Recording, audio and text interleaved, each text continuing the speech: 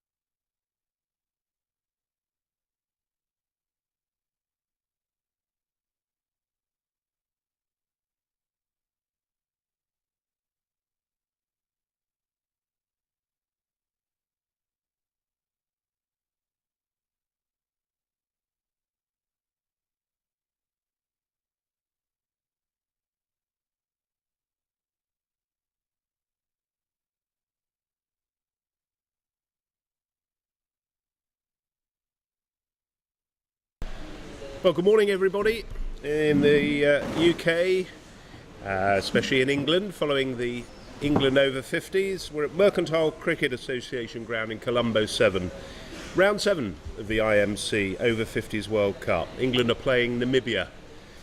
Play gets underway at around about 10 o'clock, and as you can see, the umpires and the players are out there.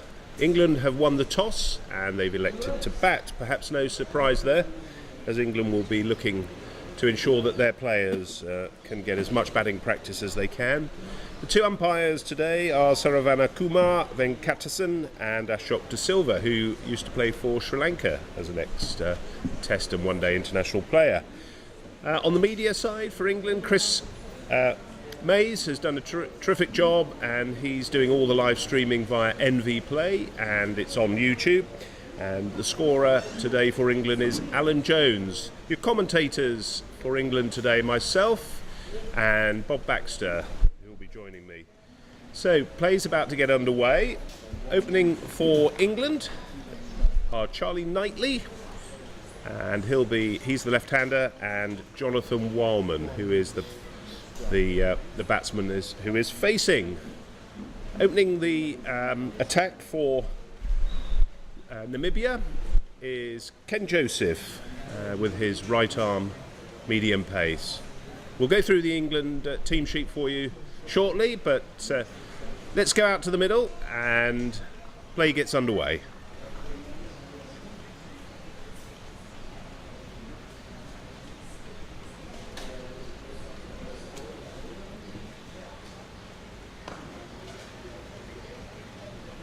So first ball of the game. And Joseph, gentle little away swing. Very hard track out there today. Should be lots of runs for the England batsman. It's nicely played off the back foot there. First runs for Wildman.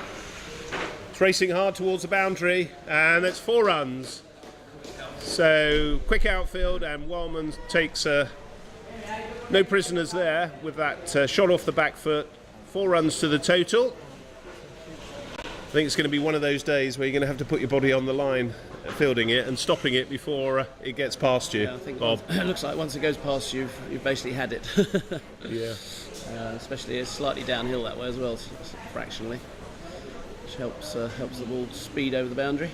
Welcome to the commentary, Bob. We've had a fun tour so far, haven't we? It's been great. Hot and humid, but really, really enjoyable as that one goes past the outside. We've got great memories and made lots of friends, which is what it's all about in this competition. Yeah, good toss for England to win. They wanted to have a bat and get a few more players with a bit of batting practice, if possible. Looks a good wicket, and these two want to have a little look at the bowling to start with before hopefully unleashing a few decent shots. Although England have qualified for the semi-final, it's not 100% that we're going to win the group. We need to win today to make sure that happens, and that we play our semi-final at the test ground at Primadasa on Thursday. Yes, what a venue that is. Joseph comes in, and it's short on the off. Just bounces off the knee there of the infielder. That's the end of the over. So the score is 4 after the first over. Yeah, as you were saying, Bob, England have qualified. I was just writing a few notes there for the semi-finals. That's from Group A. Australia are going to qualify in Group B, but the big clash today is India versus Pakistan. The winner could determine the second spot in Group B. If Pakistan win, they are through. India do need to win, and they need to overtake Pakistan, I think, on net run rate. Yeah. In Group A, the other semi-final game really is between New Zealand and Sri Lanka, which is happening today. And New Zealand need a win to join the hosts on 8 points, and by a pretty big margin actually to leapfrog Sri Lanka and USA into second place. Equally, I think the USA are still in with a bit of a shout. Tiny, small chance if New Zealand win the game. Beat Sri Lanka, they could overtake them on the run rate. Yes. So they need a big win against Zimbabwe today, and they really need to hope that New Zealand beat Sri Lanka, but not by too much. So Charlie Knightley to face his first ball. Just nicely played to the offside, no run. Extra cover, I think it's fielded about 5 out of the first 7 balls. He's done well. Is that the skipper there? We'll go through the sides in a minute.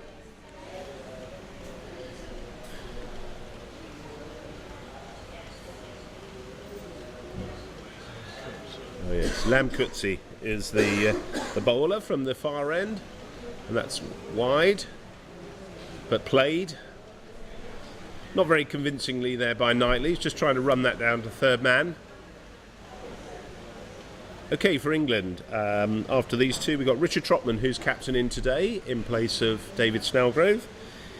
Alex Richards, Kshitij Desai, Tuan Haji, Jason Whittaker. There's Lamkutsi comes in. That's on the leg side. That looks as though it's going to run hard and probably to the boundary for 4. So that's the first 4 for Knightley. Nicely stroked off his legs there. Ball just ran away with speed. Just continuing with the England side today, Nick Phillips comes in, Sean Cooper, Liam Hickey, who will be keeping wicket, Martin Gidley and Luke Jarvis. That completes the England lineup today. For the Namibia team, well, Leon Fleming is the wicket keeper, and he'll be opening with Piers Lestrange. It's just the leg side, it's a wide. Willem Jennis is at number 4. Louis Noki, very familiar name there. Sorry, he's at number 3. We got Derby Hartzenberg, who's the captain. Lamkutsi, who's bowling at the moment and coming in with his right arm medium pace. That's a full toss there. Just a single. Isidore Titus, Ken Joseph, Julian Fennessy, William Jan van Rensburg, Dirkie Bjerks, and to complete the 12, Ferdy Kutzer. A little bit of a change in field here. Just moving Dirkie Bjerks back up into the ring and pushing the man out there at square leg for Jonathan Wildman.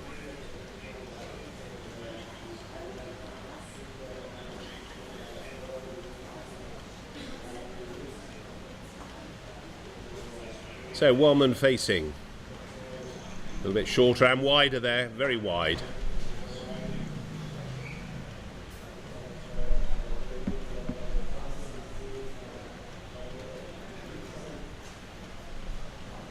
So this is the last game in the group stages, Bob, for both sides. It's been probably quite tiring, I would imagine, for the Namibians. Yesterday they had, unfortunately, a very easy loss, didn't they, to USA? Yeah, they've had a tough time, and the last game in the group, I think they would probably have preferred it to bat as well today, but England won the toss. That's full toss, and it's played on the leg side. Man out there, just a single, not put away by Jonathan Wildman, probably as he would like to have done. Certainly there at the right height to be punched through the onside.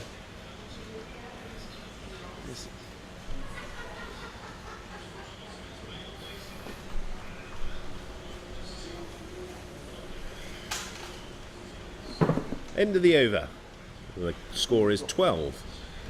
Both batsmen are on 5. So a little bit of a breeze today, which is nice. Beautiful, isn't it?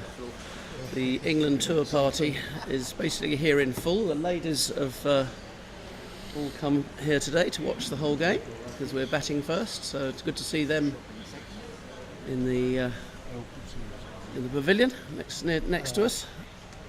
Yes. We've got a tour party of 32 people, which includes 18 players. Obviously the 2 umpires aren't here because they're umpiring elsewhere. Everybody else is here, and I'm sure the ladies will be looking forward to the bar opening at some stage, around a glass of vino at some stage. Ken Joseph continues with his right arm medium pace as he comes up. The sliding climb to the wicket, and that's played on the offside, no run. Some good bounce and carry on the pitch, talking to the curator or the groundsman just before the start of play.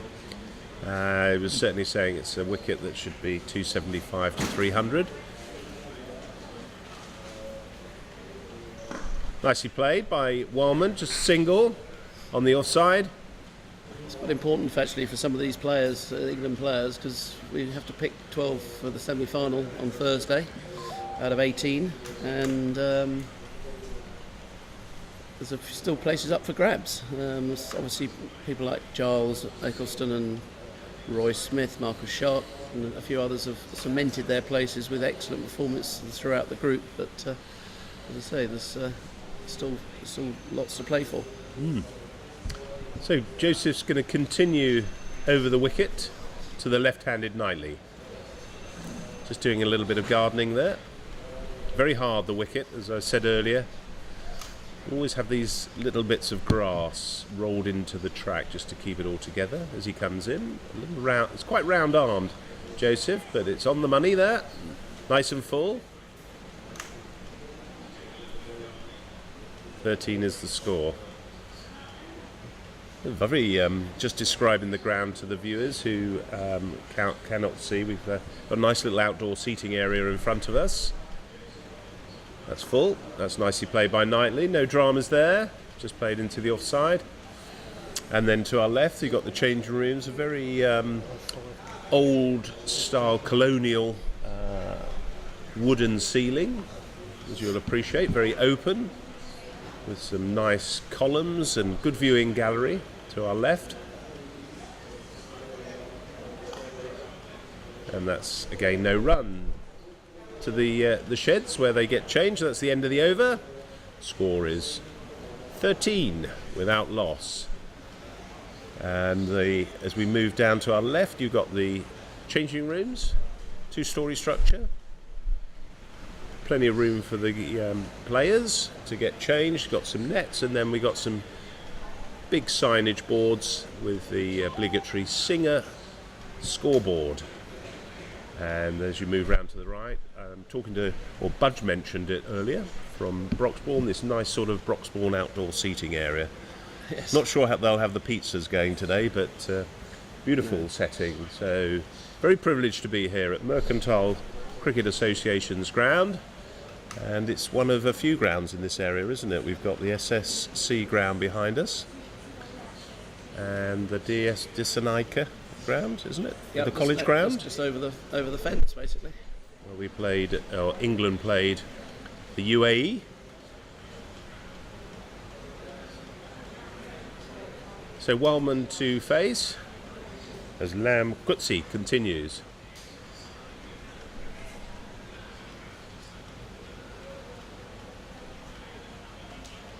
England players being pretty watchful to start with, which is fair enough.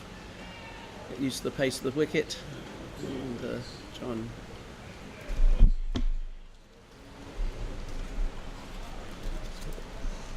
down the leg side, that'll be a wide. wide. Yeah, try and get the pace of the pitch and build an innings. Yep. That's Sila, our TLO. That's a team liaison officer. They've done a magnificent job in this World Cup as well. I'd like to thank them for all their hard work. They do Man of the Match and a Spirit of Cricket Award as well for after the game. It's a little bit quicker, but very wide. No need for Wildman to play any shot at that. That's all done very well, isn't it? The little after-match presentation. Yeah, it's good. Yeah, really good. It can vary in terms of length of time and The man of the delivery. match, and then a Spirit of Cricket Award, and That's just gone down the leg side. Again, Not quite sure why he hasn't given a wide there. yes, it wasn't off the bat, so should have probably been a wide. Can't understand that really, but there you go.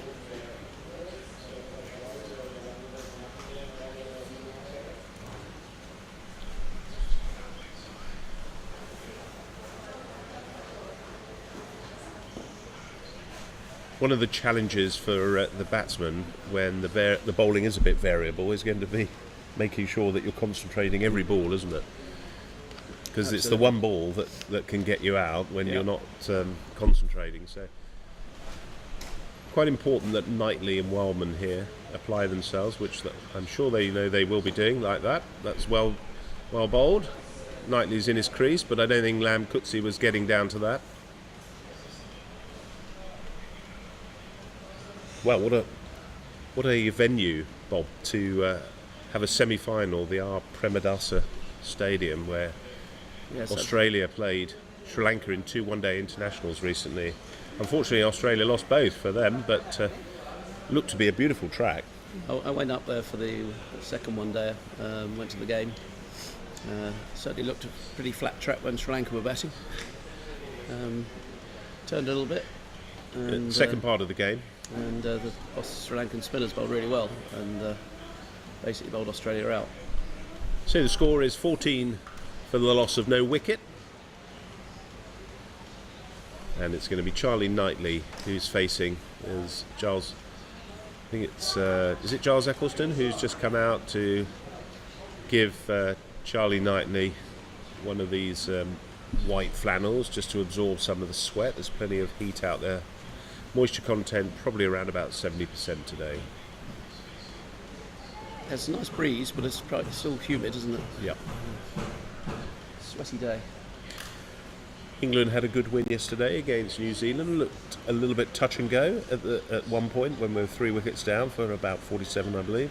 Yeah, it wasn't a bad wicket, but it was a difficult wicket, I'd say. It seemed around a little bit early and certainly turned. Possibly got a little bit flatter actually in the second innings, which is just as well because 170 was maybe a few short of par, but not that much short of par. No, it was a good score. And as you say, 3 down was a couple of average shots, to be fair. And then we buckled down, and Richards, Smith both got decent runs. And then the normal 2 opening batsmen. That's a lovely shot on the offside. That's going to run away for 4.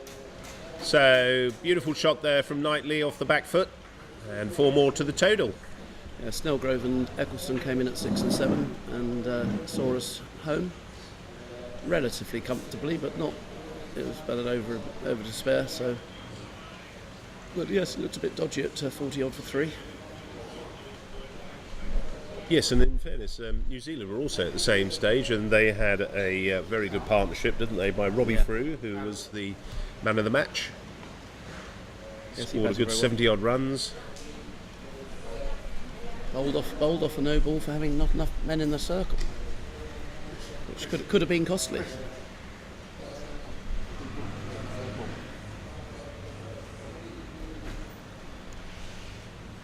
That's nicely driven. There is a fielder there. Just a single there to Knightley. Now, the last time these two played each other was actually in the World Cup in 2023, where England won by a margin of 204 runs. It was at Western Province Cricket Club. As Joseph comes in with his right arm, Wildman covers that without any difficulty. And in that game, David Snellgrove scored a wonderful 118 not out. He's not playing today, the skipper. He's having a day off. He's played in all the other 5 games, plus the warm-up game against Sri Lanka, as Joseph continues. Shorter on the off, and that's going to run away. Should be 4 runs, and it is. So Wildman strokes another 4 through the gully region. And on that day also, Stephen Chapman, who's not with the England side in this World Cup, scored a wonderful 101 on debut off 83 balls. England amassed 307 in that game, and then they bowled out Namibia for 103. But that wasn't without it. That was with a good innings from Milk van Schuur, who also played one-day international cricket for Namibia, and he scored a very good 40. As Baldman just strokes that down through the gully region for a single.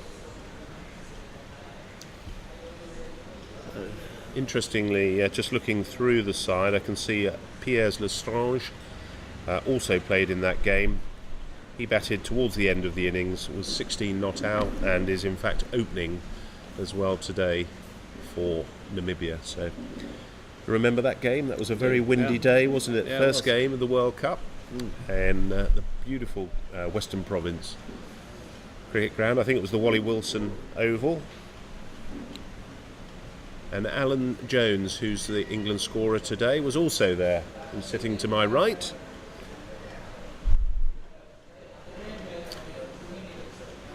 So, score is 23 for the loss of no wicket. So, solid start by England here. Wellman to face. It's nicely forward. Just wraps the pad. There's no shout for an LBW there. Long way forward.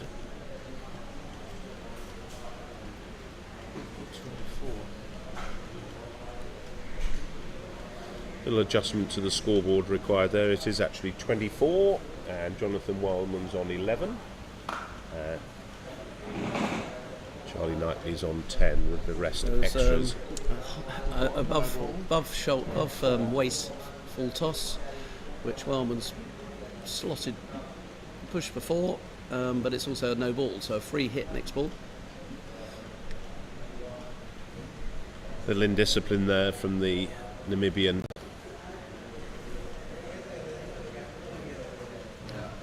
Very, very humid, so it's very likely you get a lot of sweat on the ball, and it just finds its way not to the usual direction and height, and so that's going to be a free hit, and that's very wide.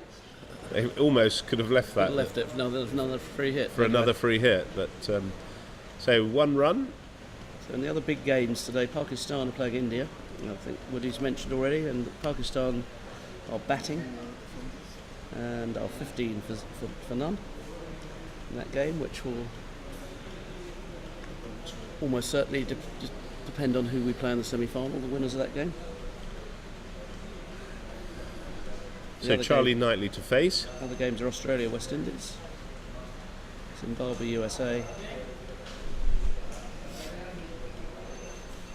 and Sri Lanka and New Zealand, which doesn't appear on my screen yet. I don't know if they're starting late or just not on here, but we'll find out later. Well, that one went down the leg side and wasn't given as a wide, and I think Knightley just had a quiet look. I don't really understand. There's 2 wides he hasn't given. I don't understand what's going on. Anything down the leg side should be wide. That's nicely played on the onside. And well fielded. That's what I was talking about earlier. That I think the dive's going to be important if you're in that inner ring to stop the ball going on, because it's 4 runs. There's no cover behind you. Little change in the field for the right-handed Wildman. Just bringing the man into the sort of point region.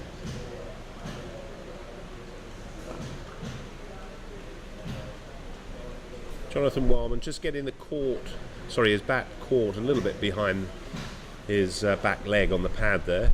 Couldn't come through the shot as full as he would have liked. He's concentrating hard as the bowler comes in, and that was well bowled by Lamkutsi, right up there in the block hole to finish the over. And the current score is 31. Charlie Knightley has 11 and Jonathan Wildman 16. In the New Zealand game, I have found it. New Zealand are batting against Sri Lanka and appear to be 24 for none in the 4th over. So a good start from New Zealand.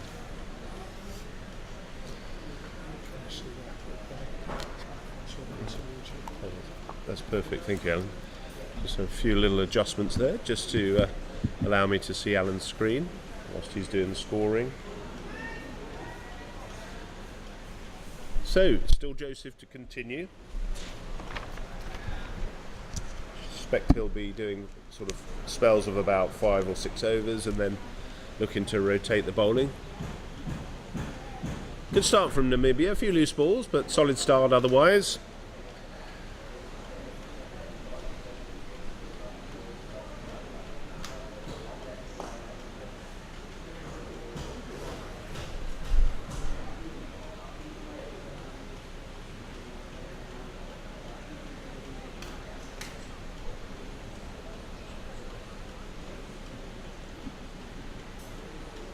Joseph just turns at his mark and in he comes. That's just played on the onside. It's going to roll hard towards the boundary. There is chase being given, but it looks as though it's just going to be pulled up. No, it's gone. So it's a fair old distance, that boundary away, but it's just trickled over the rope for 4 runs. Knightley, another 4 to the score for Knightley. So for Namibia, it's just about keeping the line and length here. There seems to be plenty of purchase off the track for the batsmen if they don't bowl tight lines. Short on the leg side, and that's going to be a certain 2. The fielder has dropped, so it's coming back. Knightley. Yeah, there's an easy 2 there as he runs through. So 2 more to the total. 37 is the score without loss.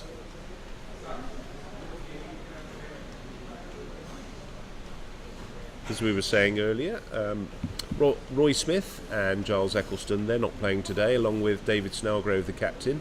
They've been rested as Joseph comes in. It's driven on the onside. Nice shot from Giles. Nice shot. Julian Fennessy is the fielder at the mid-on that's got round very swiftly.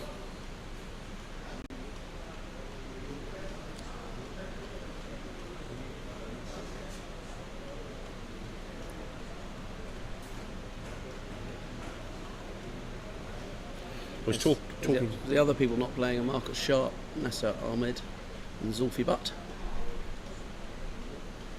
Sorry. I was talking to Chris Johnson, who's one of the England umpires umpiring in another game. That's nicely driven on the offside, gone under the fielder, and that's going to run away. Oh no, there's a player right behind the column.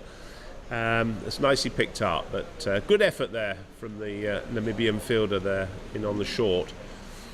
I was just saying, we were talking about the World Cup, the Over-60s World Cup in Chennai, and he was saying that they had Cookie Patel who was giving them some coaching advice, and one of them was, on the hard grounds here, you've got to stop the ball from going past you, and so they practiced that, and that I thought was good advice. And I see a lot of that today, really, for the Namibian fielders. As soon as it's passed, it's pretty much 4 runs. Yeah, only allowed 3 out at the moment as well. Namibia have got deep extra cover, a deep kind of mid-wicket square leg. Can't really tell from this angle. And a fine leg.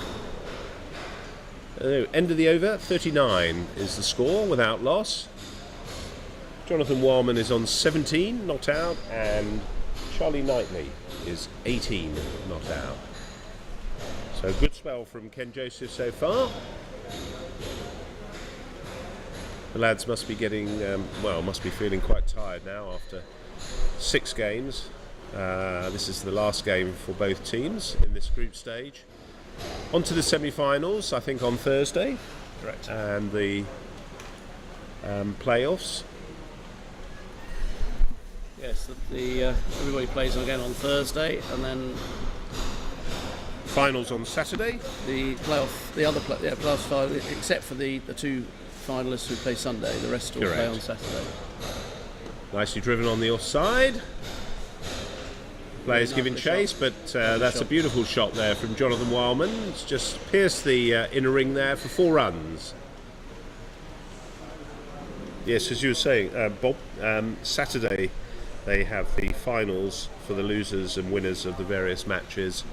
And then the main cup final is on Sunday the 23rd of Feb at the Premadasa Stadium, and that's the main grand final, which England won in 2023, so they're on their way.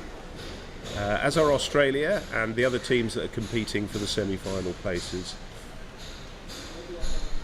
Yeah, I'll be having played the final last at Newlands, which was a fantastic ground, one of the best in the world, you'd say, with the backdrop of the Table Mountain. And then now, hopefully, well, we're going to play at the Prima Dace as long as we win today on Thursday, but it'd be lovely to be back in the final on Sunday. Don't quite understand this umpire not giving wides when the ball's going down the leg side. Yes, it seems very contrary to what we've experienced in all the other games and the competition rules. Yeah, absolutely. That was a very easy wide to give. He certainly came across his stumps, and he was given a bye. Yeah.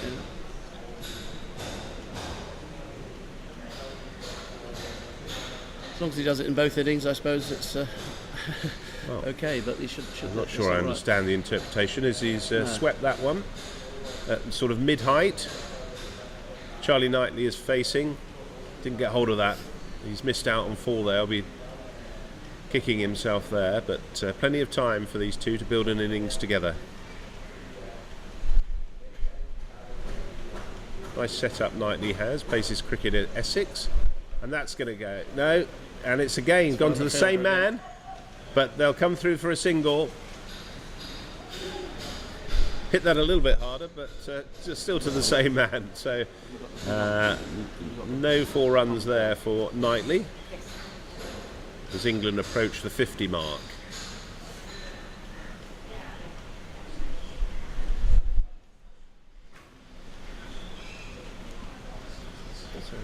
Thank you.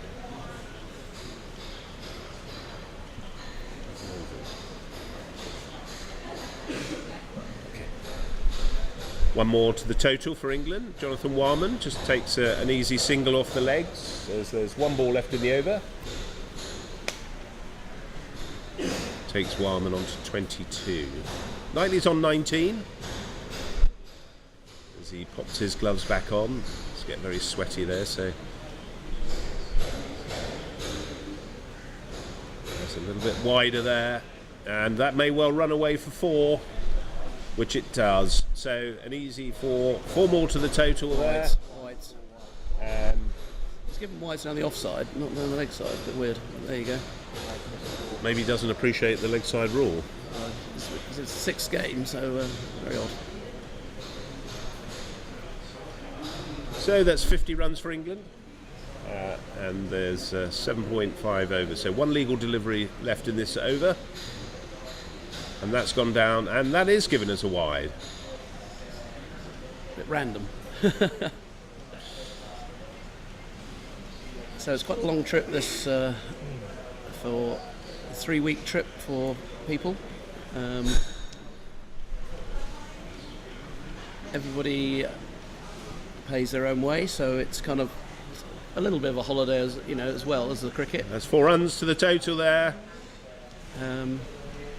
But obviously the cricket's taken extremely seriously, but we also have a good time when we're have days off, and there's been a bit of travelling done. I've been to both this one-day international and one day of the test, and some of the guys went on a tour of Colombo. So there's been some I think it's quite downtime natural. as well. That people break up into groups, don't they? And you meet new people. Same with the dinners in the evenings as well.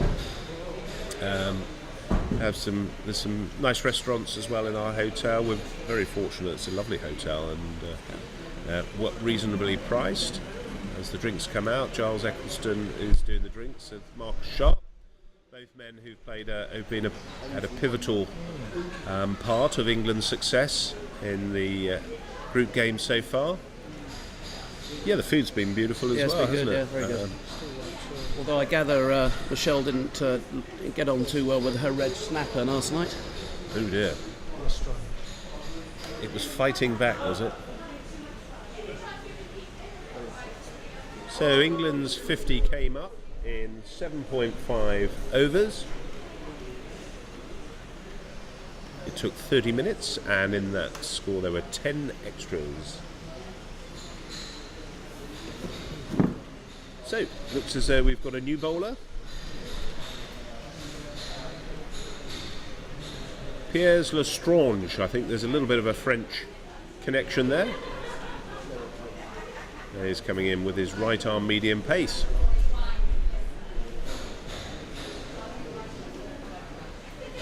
And that's a bit of a gift there to Wildman to open the account for him. So 4 through the square, leg region, full toss, easily put away by Wildman there. There's a fairly big tour party, 32 people, which we've got 4 lovely ladies with us. Rebecca, Helen, Demi and Michelle, who have just done their first lap of the ground before the bar opens. Is there some moisture on the skin? Yeah, I think it's a pretty sticky day, isn't it? So, sure, there's some of the players now having a little lap as well. Right, so Wildman to face again as the field gets set. Ball's being retrieved, pass around the inner circle. Let's see what Lestrange can do to rescue the situation from Namibia as he comes in.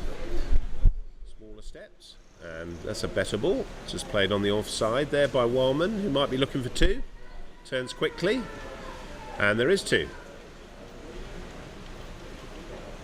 The man at third man is Lam Kutsi, I believe, and he's now coming in up to the ring. So there was too easy a 2 there.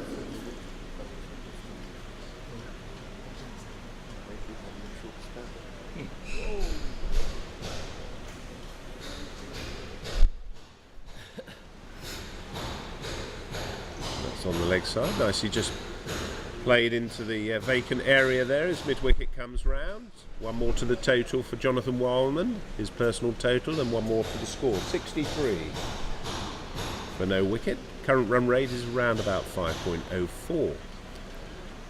So the other 2 important games in this group, well, 1 important game in this group, New Zealand off to a bit of a flyer against Sri Lanka, 33 for 0 in 6 overs. It's a good start for them in their quest to get to the semi-final. And Pakistan are playing India in the other group. Pakistan, a little bit of a struggle, 22 for 1 off nearly 8. So all to play for in those games. Charlie Knightley to face Lestrange for his first ball. That's gone down the leg side. That's a wide. So an early easy sighter there for Knightley. Not looking too concerned, or he's looking very untroubled at the moment. He'll be looking to make a big score today for England. It's kept very well for England alongside Liam Hickey. Liam unfortunately had a bug for nearly a week I think it was. So Knightley's done a lot of the keeping duties. Short on the off and nicely tied it up. They're going to run through a single there. Fielder couldn't gather it cleanly. So 1 more to the total for Knightley as Lestrange comes over the wicket.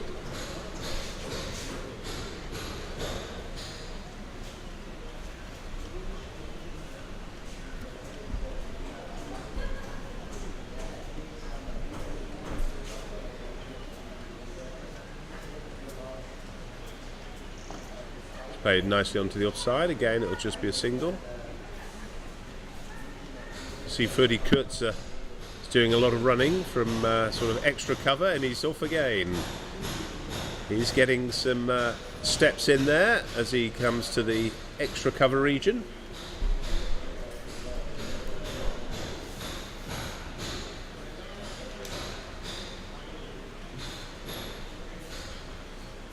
Lestrange is coming round the wicket to the left-handed Knightley.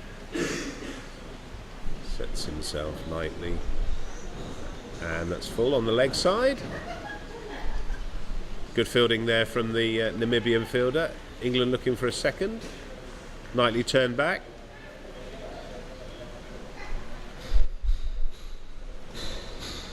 And that's the end of the over. So, England currently 67 without loss at the end of the 9th over.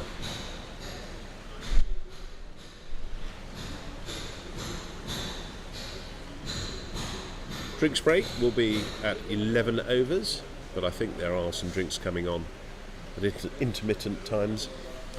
Yeah, it's very humid. Well, as I said, it's quite nice. A nice little breeze today as well, so we're not too badly. Not as hot today. A bit more cloud cover Yeah. above us as we look through the fairy lights in the open area in front of us towards the ground. What have you been impressed with by Bob, both cricket and the local area, in your time having been a seasoned tourist on a number of MCC tours? What's impressed you the most? I think the wickets, I think the grounds have generally been really nice. I think we all expected the wickets to be to turn a lot more than they have, and the wickets, I think they've, considering a lot of use of the wickets have been generally pretty good to bat on. A little bit in it for bowlers, but not nearly as much as we had probably feared. A lot of people have brought a lot of spinners. Yeah. But the seamers actually have had a bit of purchase out the wickets. Yes, yeah, I agree with all that. Nice grounds. This is a very nice ground. We've generally played on lovely grounds. Yes, Isidore Titus is the new bowler. They're very gentle little off breaks there, as you can see, and nicely played by Knightley. Lots of application required from Knightley here. I think as you said, the hotel we're staying at has been excellent. I think the only thing is the danger to life when you go in a tuk-tuk, but they're quite fun. But Haven't been in one yet, actually. No. I've been in quite a lot. No, I've tended not to stray too far from the hotel at the present time, just to the amount of, or volume of cricket that we've had and the preparation. But that's nicely driven on the offside, and that looks as though it's going to run past the fielder, which it does, and it's going to get closer to the boundary. Not quite going, so nicely picked up by Lamkutsi there, as England run through for 2.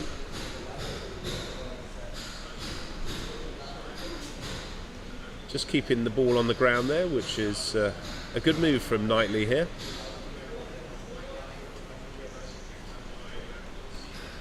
They run there on the onside.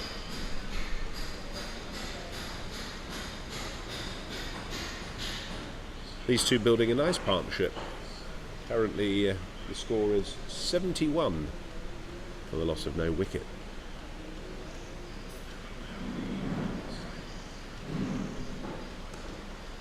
Again, nicely played on the offside. No anticipation to run there. End of the over. And the score is 71 for the loss of no wicket. Jonathan Wildman's 30 not out, and Charlie Knightley is 29 not out. Both have pretty much consistent in number of balls faced, and not too much difference in the individual scores as well. Piers Lestrange is carrying on.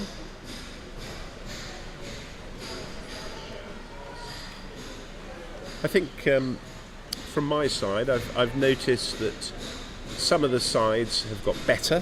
Although I haven't seen Australia play. The results that they've had in this tournament have been a lot better than they had in the 2023 World Cup. Yeah, and equally South Africa, who would have thought they'd be near the foot of table or Group B, having been a semi-finalist. A finalist, apologies, in the 2023 World Cup. Just gone past the return crease there, so that's a wide. Yes. Ashok de Silva just signalling that. Yes, Australia did have a pretty poor tournament in 23 at their own division. That have been pretty unbeaten so far. I'm sure they'll want to keep that up going today. And as you say, South Africa,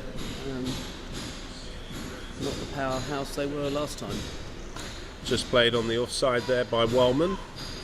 An easy single.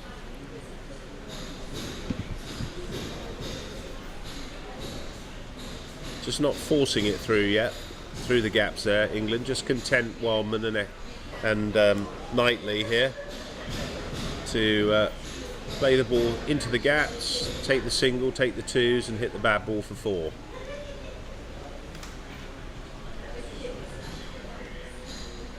It's very gentle pace, the bowling. And that's gone down the leg side, so that's going to be another wide to the total. Lots of work for the wicket keeper there.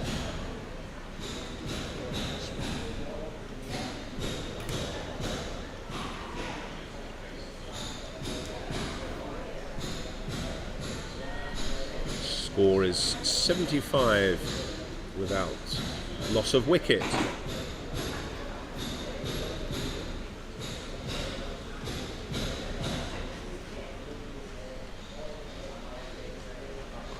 That's driven, it's just come off the edge, but could run away for 4. It's not going to be fielded by the fielder down there, so it's 4 more to the total. Little streaky runs there from Wildman. But 4 more to the total, 79 without loss.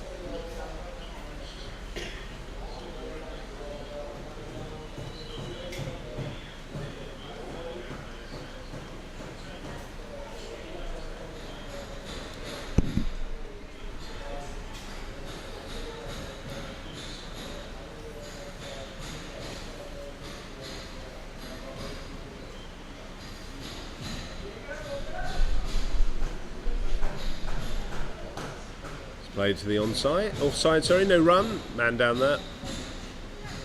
So 3 balls left in this over. That was a better length from Lestrange there. He's just struggled a little bit to find his line length.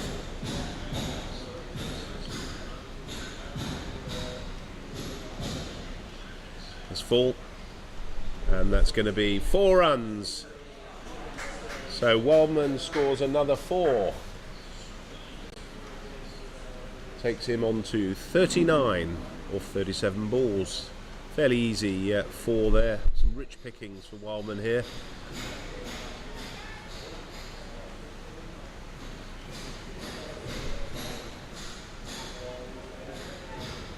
Big oval. England looking to get a big score here today. I think these two get some batting practice out in the middle, and hopefully we might see a few of the other batsmen get out there to get used to the conditions and have a bat before the semi-final on Thursday.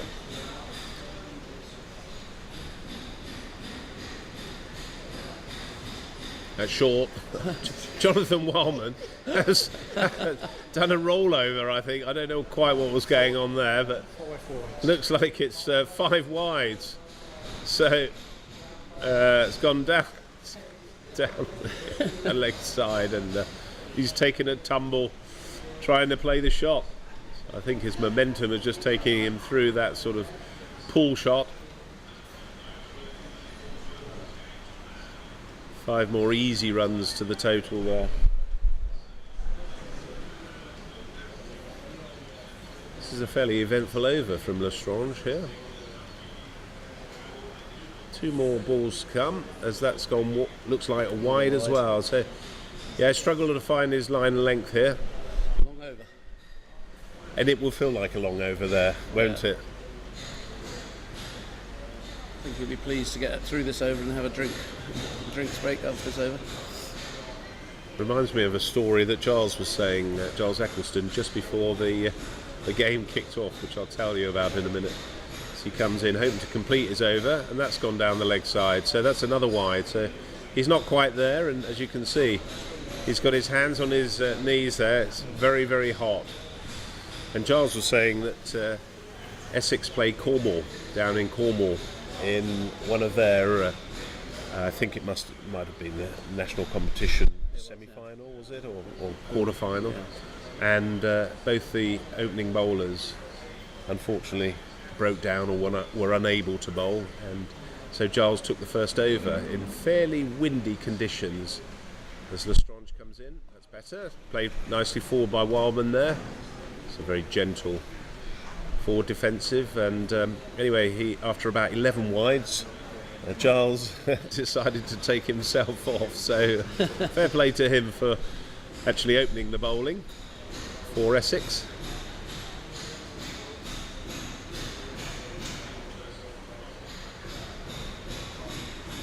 It's driven nicely. There is a fielder down there, just a single, so they'll just gently run through. Takes his total on to 91. I think he'll be very pleased that over's over. And that is the end of the over, and it's going to be drinks. So we'll take a short break here, and we'll be back to you soon.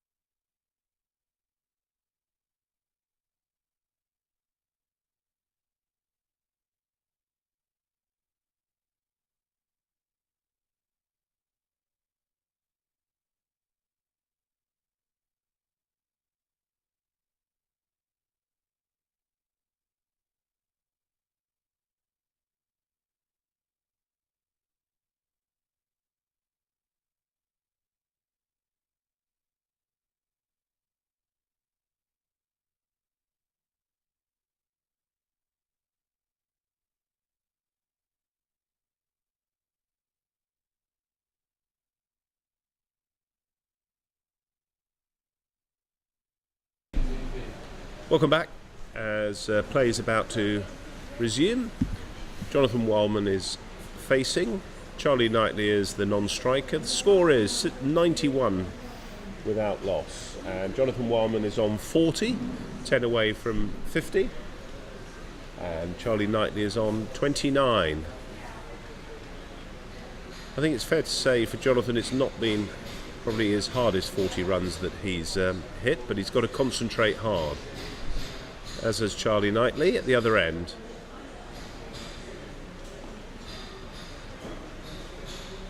No run there.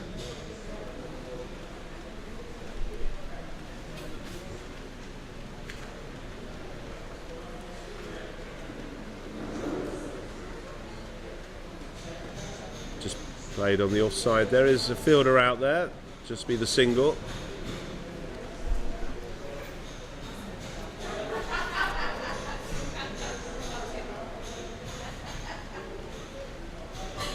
Isidore Titus is the bowler from the far end.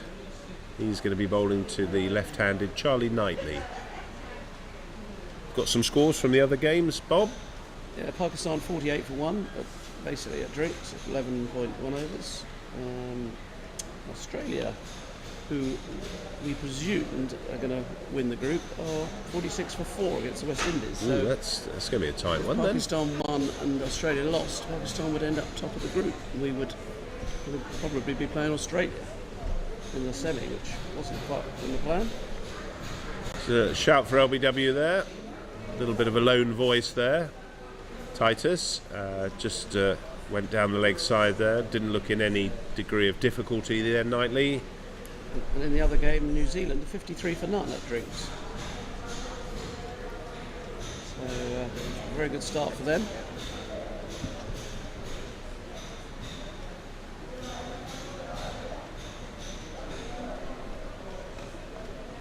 Driven there, no run. So leave it to them.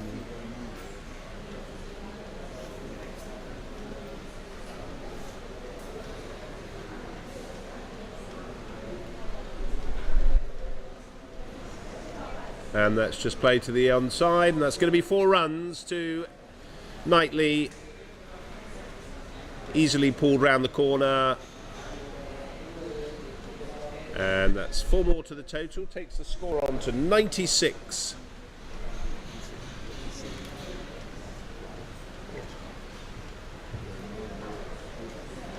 Charlie Knightley is currently on 33. 32, and Jonathan Wildman is 41 or 41 balls faced.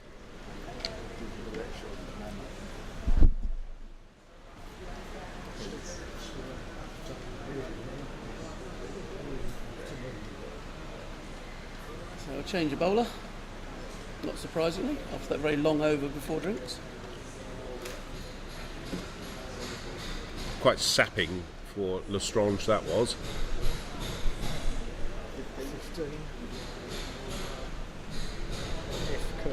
Yeah, Freddie Kurtzer, sorry, is the new bowler from the commentary end.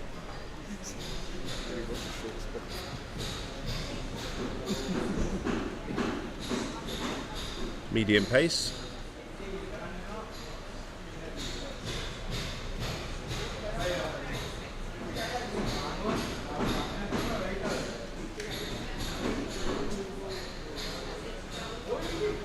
Jonathan Wildman is the batsman facing.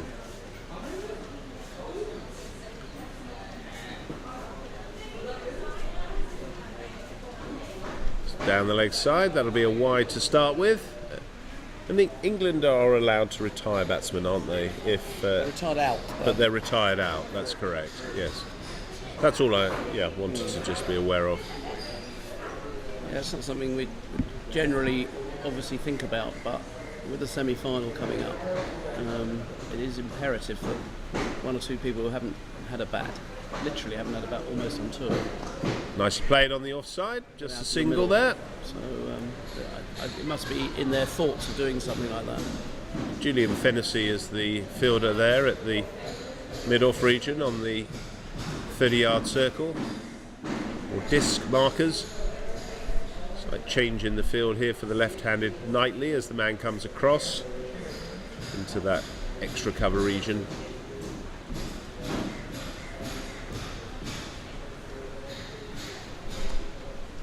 It's good pace and bounce, on the track. It's coming through there nicely. Very watchful there from Knightley.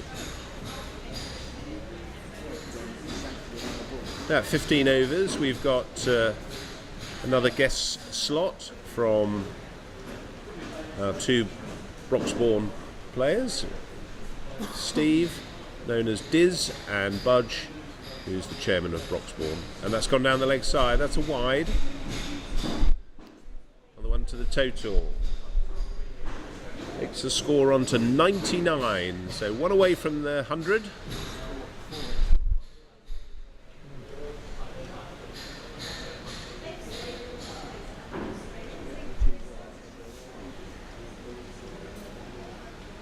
Just played on the onside there. One more to the total for Knightley. Brings up the 100 for England in 12.3 overs, and that's been 58 minutes.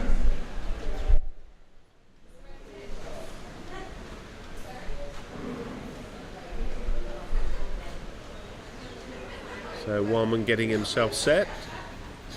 Needs to concentrate hard here. And that's again gone down the leg side, so a lot of ill-disciplined bowling here, unfortunately, from Namibia. Just struggling to find their lines. It's been a long tournament for the guys, and naturally they've had a lot of cricket in a very short period of time. I suspect they've probably played more cricket in this last 2 weeks than they will have played throughout the season, Cup, probably, yeah. And certainly since the last World Cup. It's played on the offside, so no reflection on them at all. It's just a lot of cricket in a very short period of time, and the body cannot adjust in that period if you're not playing regularly. I think they had a very enjoyable Africa Cup with I think Zimbabwe were there, and the two South African sides, the South African A and the Proteas. Saw some footage of that. That looked great fun. It's just played nicely onto the offside there by Wildman. They're not looking to force it off the back foot there. I suspect he's looking to get to his 50, and then we'll start to play some more entertaining shots.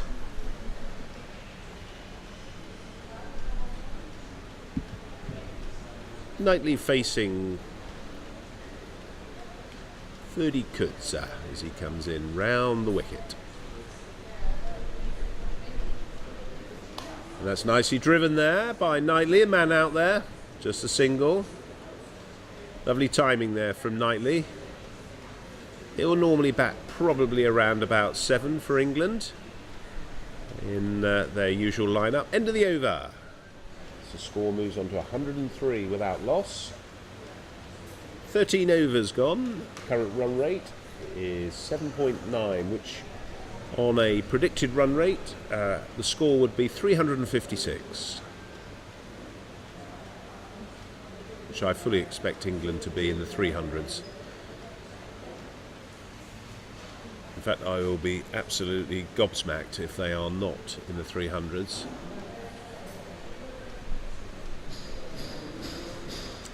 Knightley's going to be facing, and Titus is going to be continuing.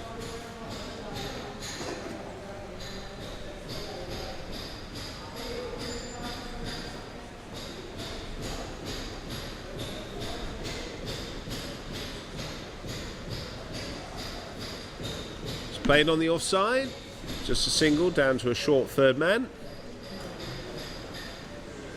It's Ken Joseph who throws the ball into the keeper today for Namibia is Leon Fleming.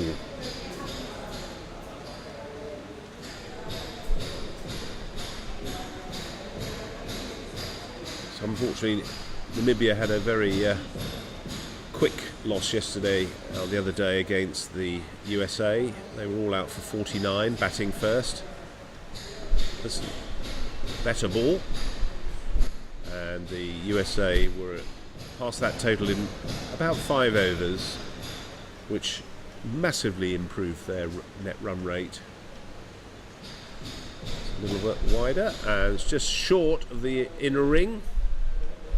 Wildman just takes that off the back foot.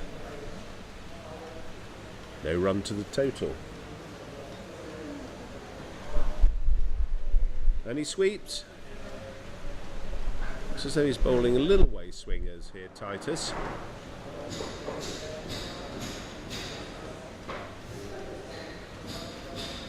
Wildman's currently on 43.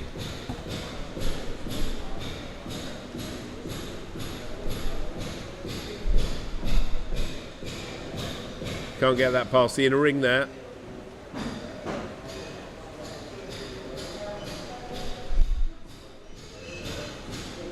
It's quite a big area there for runs between that short extra and the mid-off region. Nice driven again, he's found him. So he's finding him with regularity. End of the over. And the score moves on to 104 for the loss of no wicket. Now one more over in the power play, first power play. So Zimbabwe after this next over will be able to put another man out of the circle if they wish.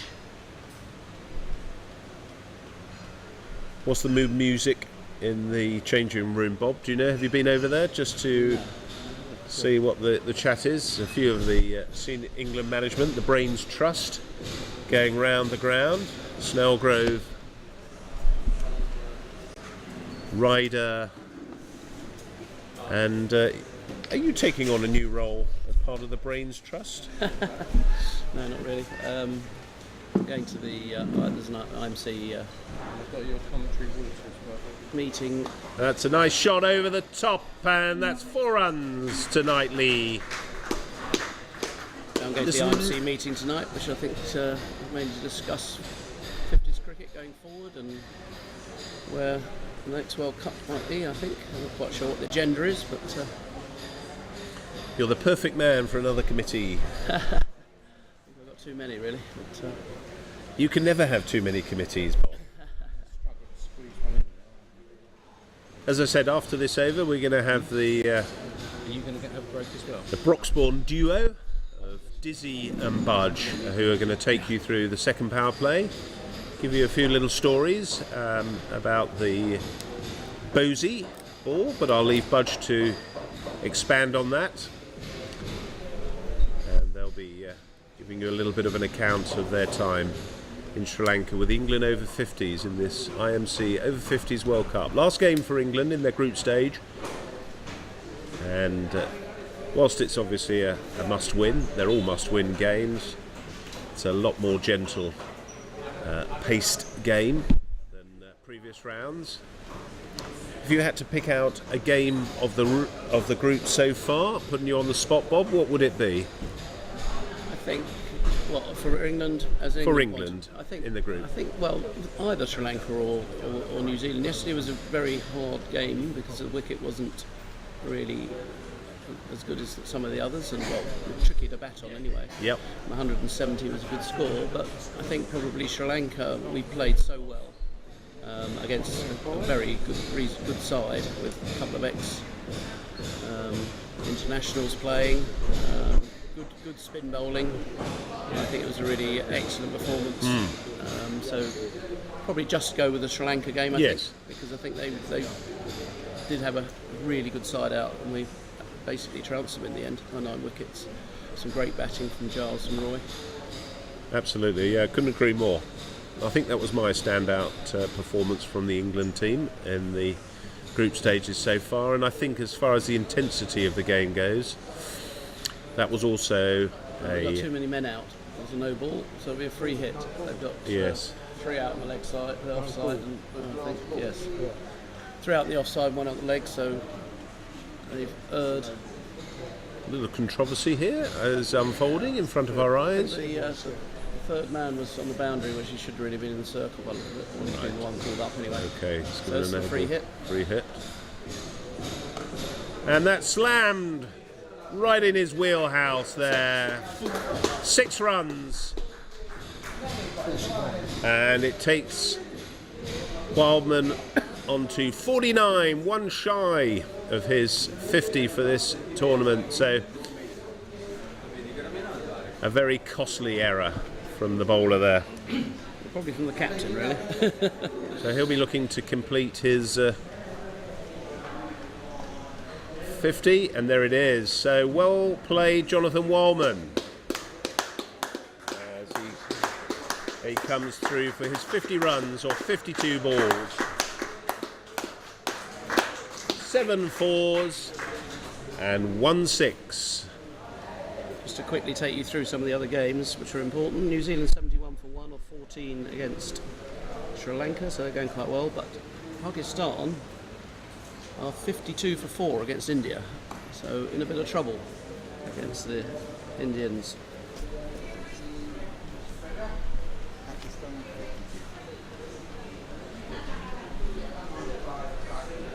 Charlie Knightley facing.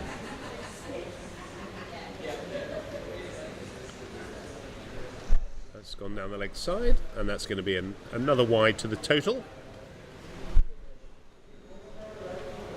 Ashok De Silva, the umpire from the commentary end, signalling that very clearly.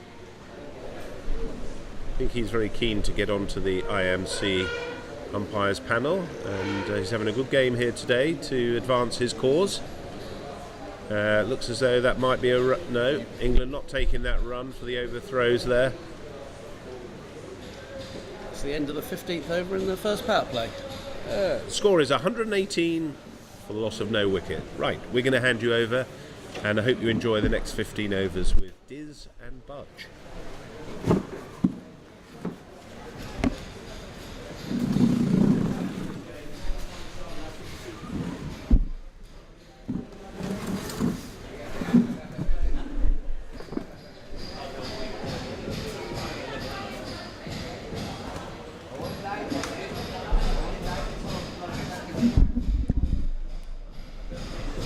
Well, good morning to everyone who's waking up in England or anywhere else around the world and watching this game today.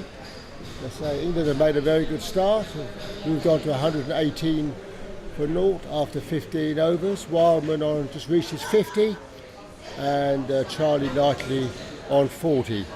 I've got Diz alongside me again today. Morning, everyone. So I should probably say that in an Australian accent. Another good shot there from Wildman, a straight drive over the top, down the ground for 4 runs. He's looking in very dominating form today. He's just beginning to put the pedal to the metal, I think. Jonathan is under a lot of pressure today, or at least was at the start of his innings. He's very much playing for a place in the semi-finals team. So one could understand a certain degree of circumspection in the earlier overs, but they basically took what Namibia had to offer, working the ball around, hitting the odd ball for bad delivery for 4. But now Jonathan Wildman in particular is beginning to open some very substantial shoulders. He's hit 2 sixes in the last couple of overs, and now looks like he's ready to make hay while the sun does indeed shine.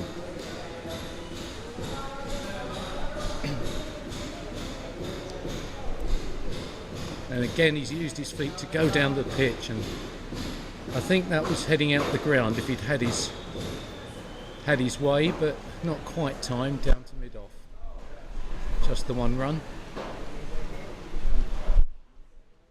Knightley on strike.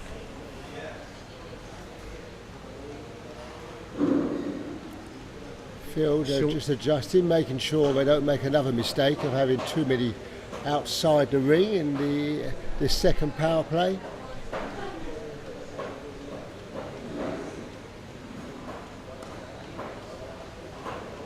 One has to feel for the Namibians. They're giving it their best effort, but they truly are trying to push water uphill here. There is a large gap in class.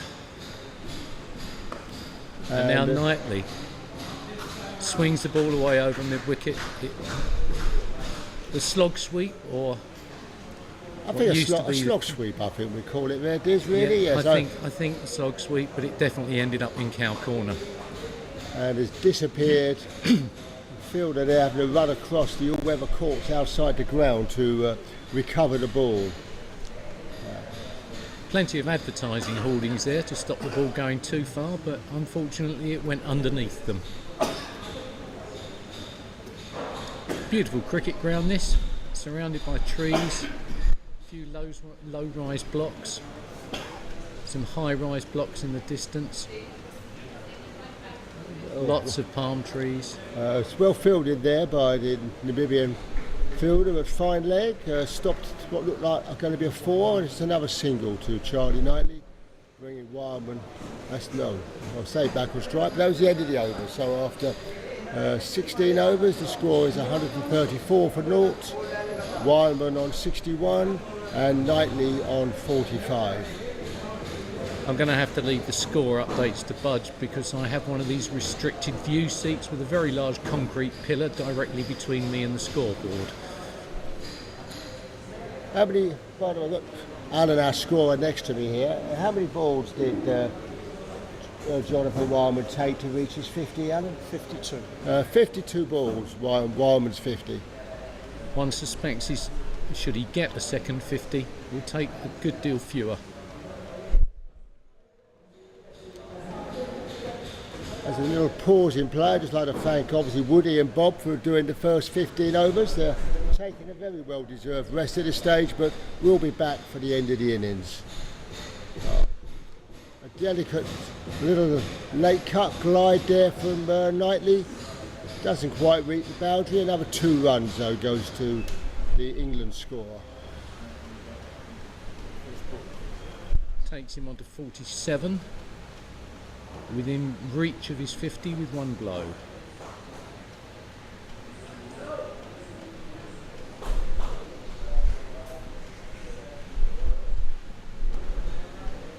Just nudges it through square leg for a single. The scoreboard really is beginning to race along now.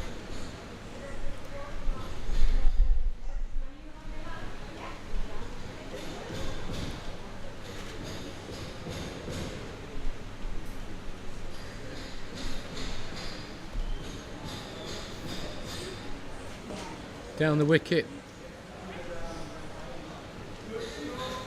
hits it to long on. There is a fielder there now, just the single.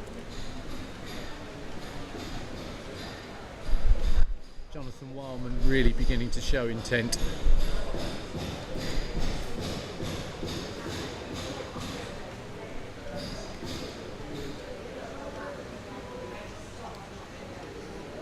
A rare dot ball there as Knightley plays a firm, well, fairly firm forward defensive shot, just trickles back to the bowler.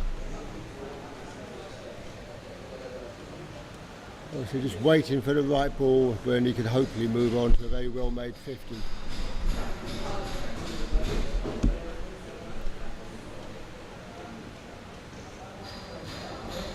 Another wide there, drifting down the leg side. There are some very tired and depressed looking Namibian fielders out there now. Been really put to the cosh. Unfortunately for them, they've got another 28 overs of this to face. There's a full toss, whipped through mid-wicket.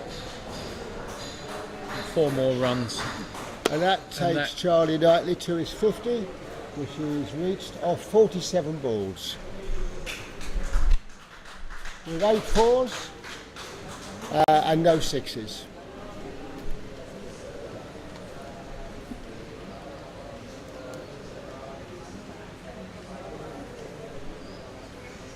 I'm waiting for a leg spinner to come on because I have a particular favour of Budge to ask. He has a story about leg spin. Well, from long ago. In fact, I have a feeling he's going to tell it to us now. well, that's the end of the 17th over. The score has moved on to 144 for no wickets. 53 to Knightley, 62 to Wildman. I think this is showing the strength in depth of this England squad, the way these two are battered. But But yes, going on to yes, Broxbourne is the club where Dizzy and me are both played and both still frequent. This ground here, it's a bit bigger, more facilities, but it had a feel of Broxbourne with an outside bar and an outside drinking area in front of us, which reminds me. But anyway, just to interrupt you there, Budge. Both England openers have been retired now, having both made their 50s. Obviously, it's important to England to have their top order going into the semi-final stage and hopefully final stage, with some runs under their belt and some time at the crease.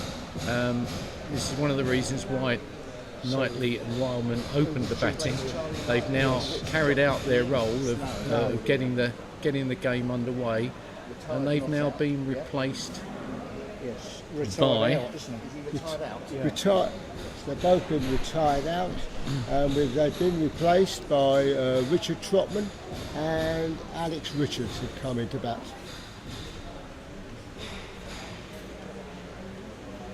And it's Richard Trotman who is taking strike at the retired out, yeah? Yes. At the pavilion end. Torres is still on. Yeah.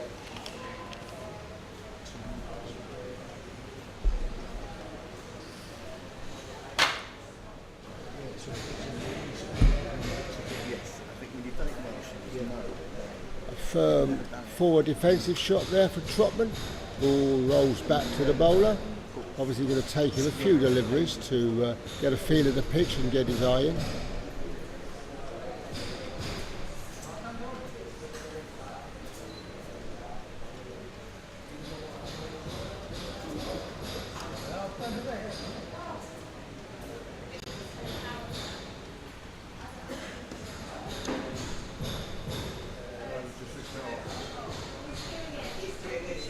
bowler beginning to find his length and line here.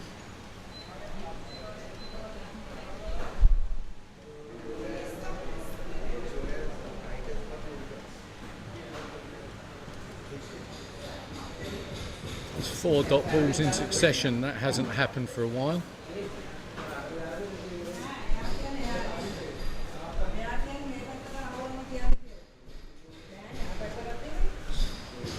Another firm defensive push there from Trotman.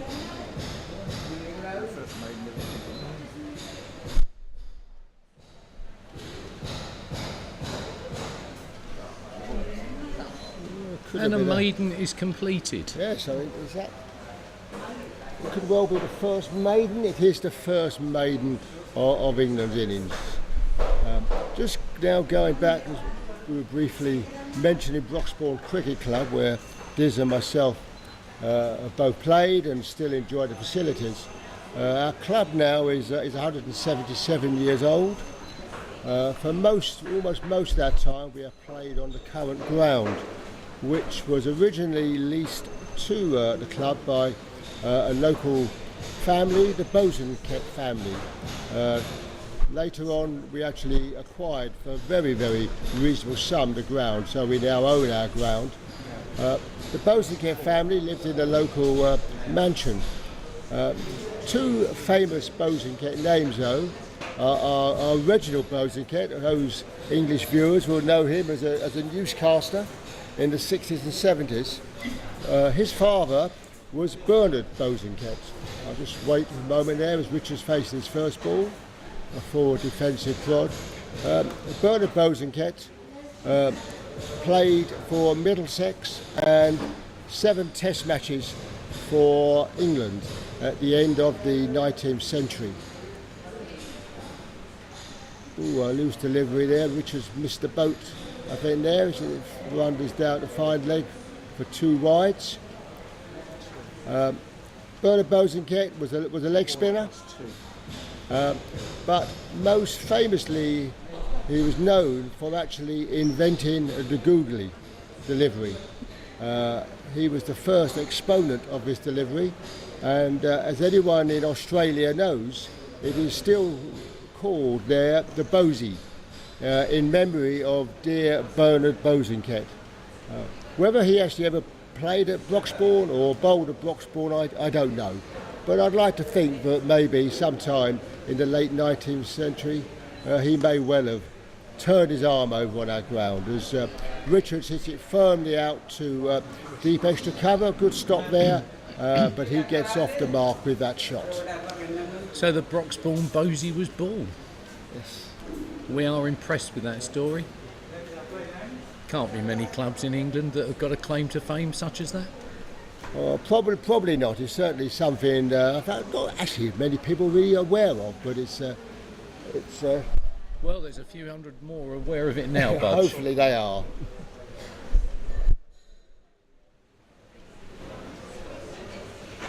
Trotman there pushed it out to deep mid wicket, and he is now off the mark as well.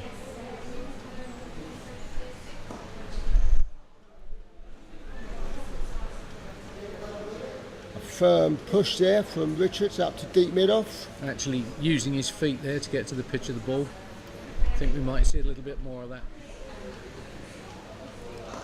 during the course of our commentating stint. And a very similar shot from Trotman. And that brings us to the end of the 19th over. The score was moved on to 151 for, well, is it 0 or 2? Two, because both batsmen were retired out. But these two batsmen have also now moved on to 2 runs each. Lots of little ducks on the board. Yes. Dizzy, before you joined Broxbourne, you played at Buckhurst Hill, I believe. I don't know whether you've got any stories to tell our viewers about your time at Buckhurst Hill as a young up-and-coming cricketer? Well, the trouble is, Budge, that was so long ago and I don't appear to have your memory, but I'll see if I can conjure up something witty and interesting to tell our listeners and viewers. But I did have a very, very enjoyable 15 years at Buckhurst Hill. Managed to get into Buckhurst Hill's first team when they were playing in the Essex First Division. It wasn't a Premier Division at that point, which shows you how long ago it was. And there enjoyed a pretty good standard of cricket.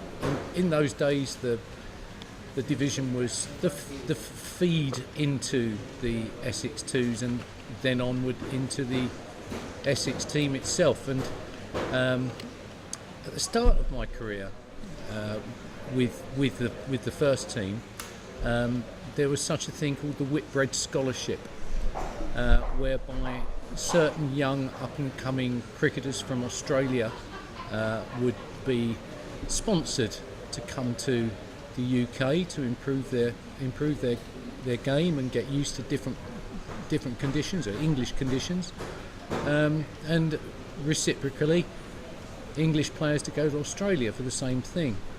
And I do remember one fateful day when a young Victorian with a very droopy moustache turned up to play at Buckhurst Hill on a cold late April or early May morning, and his name was Mervyn Hughes.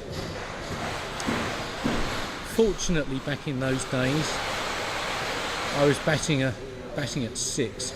My nickname was Wazza back then, for fairly obvious reasons. My job was to go in at 4 wickets down and increase the scoring rate. Unfortunately, in this particular case, I went in after 4 wickets down with a score on something like 20. Merv Hughes had taken all 4 wickets, and it was my turn to face the music.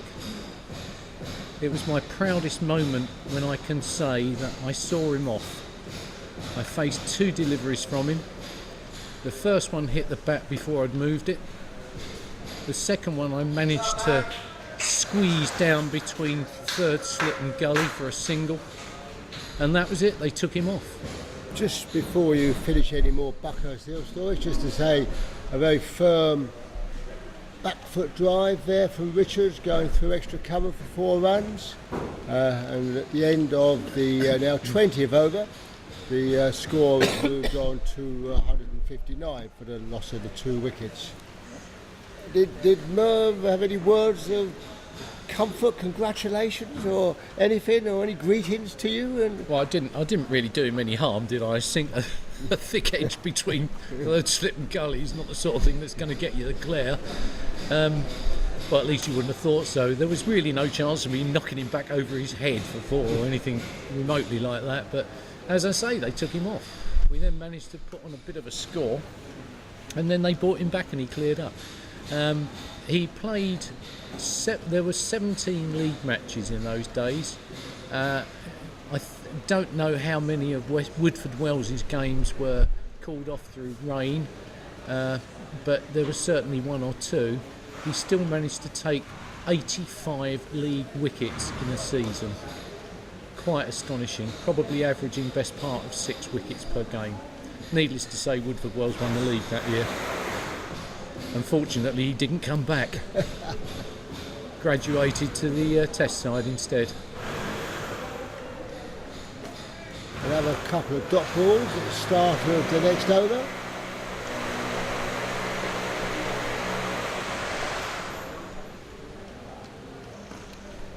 What's this?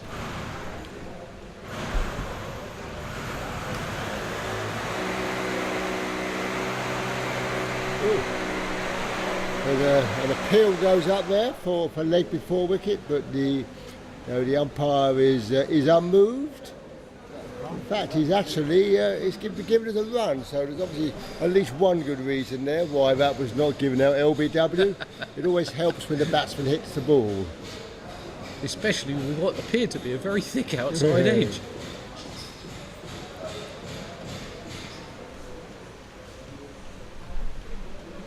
Richard's showing some intent there, using his feet. Yes. Oh, that one's a bit short. There's a misfield there, but extra cover, which allows them to go through for 2 runs. Just to correct you there, Budge, that wasn't extra cover, that was the concrete pillar area. Fortunately for the fielder, I was unable to see that. And I'll take your word for it, Budge. So that brings us to the end of the 21st over.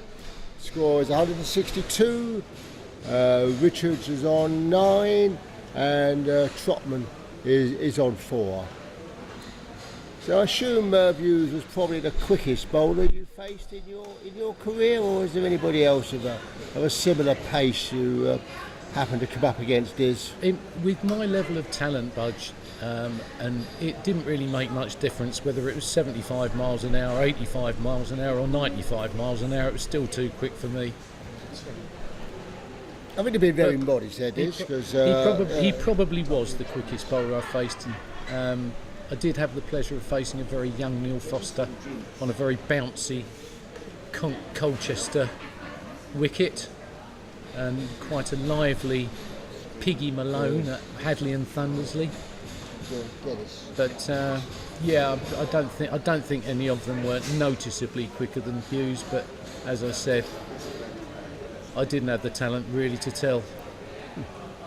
Anyway, the change of bowling now at the far end. It looks like Guinness is coming on the bowl, going by his warm-ups. He's certainly a right arm. Looking like he's trying to turn his fingers over the top of the ball there. This could be the leg spinner we were looking for. It could well be, Diz. It looks like, certainly in his warm-up actions, it looks like he's flicking it from hand to hand, like a man that wants to rip the seam off it. Yes, he's got 5 out on the offside, 4 on the leg. Oh, this is definite leg spin. Is there going to be a bosey though? Right. Would I spot it if there was? That's more to the point.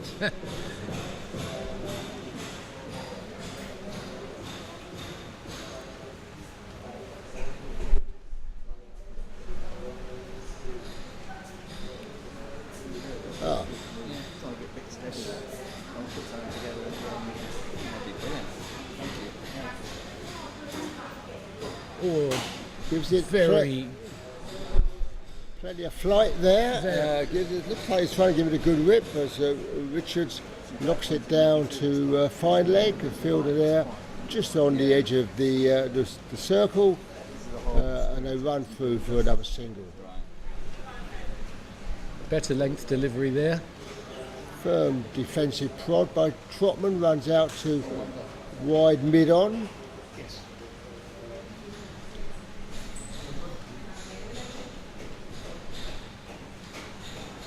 Yes, I quite like the look of this. This is some very attractive looking leg spin bowling.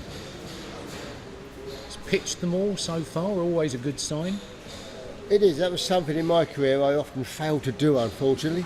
But, So you turned your arm over a bit, did you, Budge? I did, as Trotman hits it firmly out there to deep extra over a single. Yeah, but my own career went through many phases of Broxbourne. Yes, turned my arm over a bit as a leg spin bowler in my younger days. I was never able, unfortunately, to master the bosey or the googly. The arm ball was probably, or tended to be my stock weapon. As another 2 runs there for Trotman. Oh no, two leg buys. Yeah. I signalled. Yes, and other times I sort of batted anywhere between number 1 and number 11. Probably actually I was more suited to off the ball, off the pitch activities in terms of the drinking the opposition after the game was probably more of a strength for me than what I did on the pitch. But anyway, at the end of the 22nd over, with a score at 167, it's another drinks break, and I'm sure very well earned and much deserved by the Zimbabwe. And we'll just now take a short break, and we'll be back with you when the game resumes.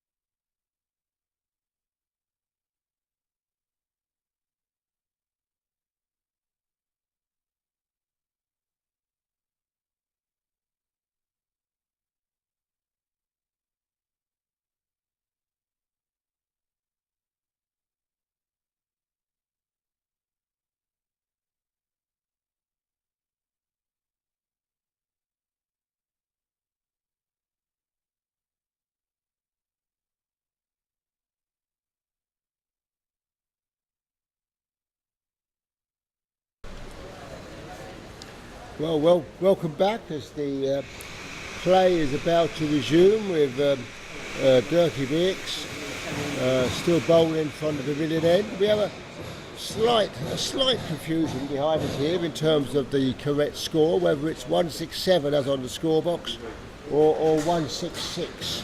I would sincerely hope that this one run is not going to be too important by the time this game comes to a close. But you never know in cricket, strange things happen. Anyway. I think we can be confident it's 166, Budge. All three scorers have got the same score. There's a young man in the scoreboard who's obviously a little enthusiastic. Right, Beeks returning the bowl to Trotman. Firmly hits it out. Oh no, there's a misfield there, add extra cover, but old Maxim never run at a misfield, and they don't, so it's a dot ball.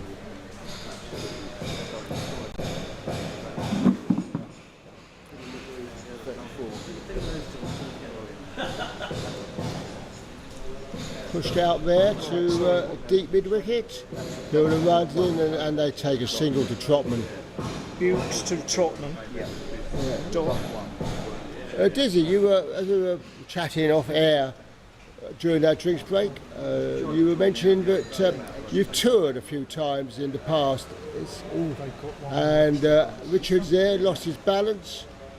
He looked like he could have been stumped, but luckily he got his bat back in time and survived. So I think the wicket keeper helped him there by a bit of a fumble. Buckerstill had an annual tour, and it changed from Sussex, around the Sussex area, to Gloucestershire.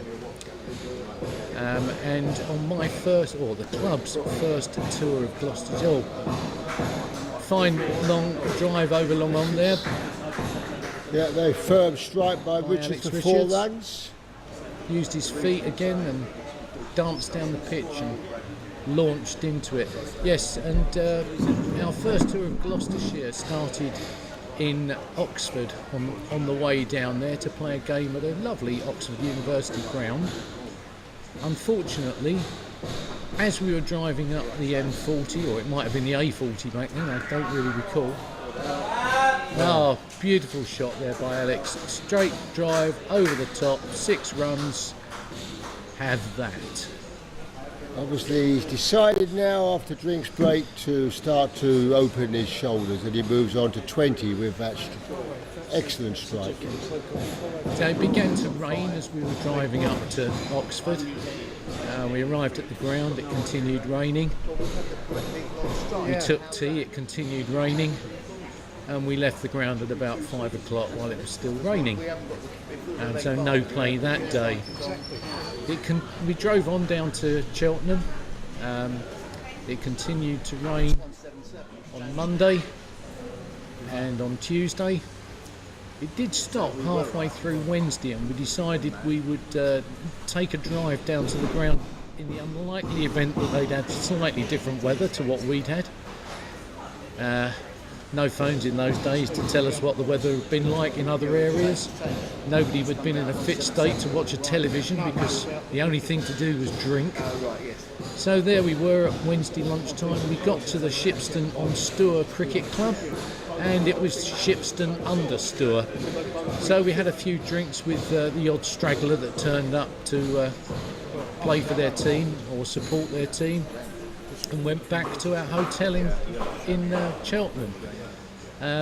Thursday game was also called off because the pitch was waterlogged, and we finally got onto the cricket pitch on Friday on the 6th day of the tour at Tring, where they had gone to an awful lot of trouble to smother the ground in sawdust so that we could get some cricket played. We managed to get onto the field of play at roughly 4 o'clock, and play finished at 7, when nothing much really had happened because the pitch was so wet nobody could lay a bat on ball. So that tour made me think of this tour, because you could not possibly have two cricket tours with such differing situations, circumstances and weather.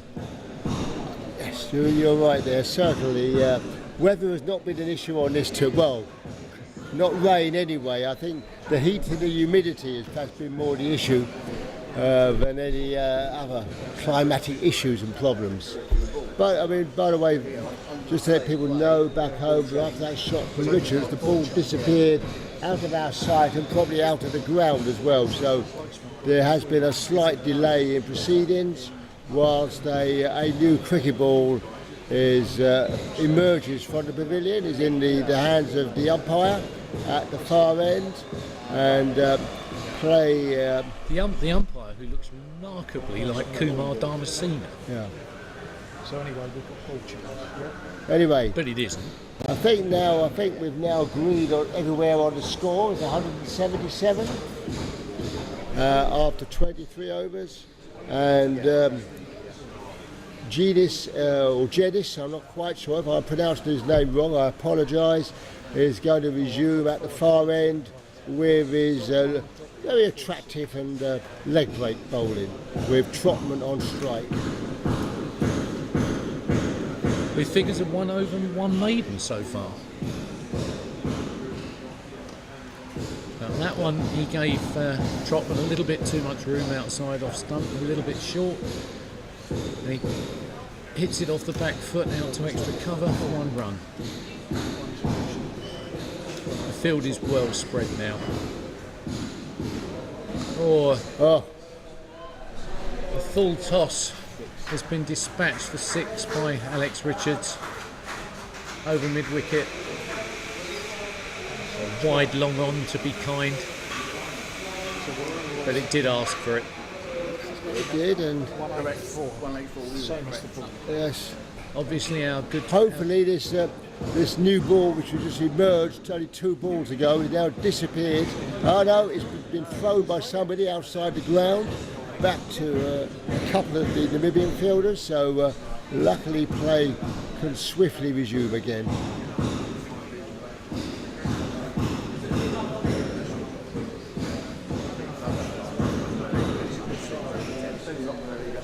Richard's certainly looking in fine form at the moment. Hopefully he will be able to go on from here and get a well-earned 50. He's moved on to 26 now.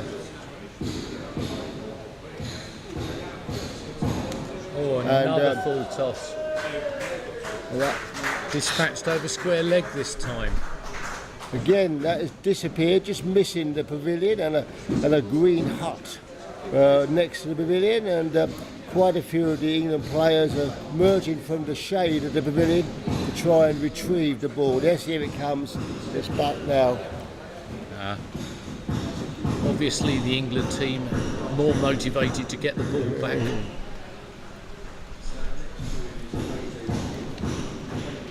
Right, what has the genius got? Has he got a genius delivery to bamboozle Richards with? We will wait and see. There's an appeal for leg before, but got a feeling that must have been pitching outside the leg stump, and certainly the umpire is not interested in that appeal. Both the wicketkeeper and the batsman going down the leg side there, so I think it's safe to assume that Budge is right. He usually is. Better length delivery there. Yes, this is a good recovery here by Genius. After those 2 loose balls, he's put 2 right on the spot.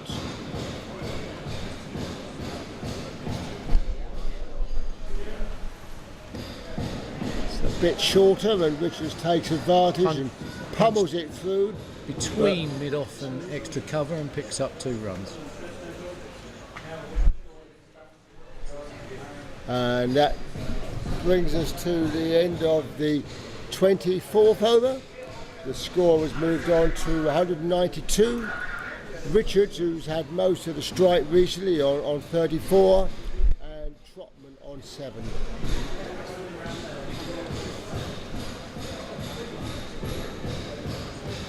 Alex possibly has his eye in a little bit more than Trotman, because he made a good 40 odd yesterday in the game against New Zealand in much more testing circumstances and conditions. Not quite such penetrating bowling today, and on a wicket that looks much flatter. Anyway, it looks like it's Birks is still resuming from the pavilion end. He's got a slightly unusual action. He certainly doesn't make full use of his left arm when he bowls, but obviously it's something which has served him well over a few years of cricket. Trotman comes down the pitch, pushes it through mid-on, beats the fielder, picks up 2 runs.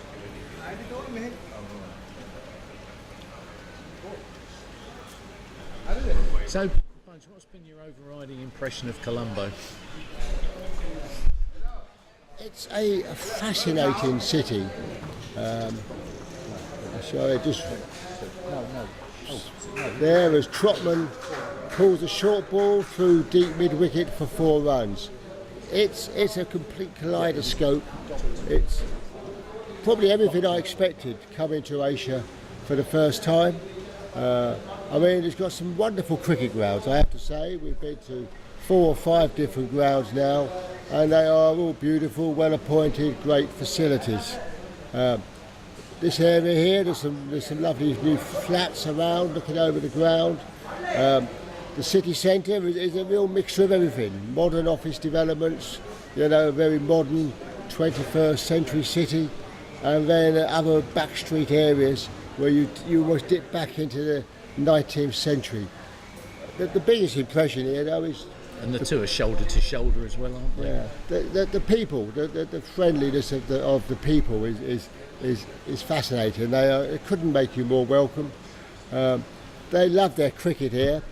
I think it was evidenced by our tuk-tuk driver who brought us to the ground today, who was very proud to show a little video of his wicketkeeper son, who's obviously a budding young cricketer.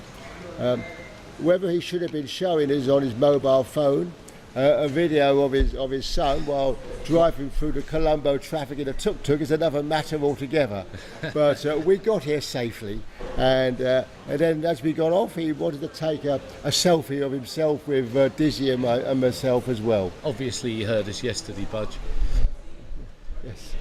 Realised the fame that was in front of him. Yeah.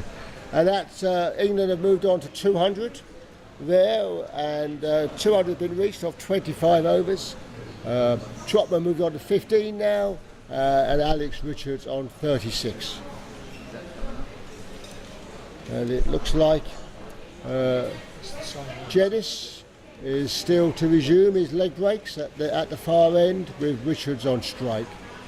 Looking to do more what he did in the first over than what he did in his second over.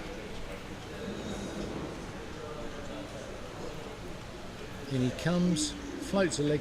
Yeah, floats a good length delivery down to Alex Richards. Who has to scamper fairly quickly to the non-striker's end.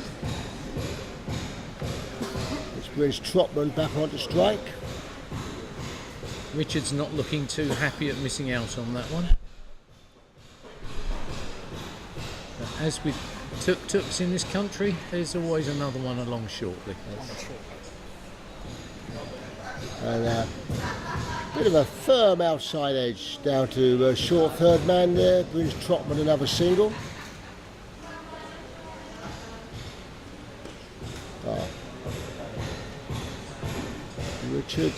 Richards looking to hit boundaries now. Hits it out to long off. It drops a couple of yards short of the fielder, who manages to ensure it doesn't go across the boundary. Another single to Richards.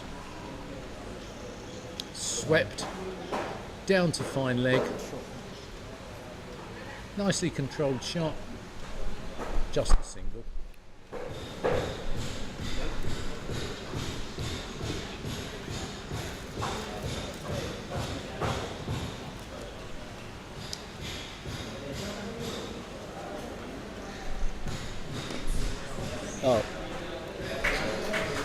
Excellent straight drive there from Richards.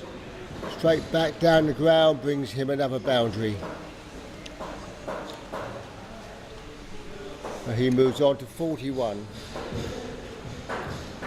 I'm going to have to leave it to you, Budge. I've just made the mistake of having a very sticky sweet.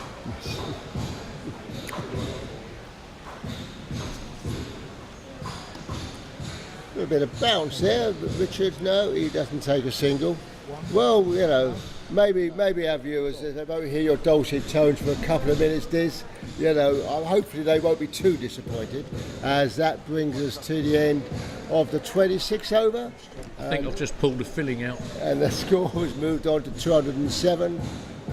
Richard's on 40 and Trotman on 17, as they bring out a change of gloves for Richards and a well-earned little drink there as well. And looking across to the outside bar which they've got here at the Mercantile Ground, certainly seeing the Lion hand pump there.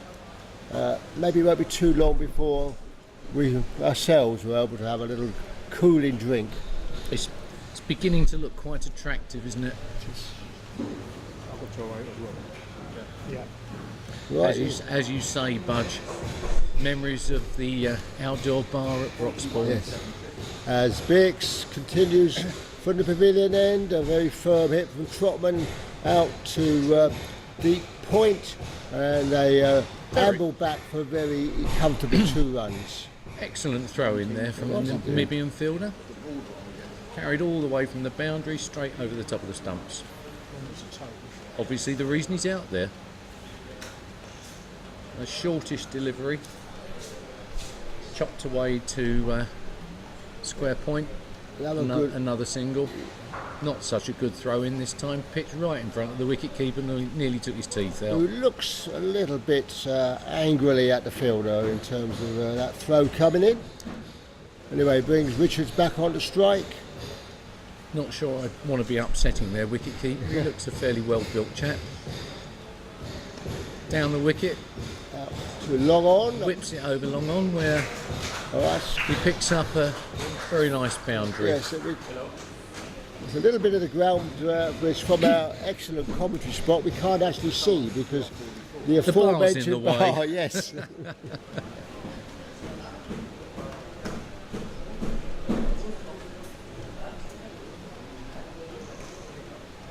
Pulled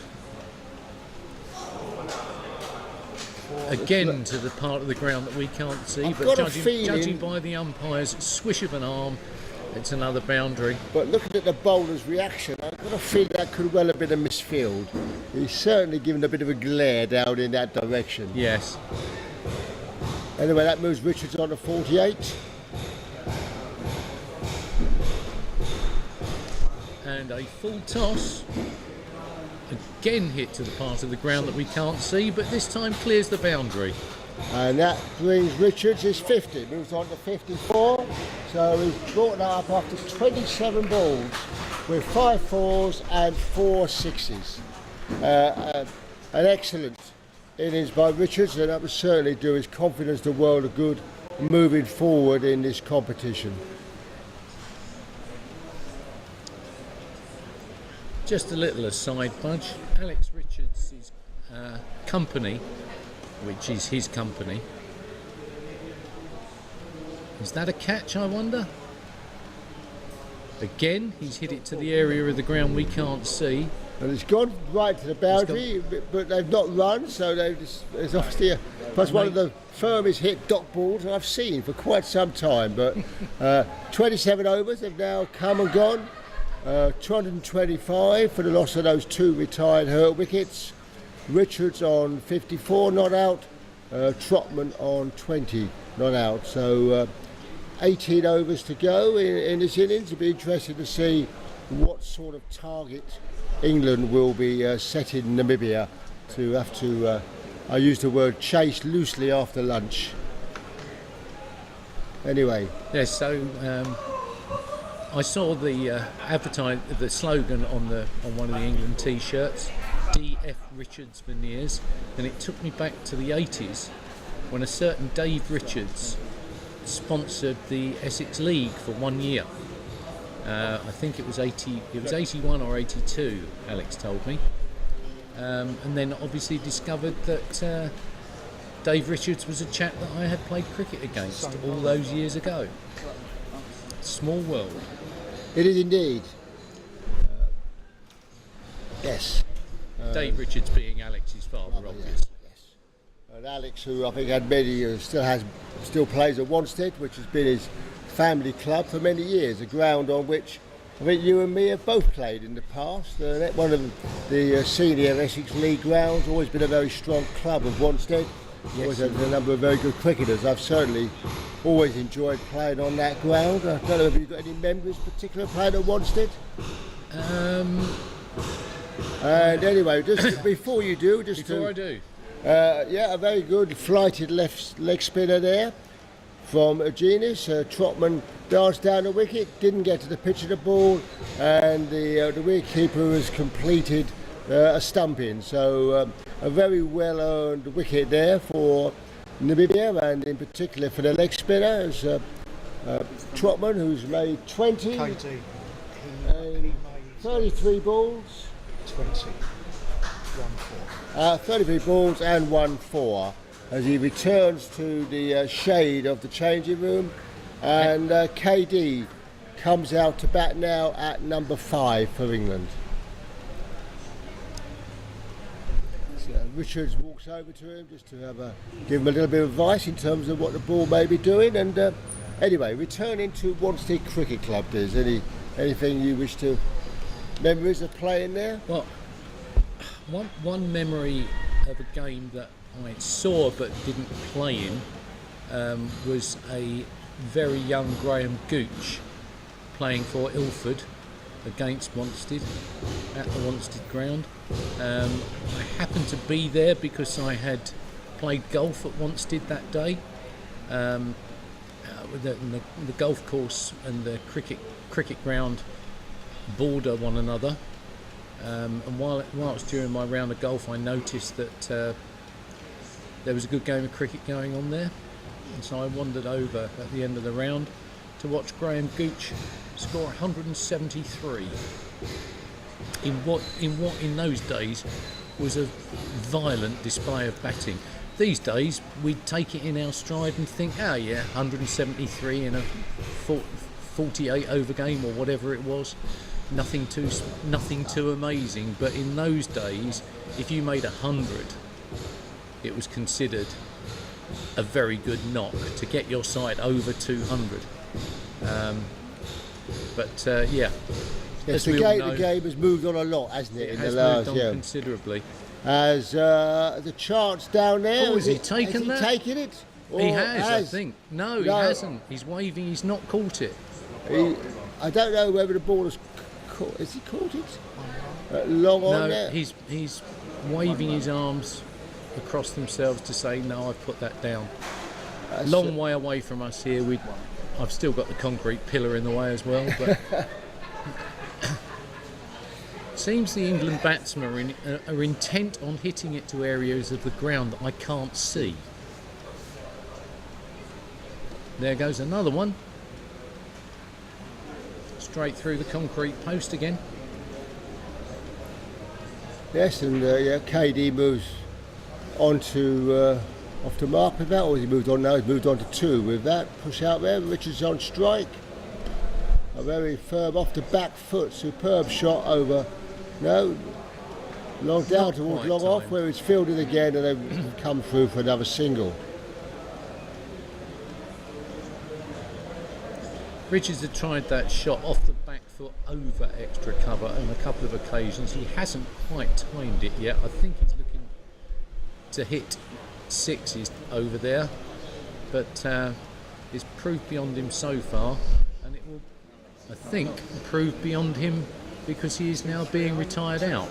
It is indeed. At the end of the 28th over, the score is 229, and Richards has been retired out for a very well struck 55, which he 57. Sorry, he's got 57 of 30 balls with 5 4s and 4 6s.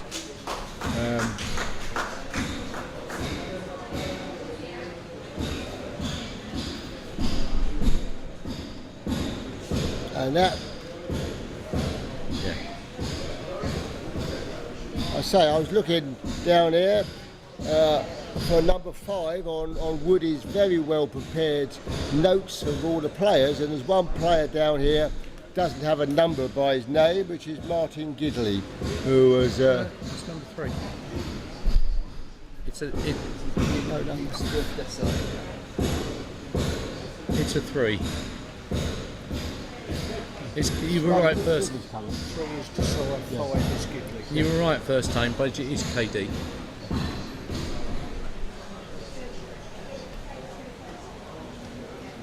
Kittish Desai, I'm deciding, hits his first ball straight back to the bowler, who manages to field it, but only deflect it across the square, and the run batsman take a single. Gidley's just coming. KD's Gidley left-handed is coming. Budge has just corrected me. KD was already in. There's so much going on out there. I'm afraid my brain's in turmoil. Martin Gidley is on strike and has just come in, and he nudges his first ball through mid-wicket for a single. And I would just point out for Dizzy's benefit, just in case he gets further confused, but Gidley is the left-handed batsman and KD is the right-handed batsman. As KD fits it firmly there, back with a point for another single. Thank you, Budge. If you're not careful, I'll let everybody know how many cards you've lost on holiday out here so far. Just the 2 credit cards and a room key so far, on separate occasions, not one lot in one wallet. Oh no, not for Budge. Gidley looking to sweep, doesn't make any connection other than with his pad. Trickles out for the wicket keeper to pick up, and there's no run.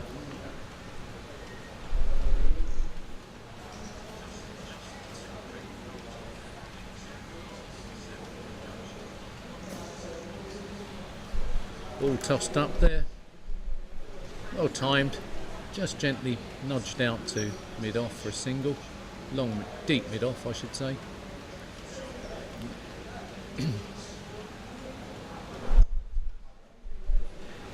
Oh.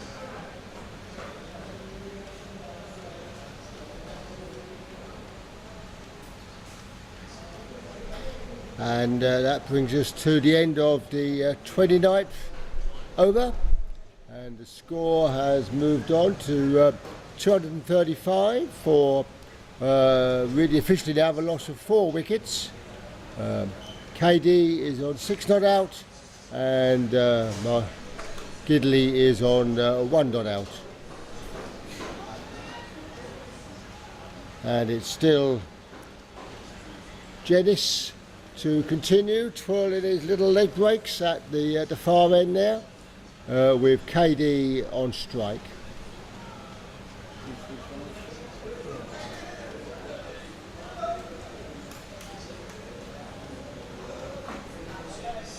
Oh, a very interesting piece of cricket there. It's been called a wide. I think at various stages there, KD was probably playing about 4 different shots as that came towards him, but in the end, just a one for the wide is the result. We'll give the bowler the benefit of the doubt that he saw KD coming. That's a good out to deep mid wicket, and it's put down. A deep mid wicket, and they go through for a single. Walk through for a single, actually. It's very, very hot out in the middle today. Temperature probably touching somewhere in the region of 32 degrees. No shade, no cloud. A gentle zephyr of a breeze. Tossed up high. Gidley not to be tempted, nudges it into the covers for a single.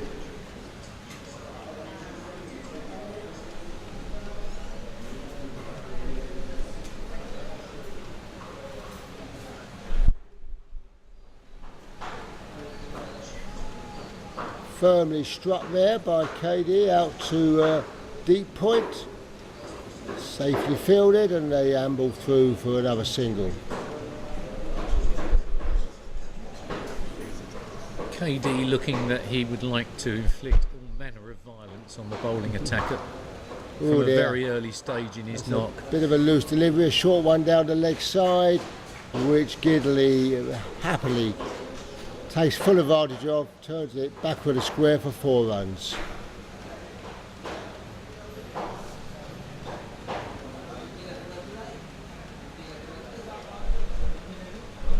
Martin Gidley back in the side today after having a pectoral injury, which has taken 4 or 5 days to fully recover.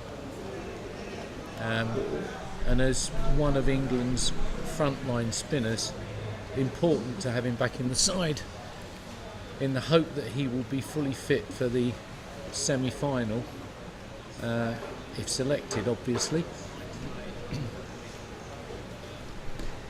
But KD rocks onto the back foot there and slams it down, straight back down the ground, And straight to deep mid-off, who picks it up and rolls it in for a single. brings us to the end of the 30th over. After 30 overs, England have now 245 for 4. And the large figure of Woody lurks behind us, ready to take over his microphone and do the job properly. So with that, we will hand over to Woody. I'm sure Bob Baxter will be joining him shortly. Will maybe be able to give us an update from the other scores around the grounds. I think in particular the New Zealand game against Sri Lanka and the Indian game against Pakistan are ongoing. That's very crucial games for who may well qualify for the semi-finals. Anyway, been good talking to you all again, and maybe we'll have another opportunity later in the week to have a little bit of banter with the commentary box. And over to you, Woody. Well said, Budge. Beautifully wrapped up.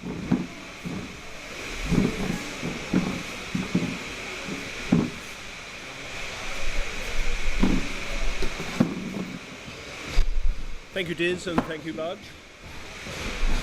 As play continues, looks like England have been given the Namibian fielders some fielding practice, especially catching, but not a lot's been held. It's another one off the back foot there from KD. Another one to the total.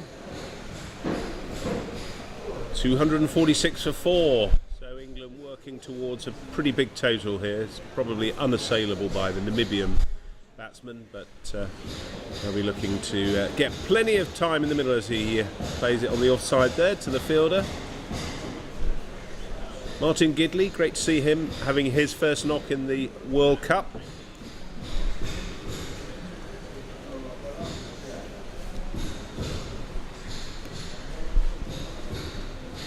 Another single on the onside there to KD.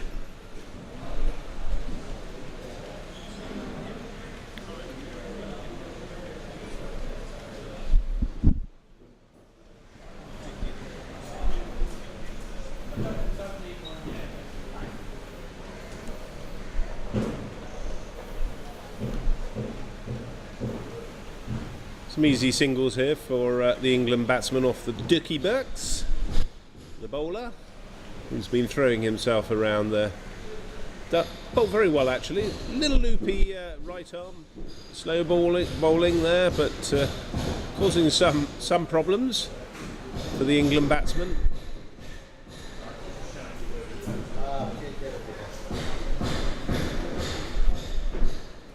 As he come down the track, KD plays it nicely off his legs. Namibian fielder just on the boundary. End of the 31st over, and England have scored 250 runs. That's come up in 132 minutes. There's a little bit of a mid-wicket conference between the two batsmen.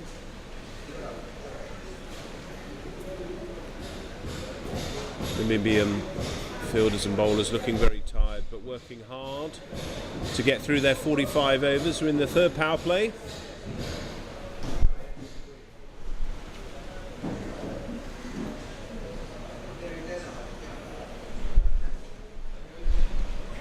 Willem Jennis is the bowler from the far end.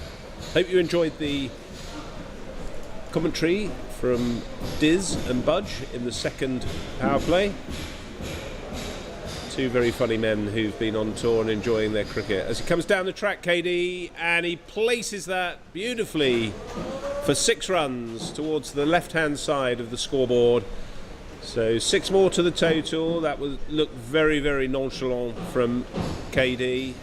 A couple of paces down the track, and pow, that was gone. Strong man.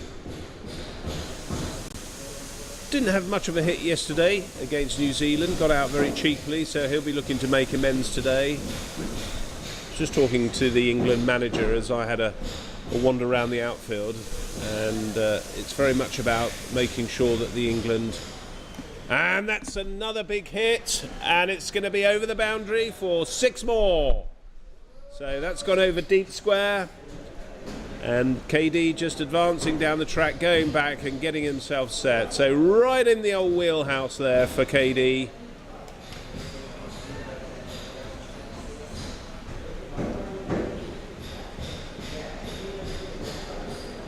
Two 6s on the trot. He'll be looking to add to those.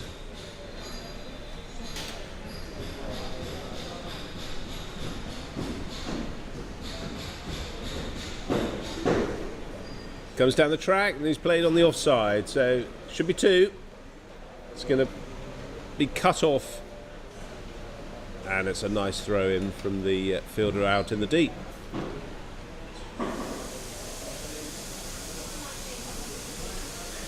.264 is the score. 4 wickets down. They've all been retired except one, Trotman, who was, I think, stumped. Another single to the total there. KD going down to the non-striker's end now.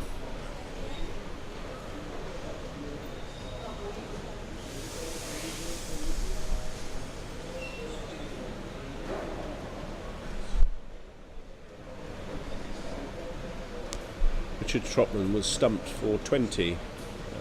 The bowling of Jennis.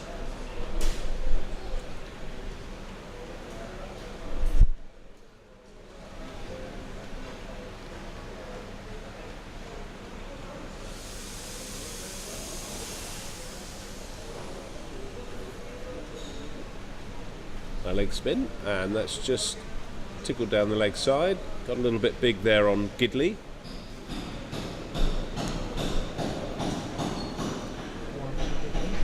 One more to the total, takes the score on to 266 for 4 at the end of the 32nd over.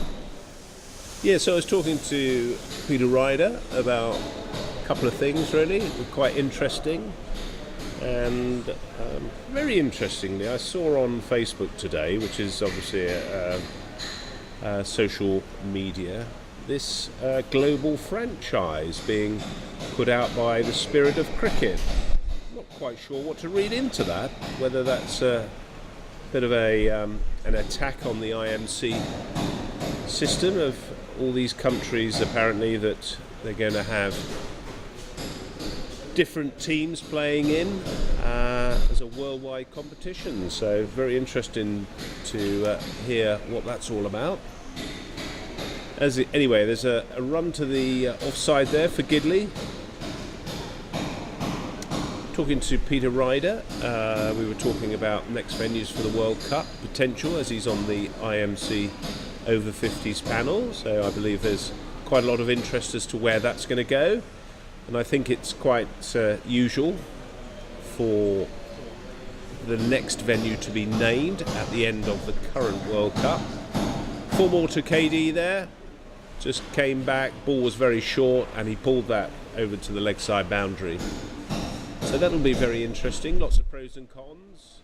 I think the USA have been in the mix, a few other countries, and obviously lots of issues to consider with people, not only holiday but cost.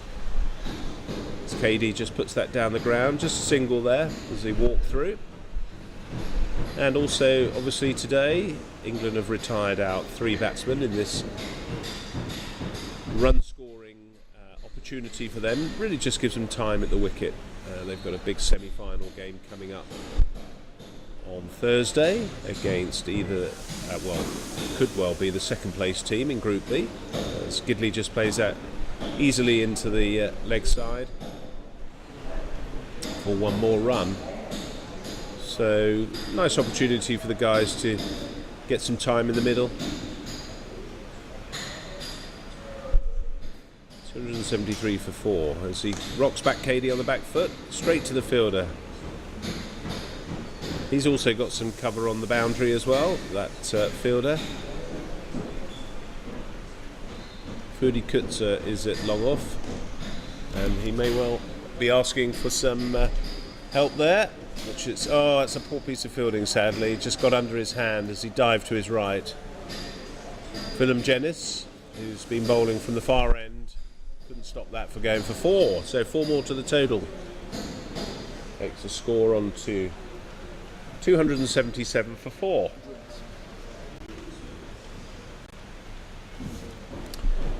And now, end of the 33rd over with a score on 277 for 4. We're going to have a drinks break, so we'll catch up with you soon.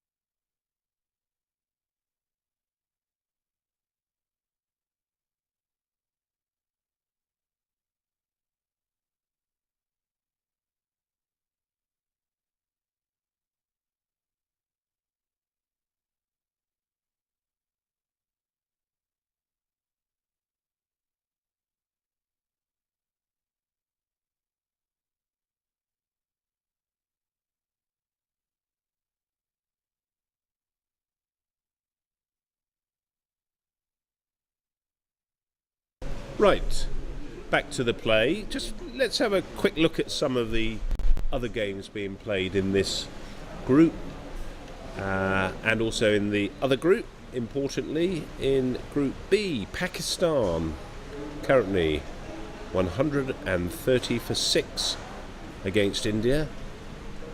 Must-win game for India and for Pakistan.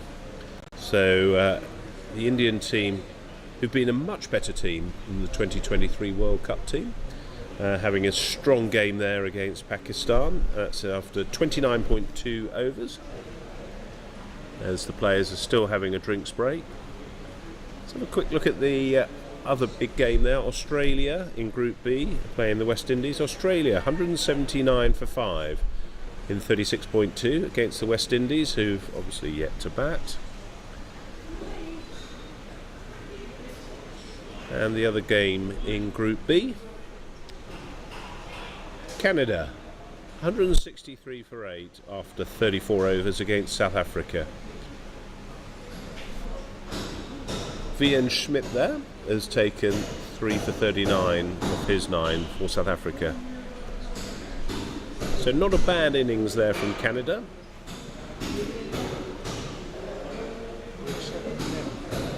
Zimbabwe against the USA. It's an interesting game there because the USA still are in with a chance. Zimbabwe 125 for 4 or 32.3 overs against the USA.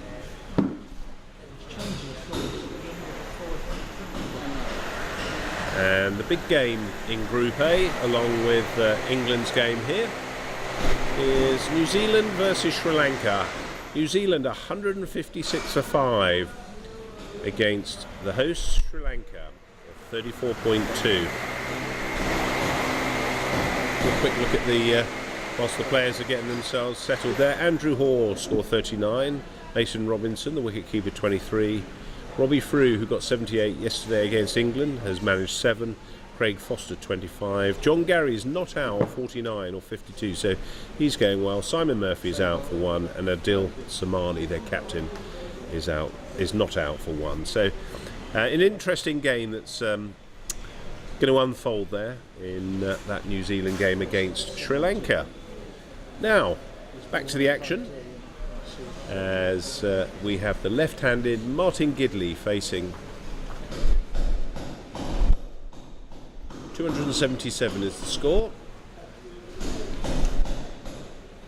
Gidley is on 13, making his first, and it's a full toss down the leg side, being given as a no ball.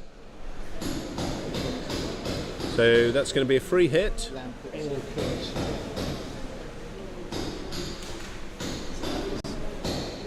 KD getting down to the striker's end. That was a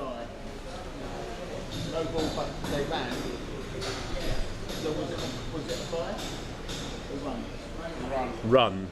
It was a run. I was just suggesting to Chris Mays. Free hit, and it's played beautifully on the leg side. There is a fielder out there. Just whipped that off his legs. Brings Martin Gidley onto strike. And that's a nice partnership. 50 up in this partnership. 32 balls in 23 minutes. Played off the legs by Gidley. Just a single there. And overthrows there, but backing up. Desai is currently on 37.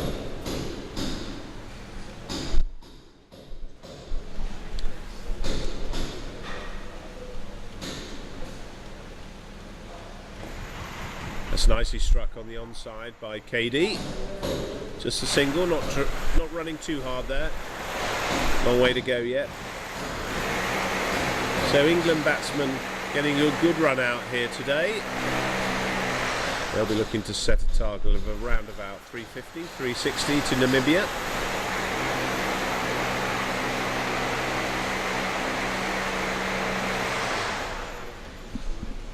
Nicely played on the offside there by Gidley, just a single as he jogs through.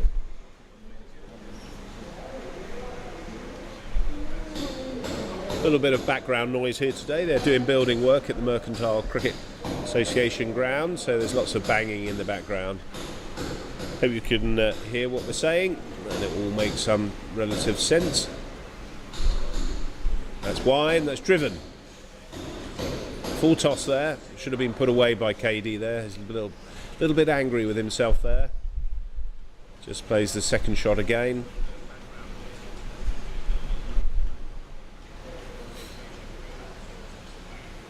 Hope you're getting some good pictures that I can see on the screen here from Envy Play, being brought to you through the England Seniors website. That's just played onto the onside. A little bit of a full shot by KD there, who was looking to play it on the offside. Plenty of runs here for England today, and that's another one to the total. So 284 for 4. Or 34 with a projected run score of 376. So that's a lot of runs to chase down in this heat for Namibia. They've stuck at it though, and I was having a nice chat with some of the guys who are on the outfield as I was doing a lap. Interestingly, as I said earlier on commentary, they haven't played in a whole season as much cricket as they've played in the last 2 weeks here in Sri Lanka. They just don't have the amount of cricket, all the cricketers available, so they've done a tremendous job to keep very much in the World Cup So, yep, change of bowling. Looks as though we've got Piers Lestrange back.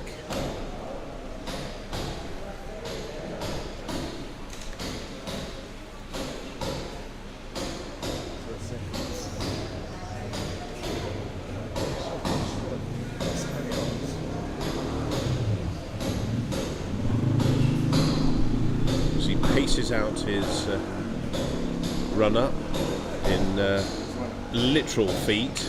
A little bit like what Jason Whittaker does when I've seen Jason getting his bowling mark right.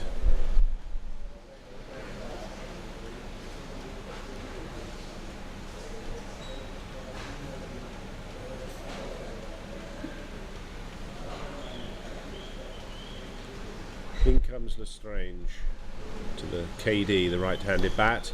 He plays that beautifully on the offside, just the single though. There's a fielder down there. Namibia can have 5 fielders outside the 27 metre, 30-yard ring, and they're using all their allowance there. Well, they've got 4 actually, I should say. Just slightly checking myself. They've got 5 in the inner ring to the left-handed Gidley, as Lestrange comes round the wicket. And that's beautifully driven on the offside and well fielded. Just a single there.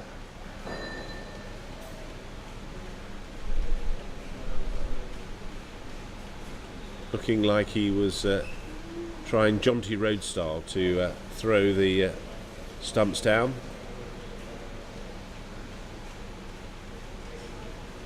Shrug of the shoulder there from KD. Nonchalant of Joss Butler there, and that's gone down the leg side. That should be 4 wides.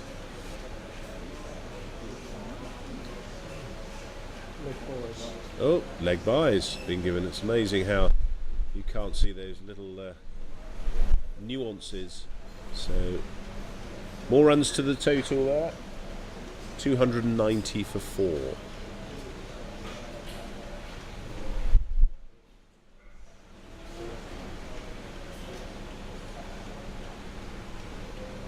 Good toss from England to win. Keen to give batsmen time at the wicket, which they've done. We'll have a quick run through the scores as Lestrange comes in, and that's beautifully hit on the offside. Fielders down there, and that's Julian Fennessy, who's done a great job saving that for 4 runs.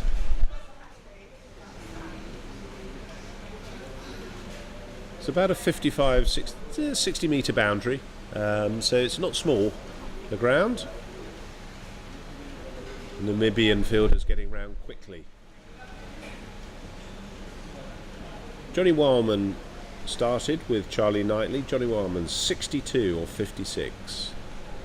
That's gone down the leg side. It's going to be a wide. Charlie Knightley also retired hurt, I believe. 53 or 49. Richard Trotman, the captain for today, was 20 or 34. He was stumped by Leon Fleming, bowled by Guinness. Alex Richards retired hurt, 56 or 30. As he comes down the track there, Gidley just plays it into the offside. Shittage Desai is currently 41 not out of 28, and Martin Gidley 17 of 60. Quite a lot of extras, sadly, to the total there.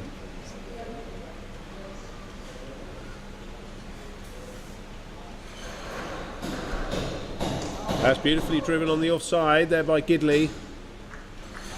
Looks as though that's going to be picked up on the boundary. So 2 more to the score.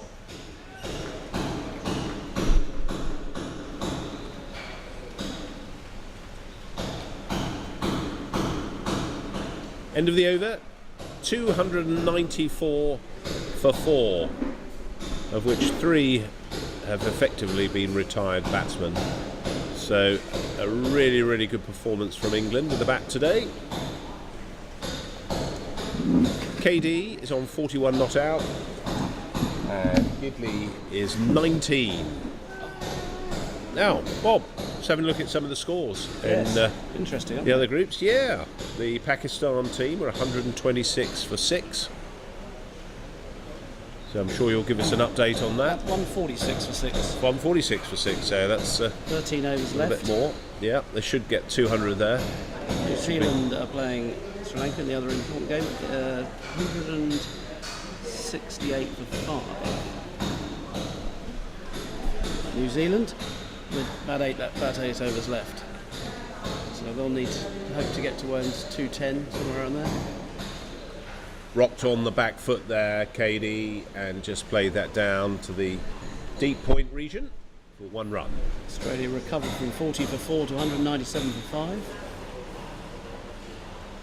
Captain Tony Clark, 97 not out.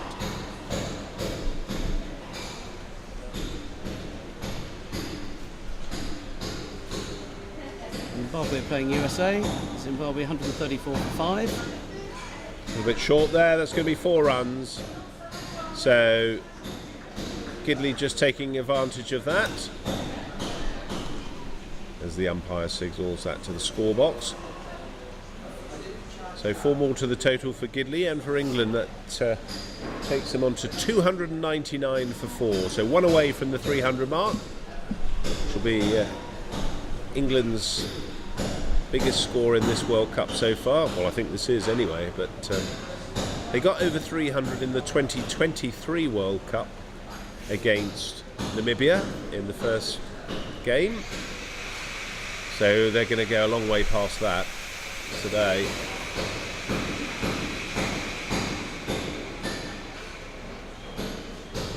They run there.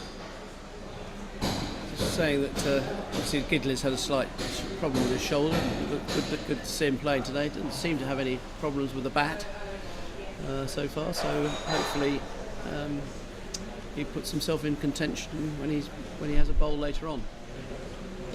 Yep, that's good. He's a very valuable asset in the lower order. Normally will bowl about for his 9 overs, but bat around about 7 or 8. I would have thought, wouldn't he, for England?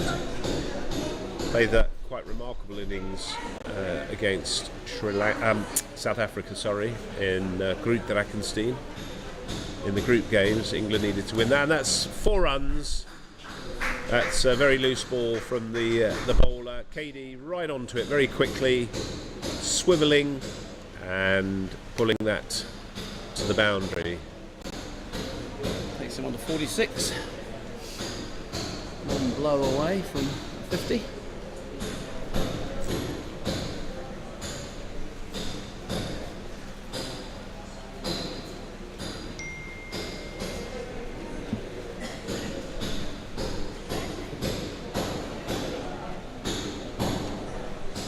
Nicely driven there, and not a bad ball by the bowler there.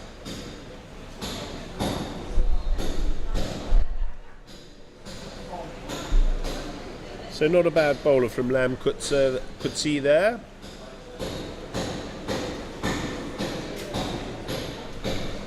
Not been too expensive considering the scores on the doors.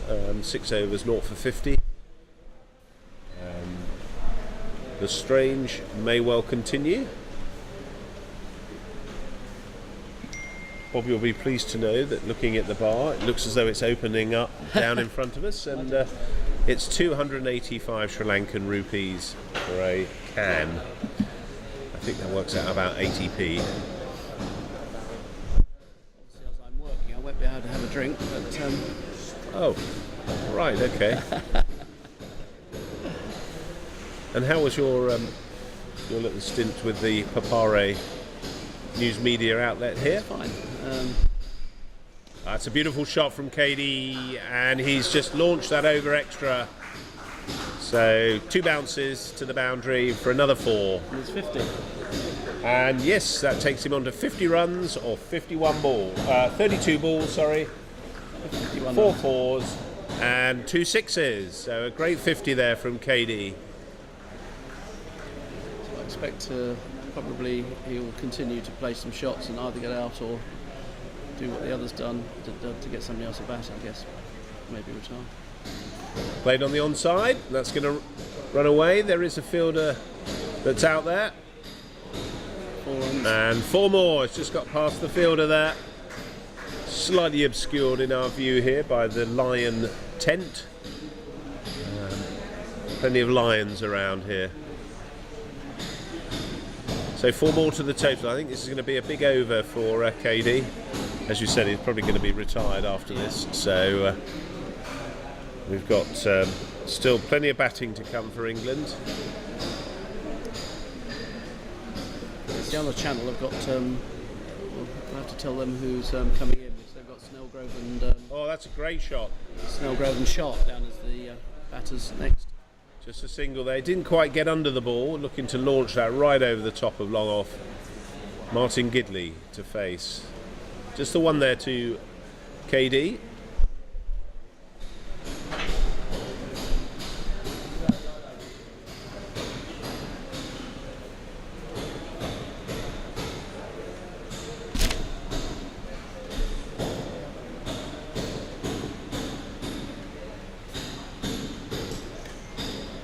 Driven on the offside as he comes down the track. Well fielded, yes, extra cover.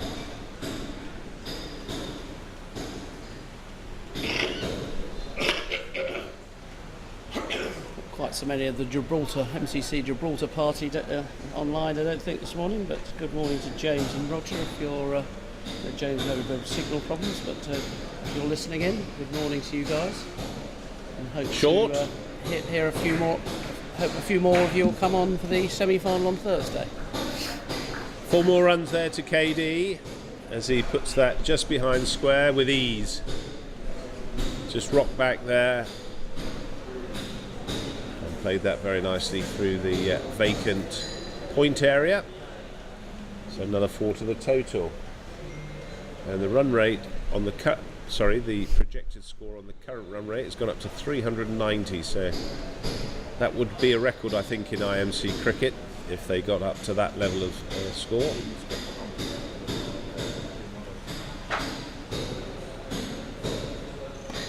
And that's a great catch!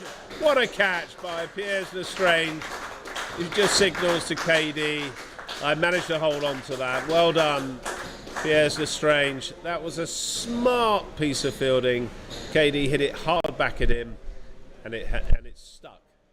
So England lose a wicket there. KD is out for 60, and his innings has pushed England on to 319. This is to Hadget. Yes, Tuan Haji is the next batsman coming in for England. His first bat on tour.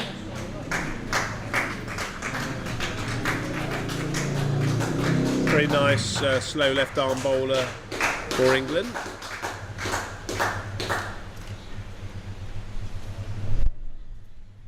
So lovely innings there from KD. Hit the ball well and hit the ball hard.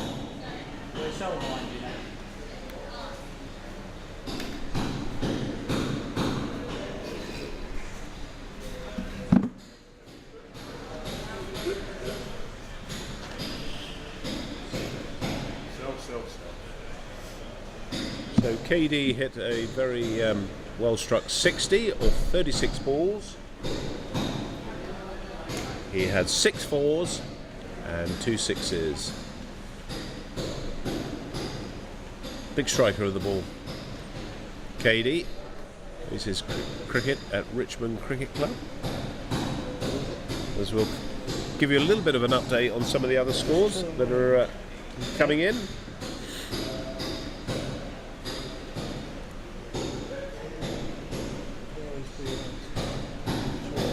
Australia currently 214 for 6 against the West Indies, so they've had a real resurgence there. Pakistan are 153 for 6 with almost 11 overs left. Yes. Tony Clark, the Australian captain there, has made 98 off 103, and Glenn Giddins 57. Did he get out, Tony Clark? Yes, he's out. And New Zealand 183 Pulled off for the 6. legs and it's going to run away for 4, I suspect. So 4 more to the total for England there. Martin Gidley just latched onto something down the leg side there. Yes, So Ferdy Kurtzer is the bowler from the far end. It's 183 for 6 New Zealand, with just over 5 overs left, basically. Pakistan against India as we wait to see this ball, and that's pulled by Gidley. It's going to be another 4.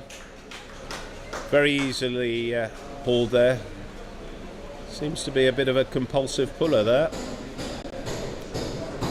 In the right areas and just played away very nicely, just working with the pace of the ball, Gidley. Yeah, Pakistan 155 for 6 off 34.5. So they've still got plenty of overs to go against India. They should get up to 200 there.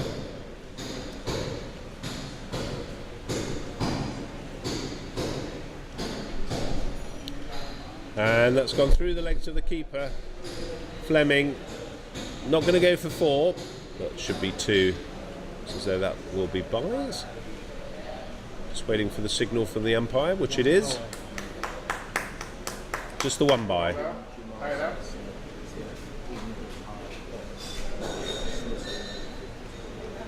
I wish.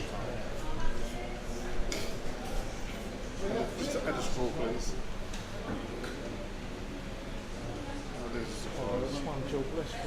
Zimbabwe are playing the USA today. Short, pulled by Haji through to the square leg boundary for 4 runs.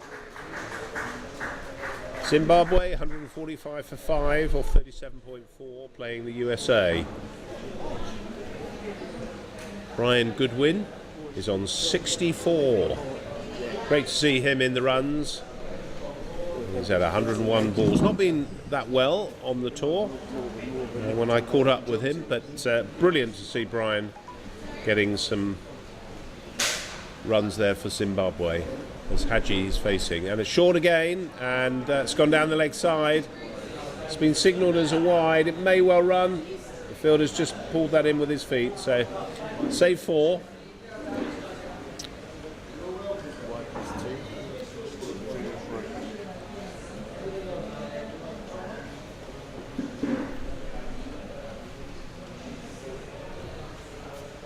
Score moves on to 335.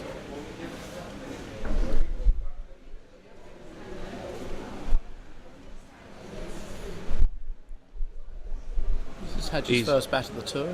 Yes, it is. Yes, easily played there onto the leg side.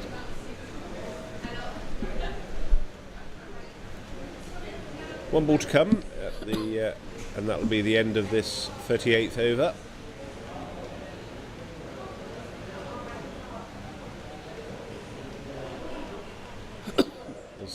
Very good running there. Easy single there from Gidley and Hadj. Good comms between those two. Easy single.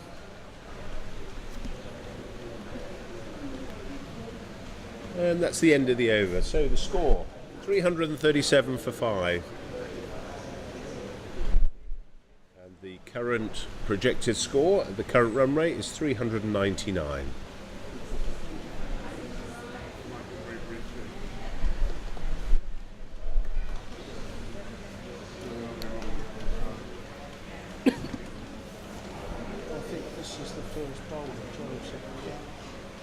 Oh, yes, the opening bowler, is it? Just looking to understand where we are on the scores. New Zealand 185 for 6 or 41. They've got 4 overs left. They'll be looking to get over the 200 mark against Sri Lanka.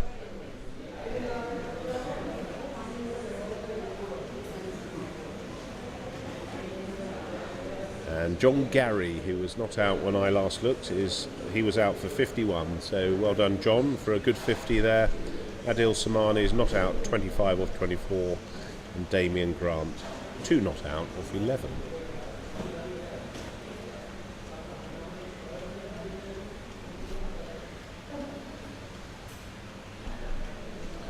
Right, a little bit of a pause in play as Ken Joseph, who's the opening bowler, is coming back.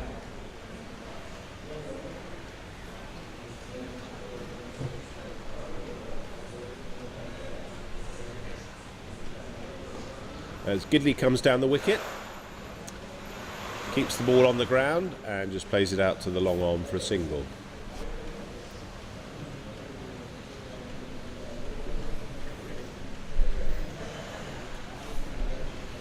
So we're going to get to 400 then, Woody, do you think? It's looking very likely. I don't know if runs are the objective here, but I think certainly to give the guys batting time in the middle in advance of a semi-final. Absolutely. Yeah, there's no real target as such, but as you say... That's a nice pulled shot from Hadj over to the long on boundary. Didn't quite get all of it there.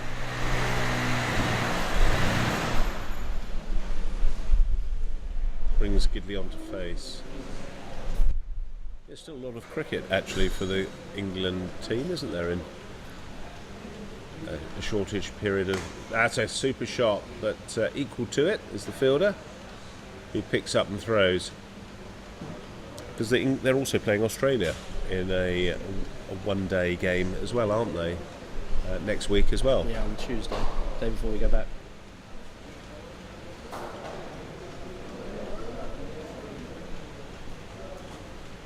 A little stutter in the run-up, and that's gone up in the air. The player's not seen that. He's not picked it up in the background. Should have been a catch.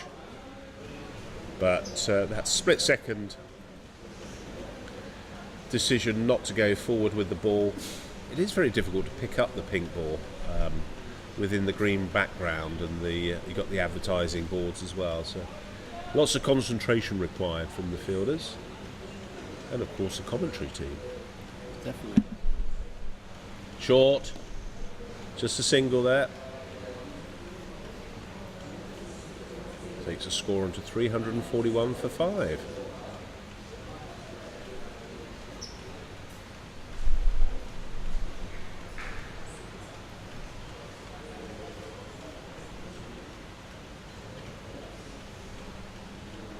Well, we haven't had the band today, have we? We haven't had the Sri Lankan band. They've gone quiet on us. I have. Another single to the total there from Gidley. Just runs his bat in. Yeah. I don't have it yesterday either. No, they struck up at the Sri Lankan game and kept going. So, end of the over. 342 for 5. I'd rather have England score. I'd rather have the band than the building works that are going on behind us. 39 overs, yeah. Well, I thought they might drown out some of the building works, you see. Excuse me. So, 6 overs to go.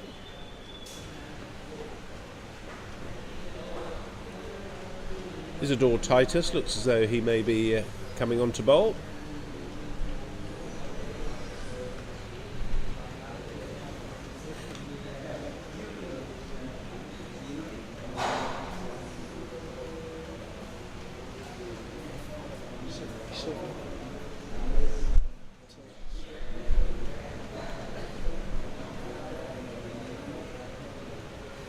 He's currently bowled 6 overs, no maidens, 0 for 32. Bowling to the left-handed Gidley, who's going to be faced with a deep square, no deep mid-wicket, long on, long off, deep extra, short third, fine leg on the 45. As he sweeps him round the corner in between the two players there. Game we haven't actually mentioned, I don't think. Canada playing South Africa today, and Canada, although made a very excellent recovery from 88 for 7, got to 185. So give Well, that's some great, to South great Africa to see. think about. Yes. It's gone up in the air over the mid-wicket region where there is no fielder. As the fielder comes round, dives, great effort there. but it's gone for 4 runs, so another 4 to the England total.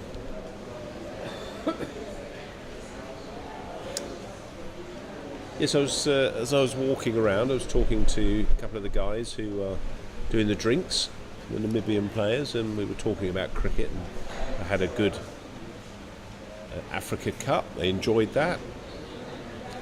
They were telling me about Windhoek as an amazing, as that ball goes up in the air, and that's going to be 6 runs. So that's beautifully struck from Gidley there, effortlessly placed, and sweetly struck.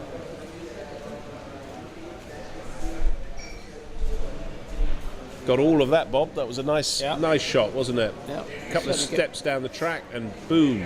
Giving his shoulder a good workout. And a switch hit, but for no runs. So Gidley's just opening up now. As you were saying, it just gives his shoulder a little bit of a workout, but doesn't want to do any damage to it, that's for sure.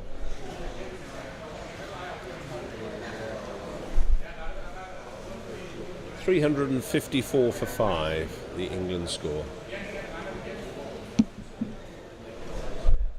Assuming those that are out are actually out and not retired hurt. That's gone up in the air. There's no fielder under that. That'll just drop in the gap. So should be 2 runs there. Should be 2. Hadge is coming back. Non-striker's end. And there may be some overthrows there as they run through for a 3rd. So 3 to Gidley there. And that takes Gidley on to 52. He's had 35 balls, 5 4s and 1 6. Pulled by Hadge. Out to the deep boundary.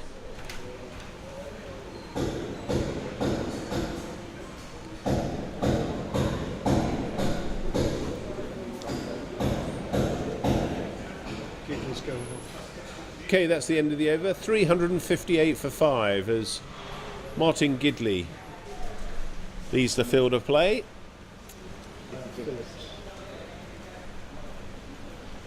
And it's going to be Nicky Phillips who's the new England batsman coming in. Right-handed batsman. Nice round of applause there by Martin Gidley as he comes off. Pops his batting gloves out in the sun, and the new man there, Nicky Phillips. I think he's only batted in the Sri Lanka warm-up game, didn't he? I seem to recall. So we've got 2 right-handers at the wicket now. Hadge is on facing, Tuan Hadji. Very nice slow left arm bowler and right arm orthodox batsman, right-handed orthodox batsman. Get the words out. Misses that though.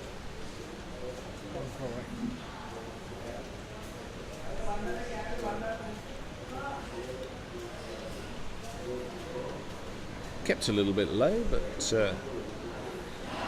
no dramas there for Hadji as Phillips takes strike. It's his guard. And that's wide.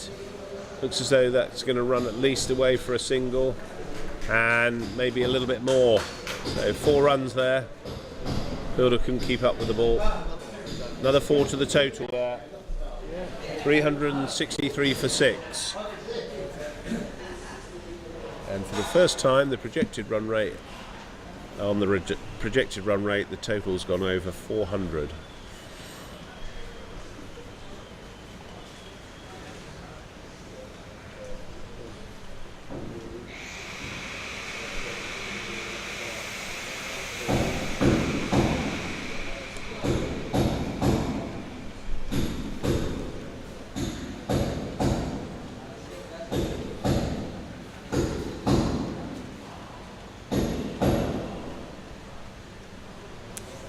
New Zealand have gone over the 200 mark against Sri Lanka, 203 for 7, with 11 balls remaining.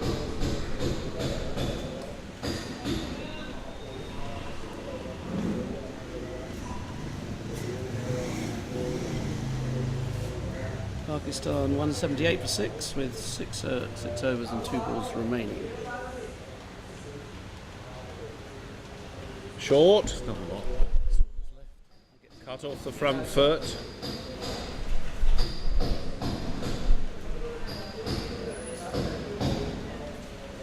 .364 for 6.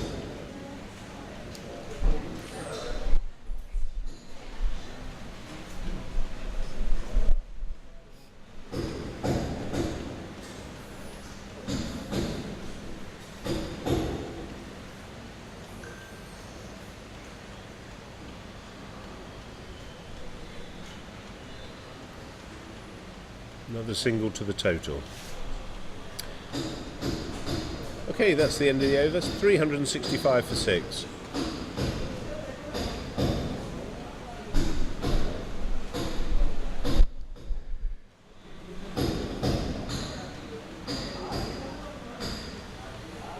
So last 4 overs, just slowly ebbing away.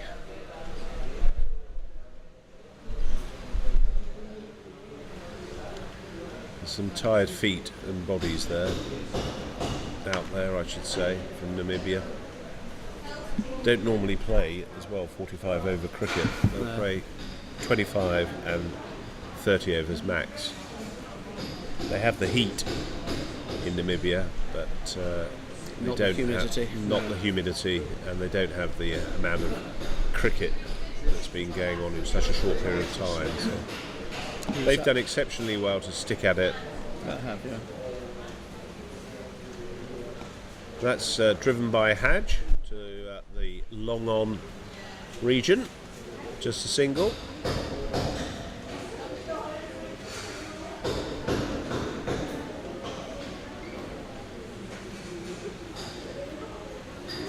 Nicky Phillips to face.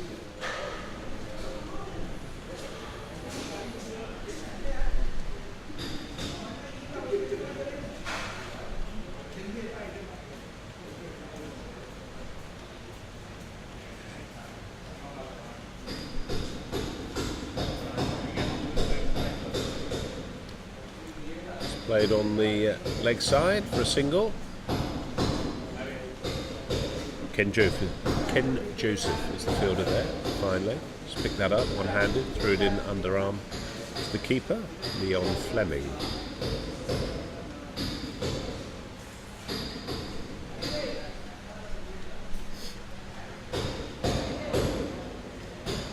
That's nicely played off the legs by Tuan Haji. Should be 2 runs there. He's turned very quickly. He's very quick between the wickets, Haji. Nice batsman. You've seen him play quite a bit, haven't you, Bob, in the Middlesex? I've seen him play a little bit. He's a very good bowler and very handy batsman. It's gone up in the air. There is a fielder down there. It's just going to drop in front of him. Good use of the feet from Haji there.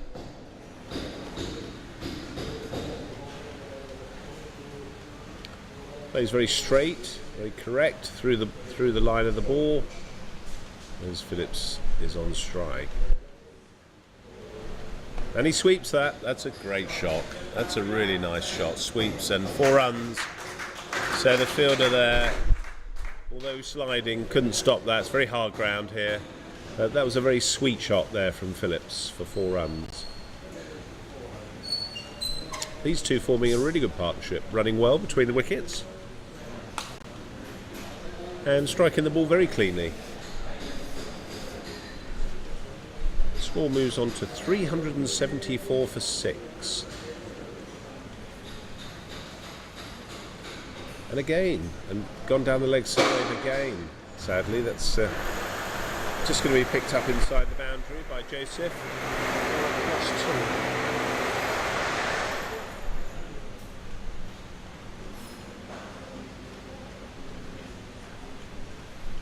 Wides have been given.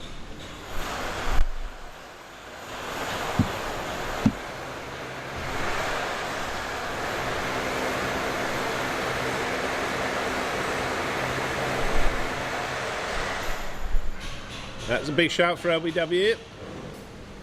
Judging by the sweep, looks as though that was probably going down the leg side. 377 for 6.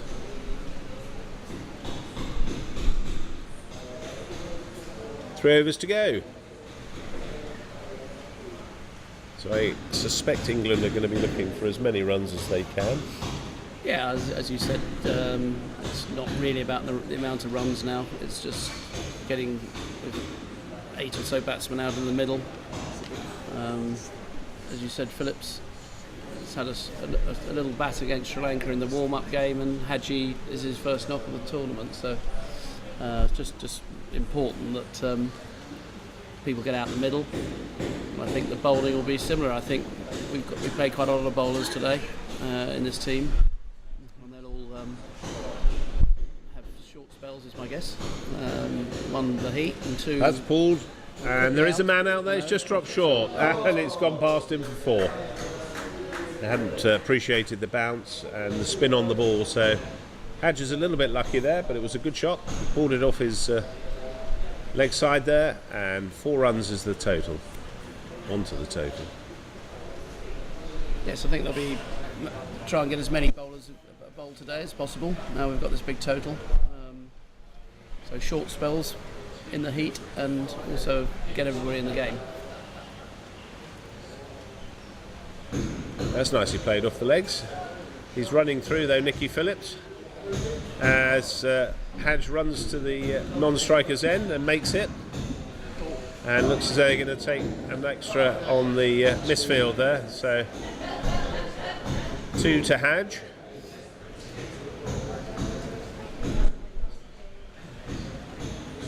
Nicky Phillips showing some urgency with the running there, much to Hadge's surprise.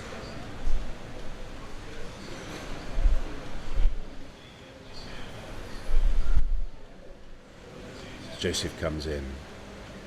He's just played that onto the offside. That brings Phillips onto strike.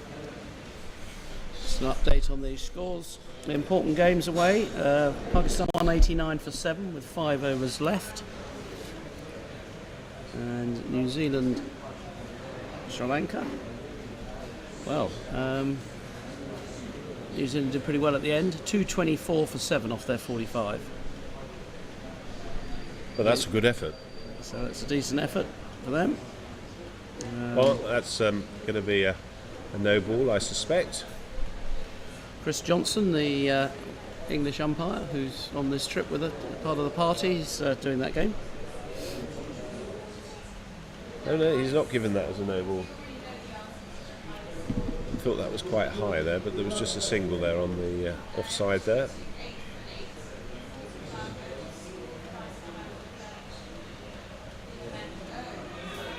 And he's given him out.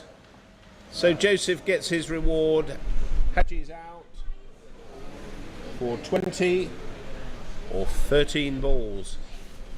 So LBW, Haji, as he has to leave the field, which will bring Jason Whittaker to the wicket for his first bat on tour here in this IMC Over 50s World Cup.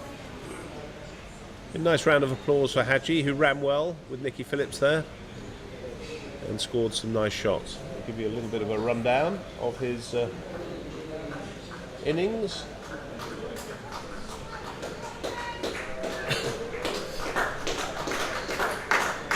Just the 2 fours in Haji's 20 runs.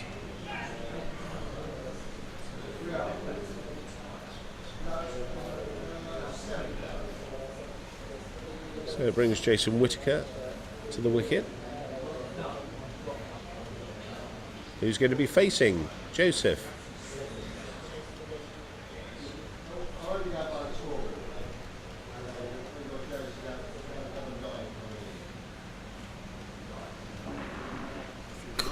Thank you.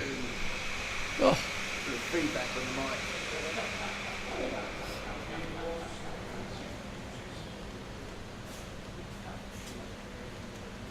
Drilling going on back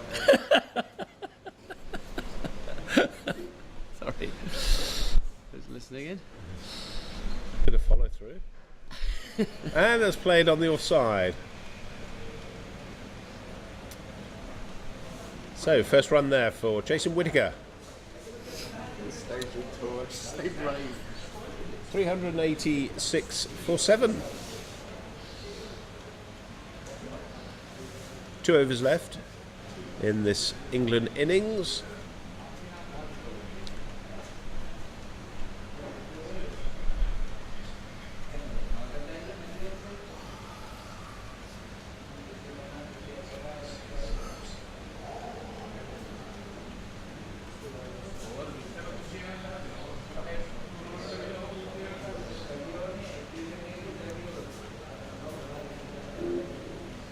Seven bowlers have been used by Namibia to date.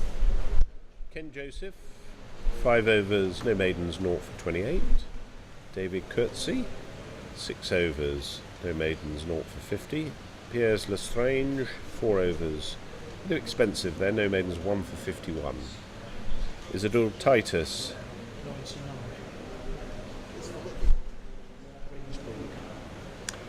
as I just get a little bit of a refresh on the scorecard there. Apologies for that. Isidore Titus, 8 overs, 0 for 60. Ferdy Coetzee, 4 overs, 0 for 47. Dirkie Burks, 8 overs, 0 for 67. And Willem Jenis, 1 for 56 off 6. Nicely played down the ground there by Whittaker for a single.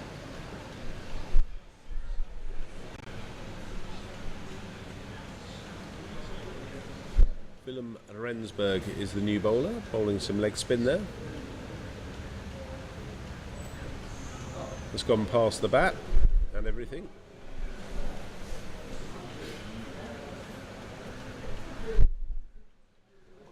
So a little bit of a subdued finish to this game after all the early runs and hitting.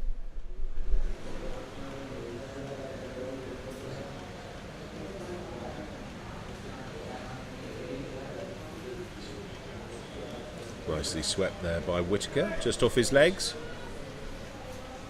Might be keen to run 2 and get the strike, which he is. So good running there from Whittaker. 2 more to the total. Takes the score on to 390 for 7. That includes a number of batsmen that have retired themselves. Short. And pulled away. So that's 6 runs. So Whittaker taking full advantage of a nicely bouncing sort of long hop really. So 6 more to the total. Takes the score on to 396. So fast approaching 400 here for England. Nice little cameo this from Whittaker at the end. And short again, should go the same distance. Not in the air though, but on the ground. 4 more, and that brings up the 400 for England. So first time England over 50s have scored 400 in a game, and that's been done by Jason Whittaker. And that's come in 43.5 overs. Just the perfect length and height for Whittaker there. That's gone on the offside. There'll be just a single there as Whittaker goes down to the non-striker's end.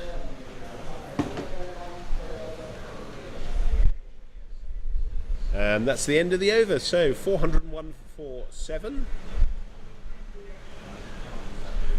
Last over of this Namibian bowling.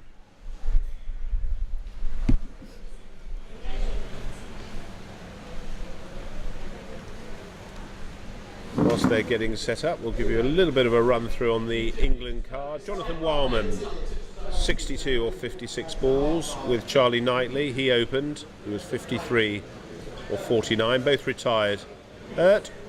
Richard Trotman, the captain for today, was 20 of 34. He was stumped by Leon Fleming, bowled by Willem Jennis.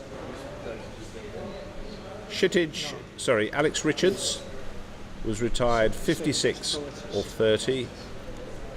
And KD, Shittish Desai, 60 of 36. Caught and bowled by Piers Lestrange. The King, Isidore, Titus to continue. Short, just played on the onside there by Whittaker.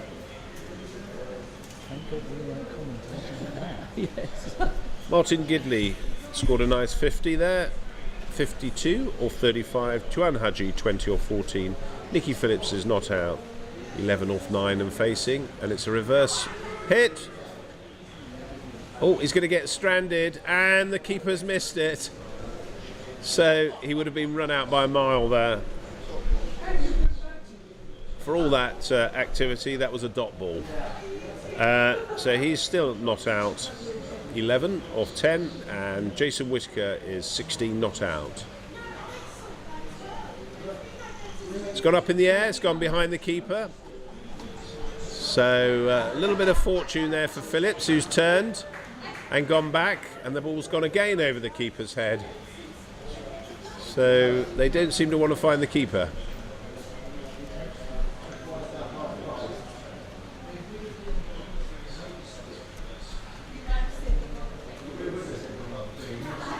Swept. Looks as though that could run away for 4 runs. So 4 more to the total. So the score moves on to 408 for 7. 3 balls left in the over. Sorry, apologies, 2. Well, I think that was a signal from the scorer. 2.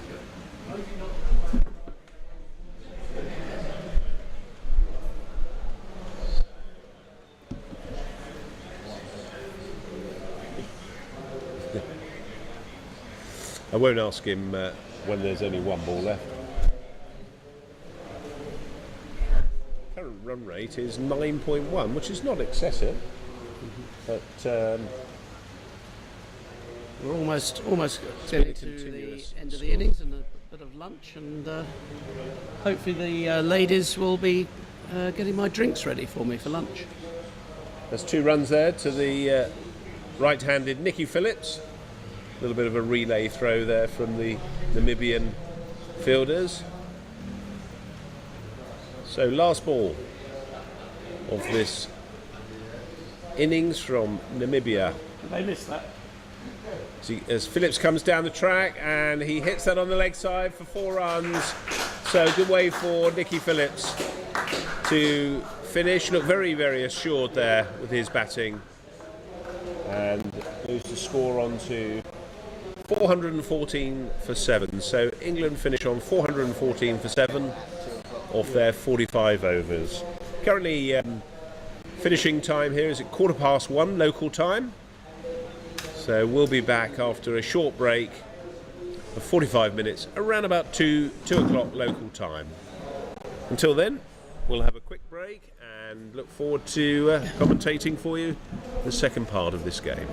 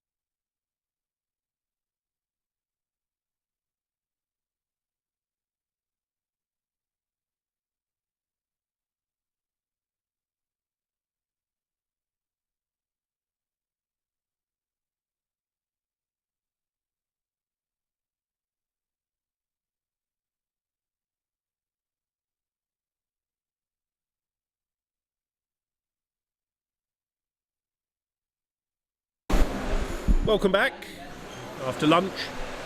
Two umpires are out there in the middle. And, well, good morning to all the viewers and listeners in the UK. Hopefully you've had a good morning. It's a beautiful day here in Colombo 7. We're at the Mercantile Cricket Association ground, and it's England playing Namibia, and it's group game 6 for England, and it's round 7 of the tournament. England scored 414 for 7 off their 45 overs, so big task for Namibia here. Unfortunately, they're bottom of the group, so I don't think they'll get even close to England's score here, but they'll give it a good go anyway. So play's about to get underway at 2 o'clock, and England won the toss earlier in the day and elected to bat to give some of the guys who will be playing in the semi-final game on Thursday time at the crease, and they got that. There were a number of 50s and batsmen retired, so England certainly achieved what they set out to achieve. We'll look at some of the scores from the other group games shortly, but it looks like it's going to be Sean Cooper who will be opening the bowling from the commentary end. Liam Hickey is keeping, and I fully expect the England fielders to be all in the ring to start with. Bob, how are we looking on the other scores from the group? Well, all the scores. Canada recovered from 80 odd for 7 to 185 all out. And South Africa got off to a good start though, 28 for none. New Zealand, Sri Lanka, very important game. New Zealand got 224 for 7. And Sri Lanka have started quite well, 15 for 0 off 2. Pakistan, they're in an innings break at the moment. They got 225 all out, 226 all out, I should say. India yet to start. Australia got quite a big score eventually, having been 30 odd for 4, got 261 for 8 against the West Indies. And last but not least, Zimbabwe are playing the USA. Zimbabwe got 178 for 7 off their 45 overs. USA yet to resume. Okay, looks as though it's going to be Cooper coming in with his right arm medium pace from the, and that's gone. It looks as though he's got an inside edge there, and that's gone for 4 runs. So first 4 for Namibia off the inside edge. Keeper Liam Hickey is standing up. Got Jason Whitaker at first slip by the looks of things. Tuan Haji at the gully. And then they've got KD at extra cover, Nicky Phillips is at point, and Luke Jarvis is at mid-off on the mid-on. Captain Richard Trotman, and then square leg Alex Richards. And down at the far end, I can't make out who that is actually, but as he comes in, and there's a big shout for LBW there, so Sean Cooper, second ball, takes a wicket. LBW, wasn't much foot movement, unfortunately, from the skipper there, the wicket-keeper, Leon Fleming, who's out, LBW. So the first wicket for Namibia falls with 4 to score.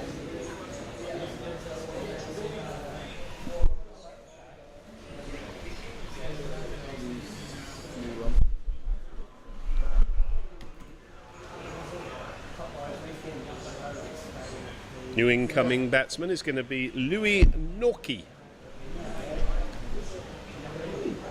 So good start from England here.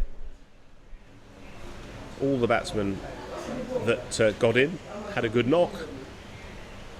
So that will stand them in good stead for the game on Thursday. And we'll run through a few more of the scores. There's some big group games here for the teams looking to get into the semi-final. Sri Lanka are playing New Zealand, and New Zealand scored 224 for 7 at the break. Just give you a little bit of an update there as the batsman gets set. 224 for 7, and Sri Lanka are 25 for no wicket off 2.1 overs, so they're going hard at it. Let's have a quick look at some of the other games. In Group B, Australia. Amassed a big score of 261 for 8. The West Indies are 8-0 as Cooper comes in. Good length ball. Good inside edge there. 8-0 the West Indies after 2 overs. Let's have a quick look at the India-Pakistan game. Pakistan got 226. 226 Pakistan all out. India yet to bat. That's going to be a crunch game for whoever's going to go up into the semi-final place.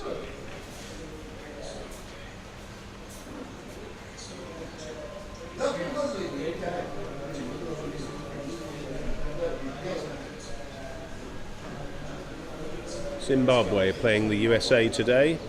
USA still in with a chance, depending on the result of the Sri Lanka versus New Zealand game. Zimbabwe 178 for 7 as Cooper comes in, and that's gone down the leg side, or has it taken something? It's gone as byes, so been missed by Hickey there, and it's gone for 4 byes.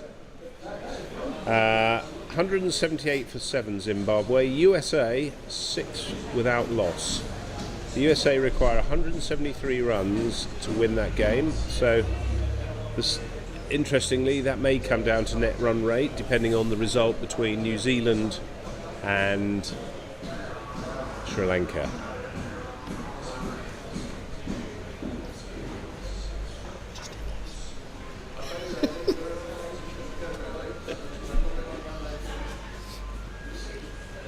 Right, Cooper coming in now. 1 wicket to his name so far. Not a lot of foot movement, but nicely fielded there by Luke Jarvis to his left. End of the over. Score is 8 for 1 off 1. You wandered off there, Bob. I didn't know where you wandered off, and I didn't know where you'd gone. A phone call. Oh, I see. From the Real Housewives of Middlesex? Yeah, from the Real Housewives of Middlesex, exactly. One of them, anyway. One of the many Real Housewives from Middlesex. Nice to see Roy Smith, who's rested today, and Giles Eccleston doing the drinks for the guys. They played 2 big innings yesterday for England versus New Zealand. Roy got a good 40, and Giles Eccleston was in at the end with David Snellgrove, and they put on a nice partnership just to see England through to win by 5 wickets. So, didn't see this as the opening bowler? No, Jonathan Wildman, who opened the batting, is now opening the bowling. So, nice for him to get a bowl.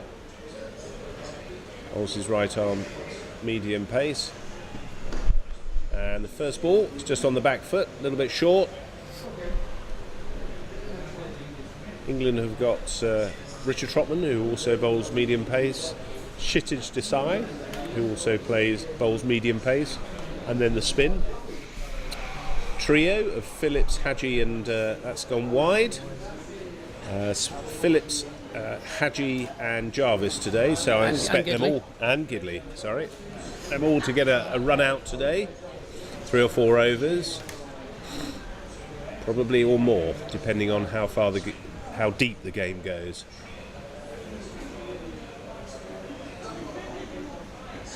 Nicely taken by Hickey there. Big swing there from the opening bat. That's Pierre's Lestrange. Got some runs in the Africa Cup, and has got some runs as well for Namibia in this World Cup. So no stranger to runs. It's gone wide, so Jonathan Wildman's getting in some extra balls here to improve his accuracy.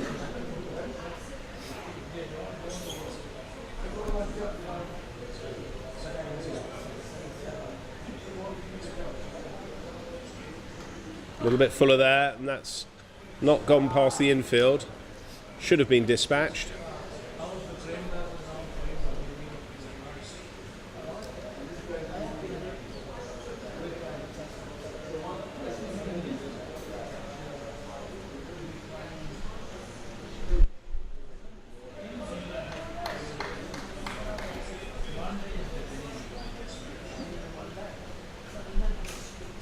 Score is currently 10 for 1 in the second over.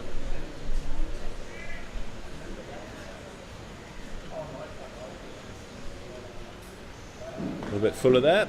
Well bowled by Jonathan Wildman.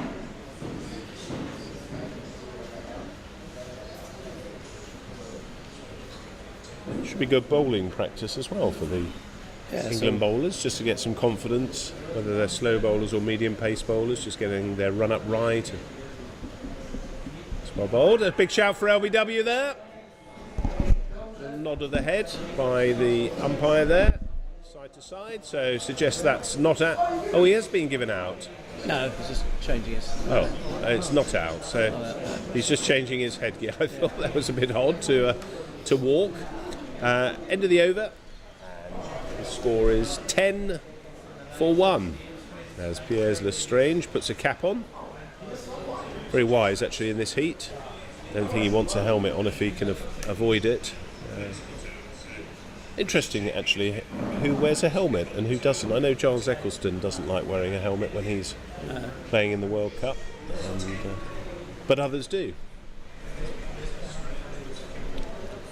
Few didn't today. Jonathan Wildman didn't wear one today. In comes Cooper, past the umpire. Two umpires today are Saravana Kumar, Venkatsen, and Ashok De Silva. Ashok De Silva was a former Sri Lankan cricketer, so he's now turned to umpiring, which is great to see. Cooper comes in off his longish run, getting some more miles in his legs. That ball's gone up. Oh, that was nearly a catch to Charlie Knightley, who's at the short mid-wicket there.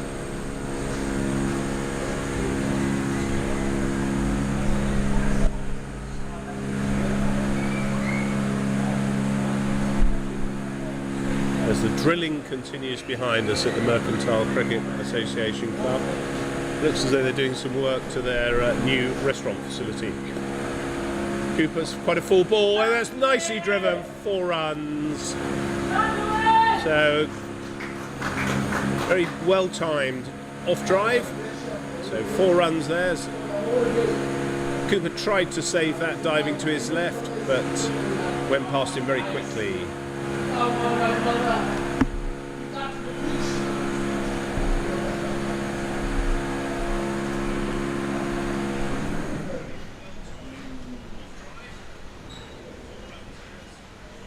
He just hangs the bat out there, no run there.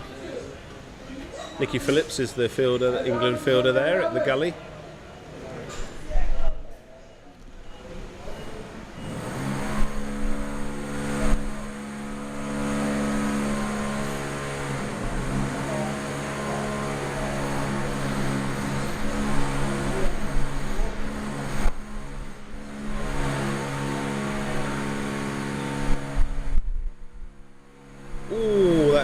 Just taken something, whether it's bat or pad. Just a bye. No, one bye there. Certainly didn't go down. Jonathan Wellman's the fielder there at fine leg who picked that up. Don't think Liam Hickey saw that. He was unsighted, wasn't he?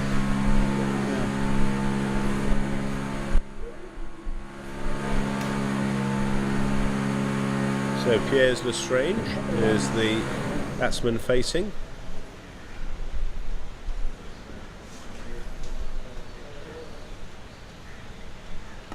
It's well played. Straight to the fielder there. No run. End of the over.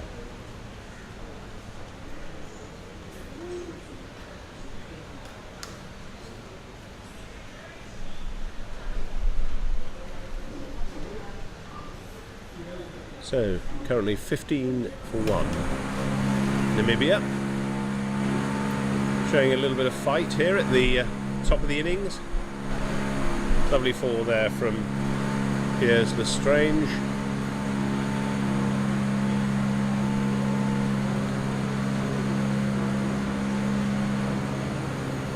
Louis Norkie is the man facing.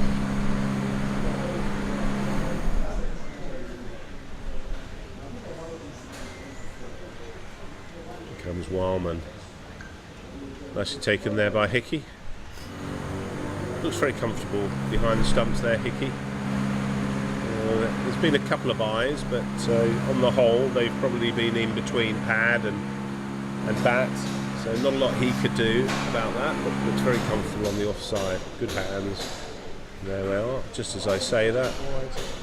It's been given as a wide. Just bounces in front of him.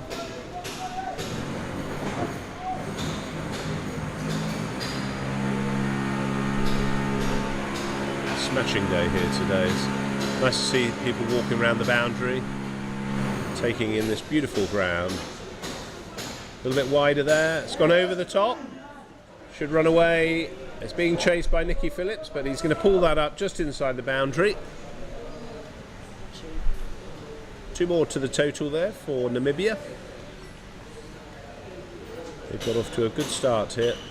Only loss of only 1 wicket for Namibia. Certainly looking to put in a better display than they did yesterday when they were all out for 49 against the USA. The signs are good for Namibia here. Probably a slightly different track. It's a really nice batting strip out there today. They can keep wickets in hand. We'll have a good batting effort here. That's nicely taken there by Hickey.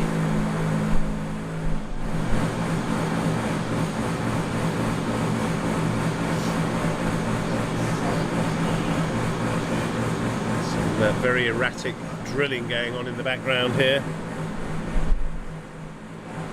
As Wildman comes in a bit fuller there. Just played out to the offside.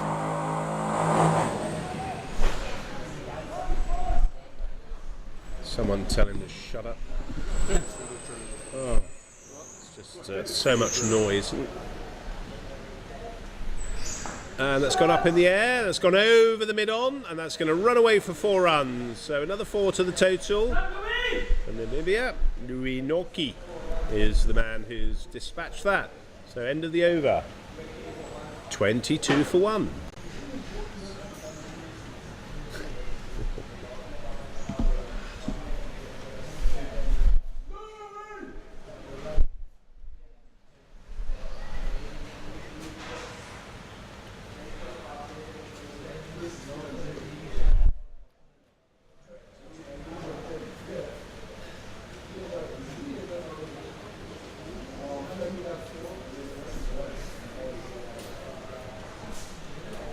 Sean Cooper to continue on the commentary end.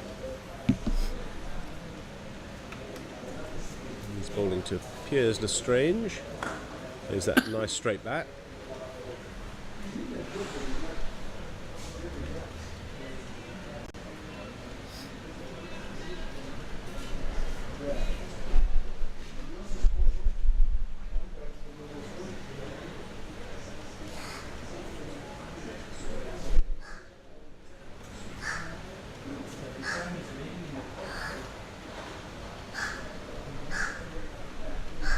Oh, that's gone. Oh, what a catch!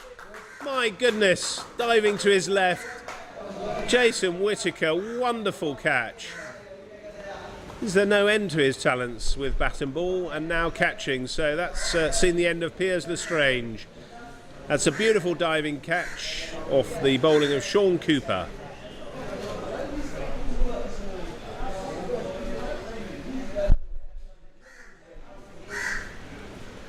He didn't trouble the scorers then.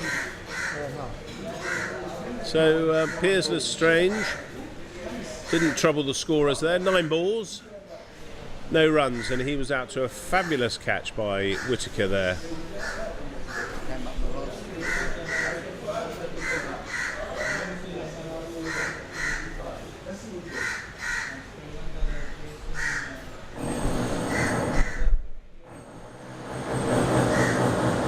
As the players are just having a bit of a drinks break here. And the new incoming batsman should be Willem Guinness.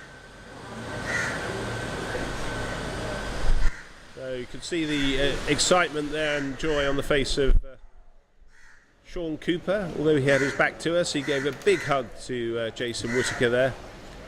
And that was Sean Cooper's second wicket of the day. Beautiful catch, and it looks like the man who's taken the catch is just getting a drink from the skipper, David Snellgrove there. Maybe he's giving a little bit of advice there to Snellgrove in terms of how to dive low to your left to catch that ball. He also had a bat and looked very competent. Reminded me, as he should do, that he used to open the batting for Cheshire. So although you could be batting at 9 or 10 for England over 50s now, it's certainly there's no disregard for what you previously did in a former life in cricket.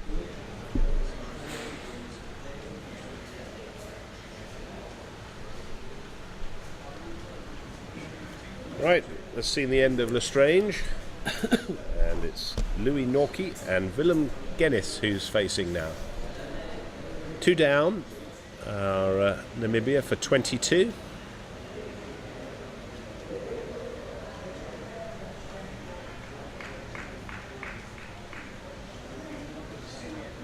As Cooper comes in past Ashok, the umpire. They run there just onto the onside. Nice to see the school children out playing today in the playground. Beautiful sunny day here in Colombo. Coming towards the end of the group stage here. This is the last round of games in the group stages.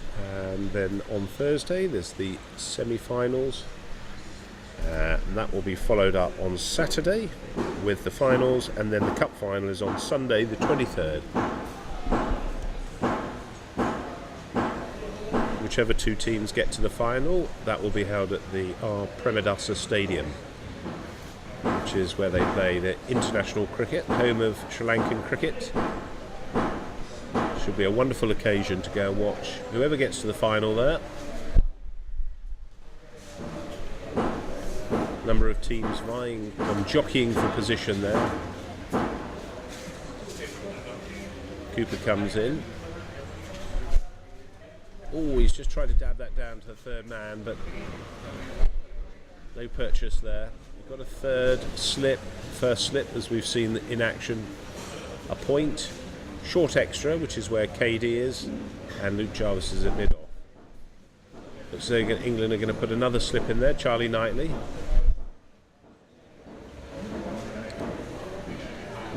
Without the gloves this time. He normally keeps as well as Liam does for England.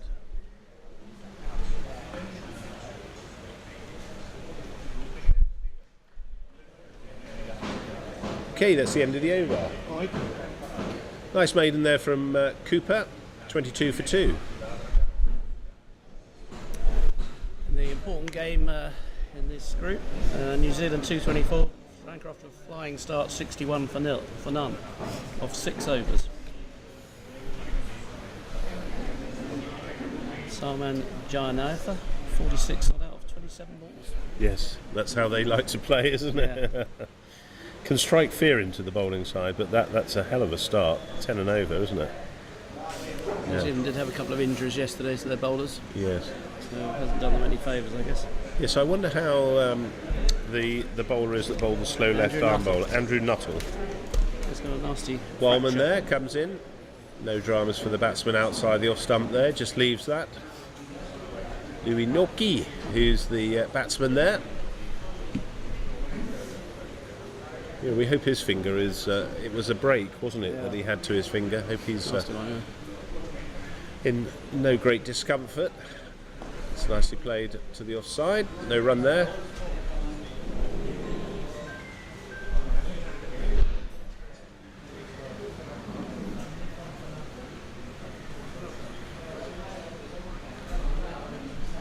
I suspect we'll see a little change in bowling soon. Oh, that's gone to first slip, but not given us a wide.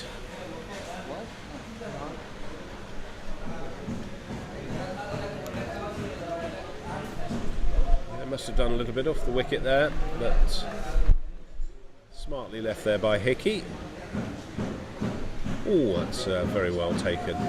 Just went past the off stump there from Wildman, probably around about 5th stump.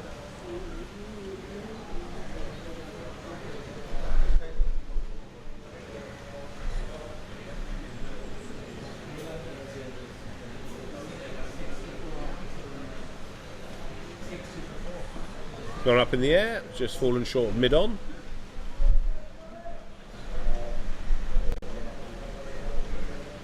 Richard Trotman, who's captaining England today, is it mid-on?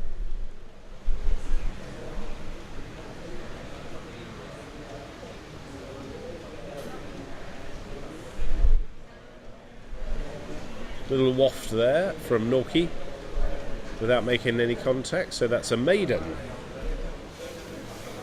He's bowled 3 overs, 1 maiden, 0 for 9. Yeah, I expect to see spin quite early in the proceedings today. Got 4 spinners.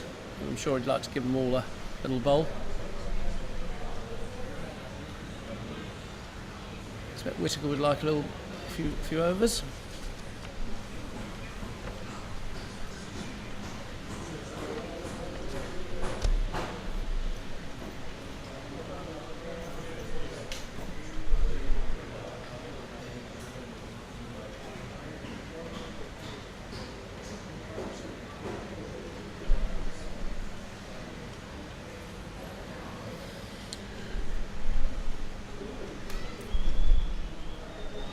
Little raising of the hand there by Cooper, wasn't it a shout? England have got 2 slips and a gully.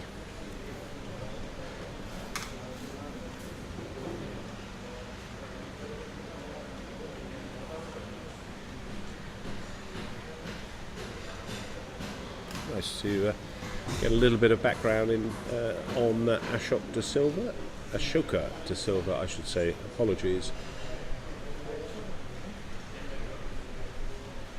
Oh, that's bowled him. That was a poor shot from the batsman there, but Cooper was right on the money there, so he takes his 3rd wicket, I think it is. And not a lot of resistance from the batsman there, so very poor shot. 3 wickets down for 22. I'm just looking at his, I think it's Ashoka de Silva, isn't it, who's the umpire today. Played 10 tests and 28 ODIs. It's a right arm leg spinner.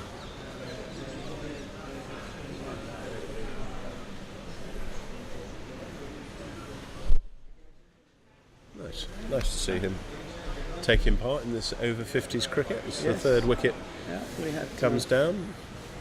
It's great to see some of these other guys. Russell Tiffin, didn't he? Yes, that's right. Umpire did some of the games in the World Cup. And 2023, and I think he was also there in 2024, actually. Yeah, he was. Yeah, you're right. That was great to see. I met Russell Tiffy and some of the ambassadors. Mike Proctor, sadly departed now, left us. He was a wonderful guy, great ambassador for South Africa in the 2023 and 2024 World Cup, along with a number of the other legends that was set up by Roger Moult, who organised both World Cups. Okay, this should be at the wicket Dewey or Derby Hartzenberg, the captain. Very difficult to read the numbers on the shirts actually here. I think we've voted that Namibia have the best kit. Big sponsor, Sharp, across their frontage. You're coming, or we're coming to you courtesy of NV Play, which has all been set up through Chris Mays, who's done the media for this coverage. Nice shot there, no runs. Not a lot of foot movement from the front foot, but good hand-eye coordination there. 22 for 3 is the score at the present time. 3 wickets to Sean Cooper, who is England's most capped cricketer at over 50s cricket. Ball's gone up. Give you a few little facts on Sean Cooper. He had been in 38 appearances prior to the start of this World Cup, and he's been a big part of the England setup here and played a lot of the games. So he's over 40 games for England.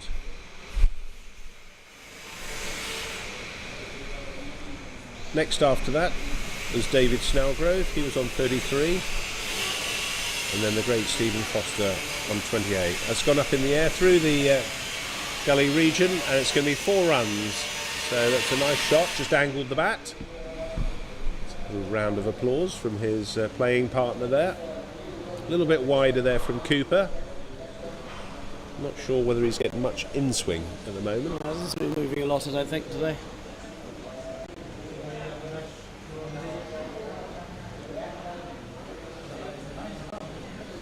He's still picked up 3 wickets.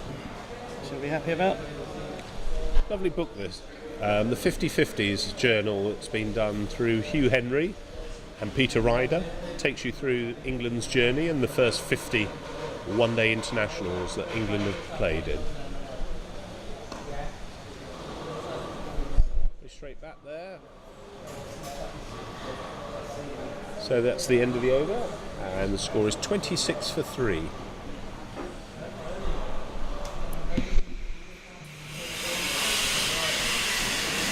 It's been a wonderful read, and hopefully we'll have an addendum that will come out as well to take on board the World Cup in 2025. I'm looking to my left, and there's the great man himself, Hugh Henry, who was very much put that together. So he's been nodding up and down rather than side to side, so that's a good sign.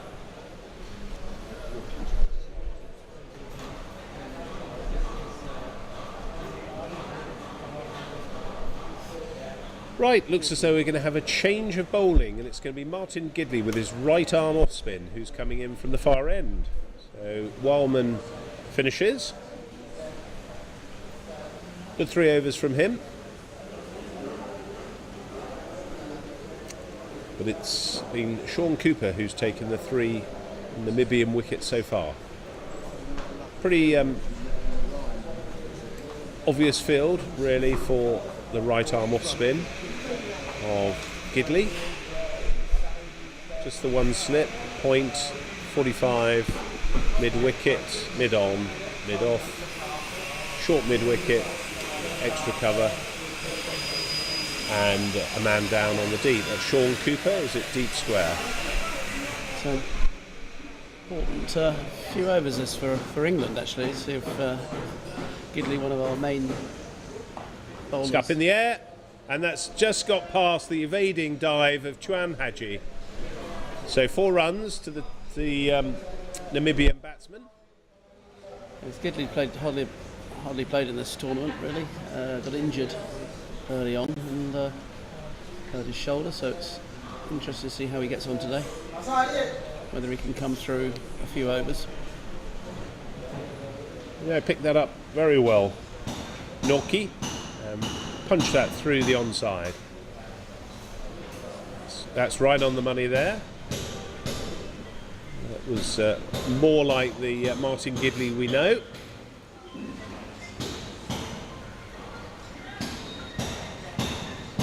Had a bit of physio on his arm, I think, and obviously trying to keep it as loose as he can with lots of stretching exercises.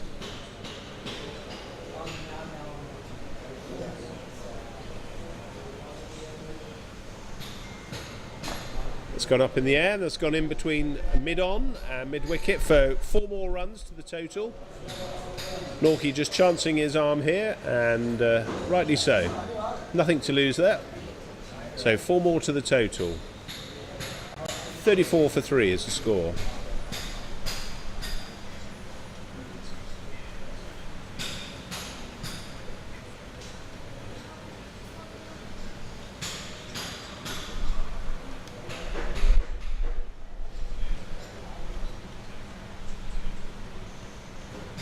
Oh, there's plenty of turn there.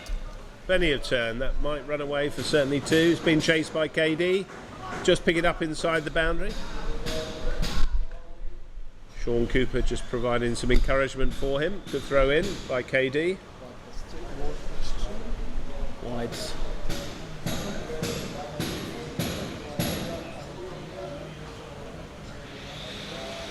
So an interesting start to Gidley's first over.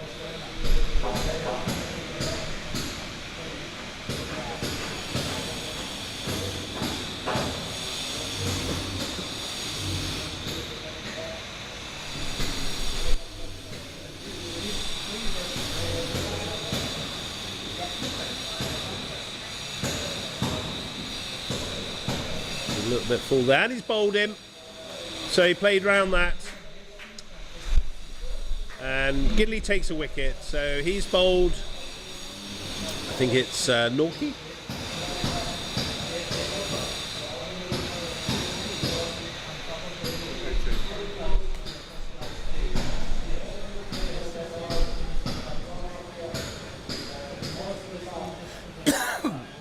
So Norkie was out for 18, 26 balls, 4 fours. So a good knock from him, but Gidley took the wicket. And that's the 4th wicket down, so 33 for 4. Sri Lanka still going very well in the other game. 89 for none off just over 9 overs.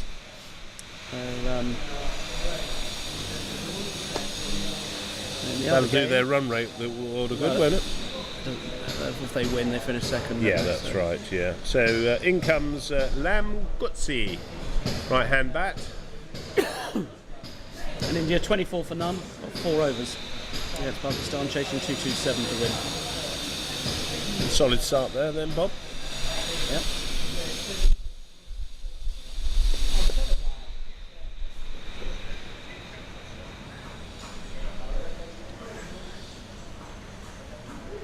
So Lam Kutsi is going to be facing.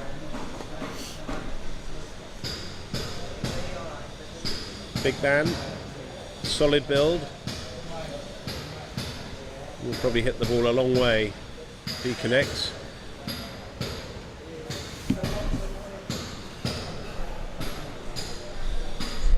One ball left in the over for Gidley.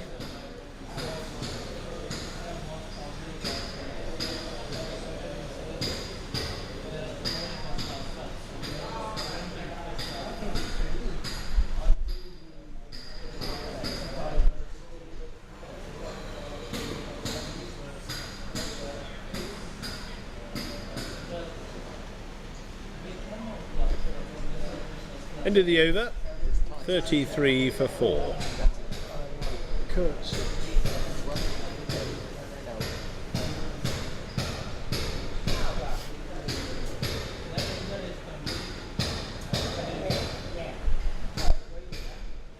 So it looks as though it's going to be Sean Cooper to continue, taking 3 wickets so far.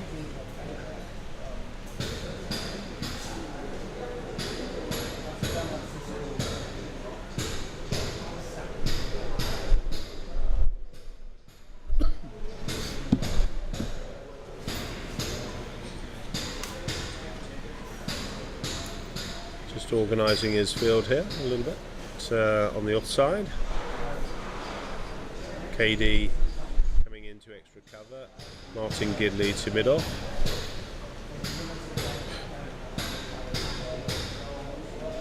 That's nicely driven for 4 runs on the offside. So what a good shot that is. Beautiful shots. Dewey Hartzberg, I'd say, completely struck that 4 through the offside. No real effort required there, just great timing.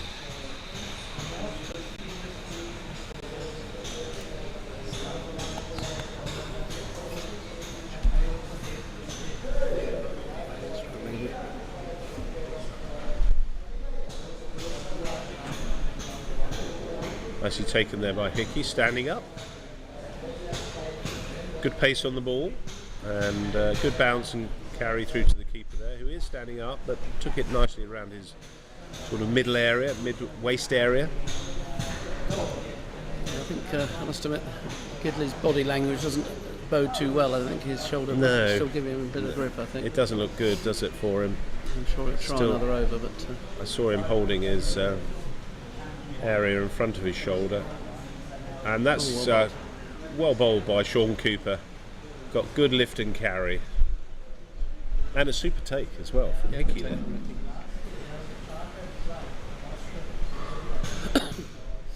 yeah, he's been unlucky, Hickey, to have missed 4 games through illness. But, hasn't given him a proper chance really to stake his claim to play in the semi-final. Really, well, he's kept well in both games he's played. Oh, that just nipped back by the looks of things.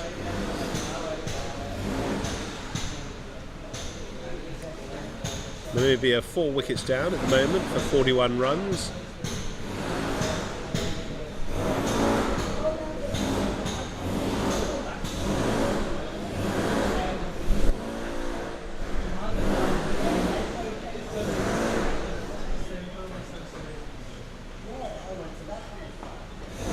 Just play through the offside there. Should be 2, should be picked up at the boundary, and it is by Nicky Phillips. He throws in, and that's 2 more to the total.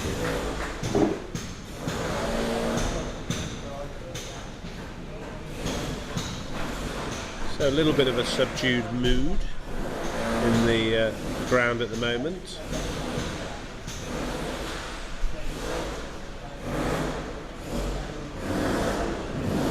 Slow accumulation of runs here by the Namibian batsman.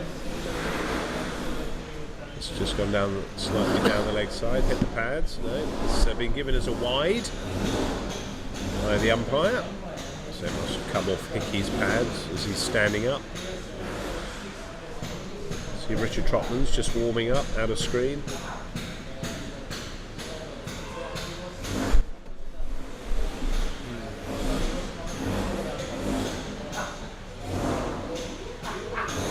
In comes Cooper, and it's just driven on the onside to Trotman, no run. End of the over, 44 for 4. Unfortunately, I think Gidley won't be available for the semi-final. I don't think he's even going to bowl his second over here. Phillips is coming on, so his shoulder's obviously giving him too much grief, and That's a big blow for England, that. possibly rules him out. I just think probably the rest of the tour. I would imagine so, yeah. Well, he doesn't want to make it any worse, and equally, obviously he's thinking of the team as well, isn't he? So, Nicky Phillips bowls right arm off spin. You could probably say he's Gidley's understudy as the other off spinner in the squad. David Snellgrove also bowls off spin as well, but I think Nicky Phillips is certainly the main frontline off spinner. So we've got a change at the far end. It's going to be Nicky Phillips coming on with his off spin, looking to take some wickets here. Lam Kutsi is the batsman facing. And that's nicely bowled by Nicky Phillips. Good start, good length. A little bit of turn, slow turn.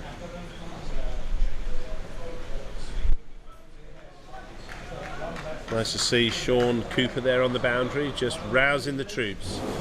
Changing the field to bring them a bit closer to Phillips.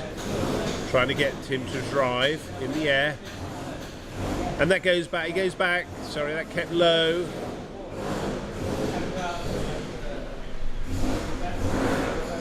I think it's one of those tracks where you do have time. You can go backwards and forwards, but we've seen on some of the other tracks you really have got to get forward, otherwise you'll get caught in the crease. That's a good shot, that's a nice reply. Not looking to force the pace here, Lam Kutsi.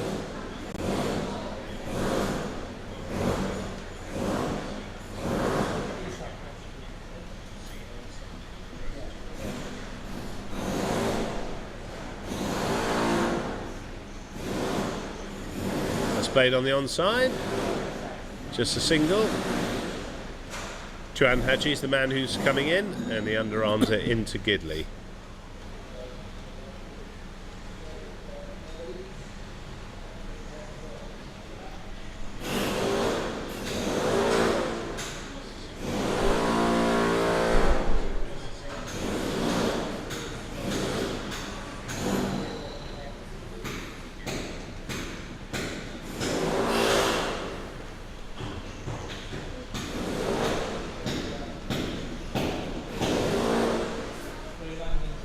start by Phillips.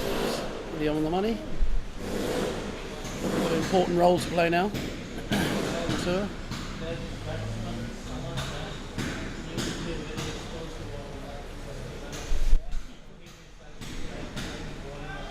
Shout for LBW there. Looks as though that was going down the leg side. No response from the umpire there. End of the over. Score is 45 for 4.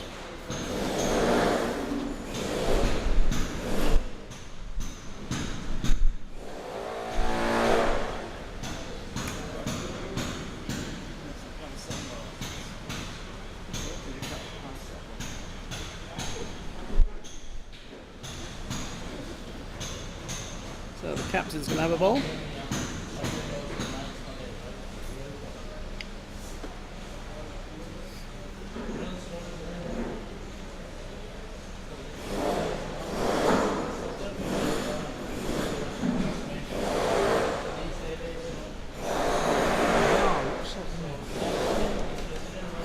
In Group B, Pakistan were 226 for 10 all out. Sorry, India 30 for nothing off 6.4. So steady start by them in their run chase. Richard Trotman is the new bowler, bowls his right arm medium. Good start from him. Nice to see him have a good spell here. Take a few wickets and stake his claim for a place in the side on Thursday in the semi-final. Driven on the onside, well down by Martin Gidley there. He got round very quickly to the mid-on region.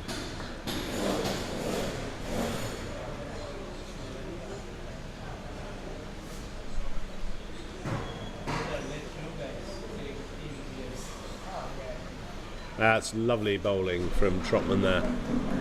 Right past the outside edge there.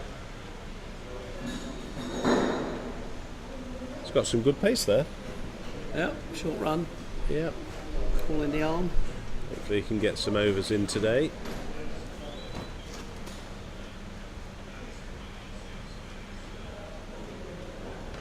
That's gone down to the wide-ish third man for 4 runs. Charlie Knightley's the fielder there. So 4 runs to Namibia. 49 for 4.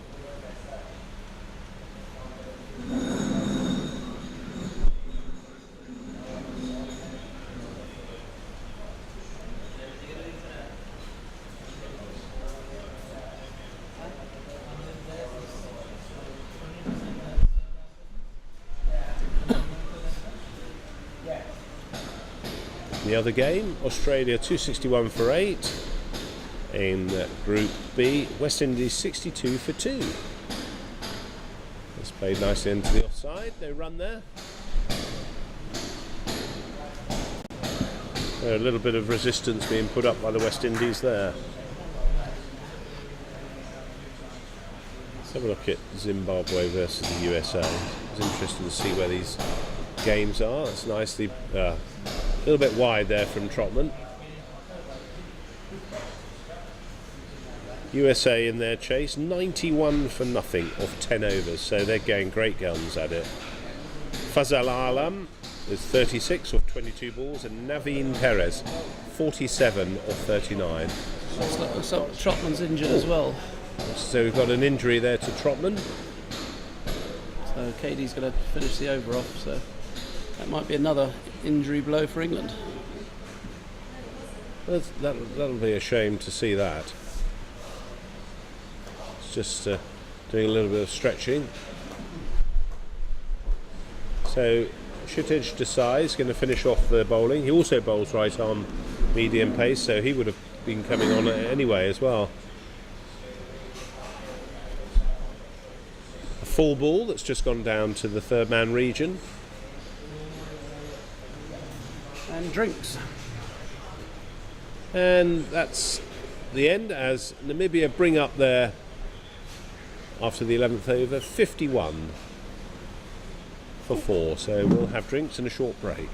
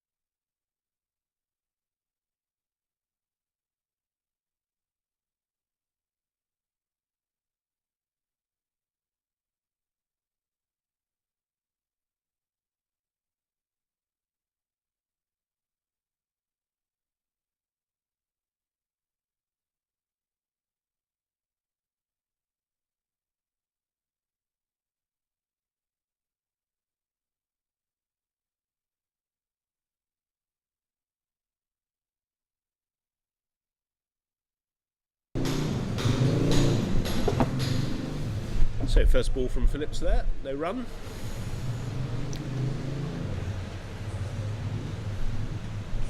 A little bit flatter there. Just played off the back third, no run. Interestingly, we just had a drinks break and Kutzi's asking for a change of gloves.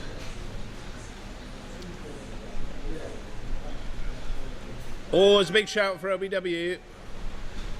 It's obviously doing too much.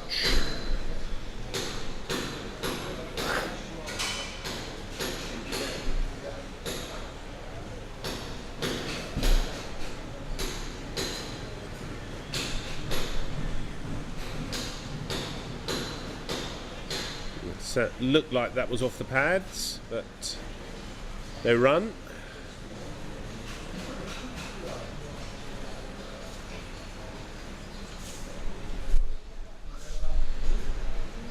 Nicky Phillips bowling very tiredly here for England.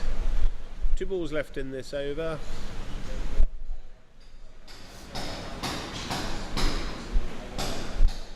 So that's nicely flighted up there, and just a single. So Kutzi just turns that ball around the corner. Nicky Phillips will be looking to finish off this over strong.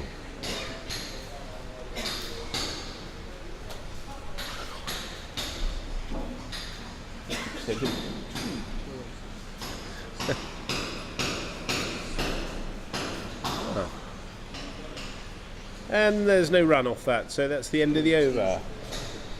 52 for 4.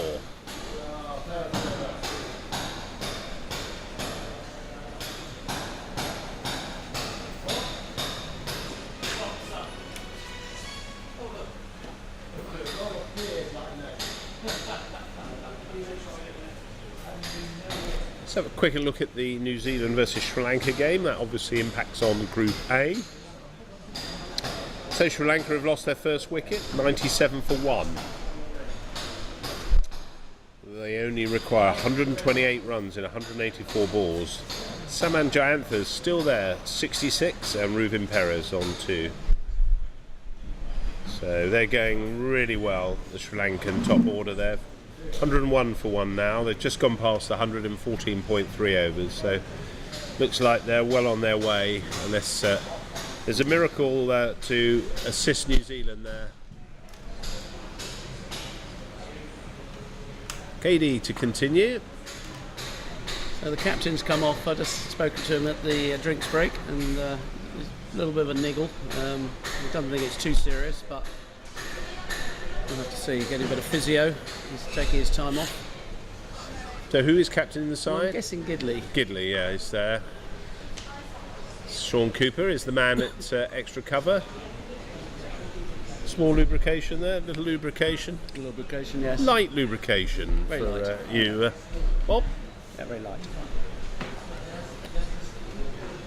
And that's beautifully taken there. Gone right past the outside edge. Smart smashing take from Liam Hickey there.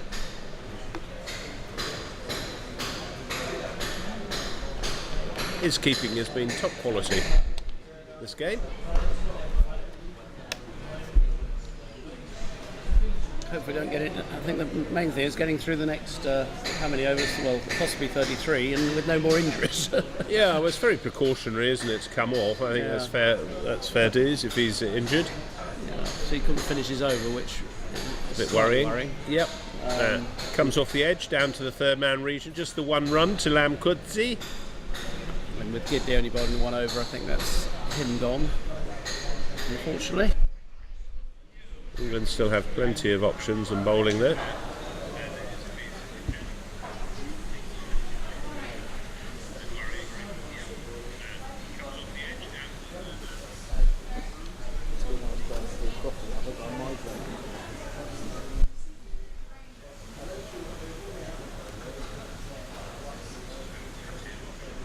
End of the over. 53 for 4. Namibia battling away. As I look at the scores from the New Zealand game: 224 for 7 New Zealand, 102 for 1 or 15.1 Sri Lanka. Saman Jayantha 71. So he's going great guns off only 54 balls, smashing it really hard.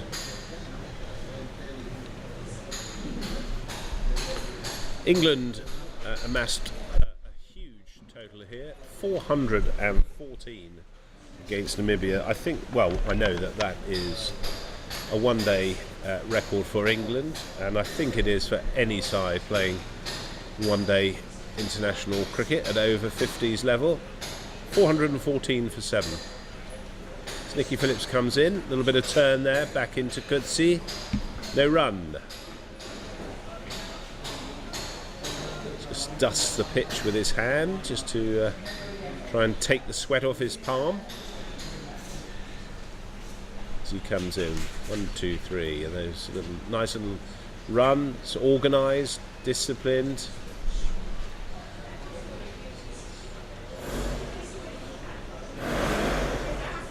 I suspect we'll see the left arm of Hadji and Luke Jarvis as well in the next sort of power play. It's gone past, nicely taken by Hickey. Yeah, I think they should both get a run out here. It's a little bit surprising that Whittaker hasn't had a ball in front of Norman or Trotman, but plenty of time at the moment. Big swing there, but absolutely nothing on that other than the pad.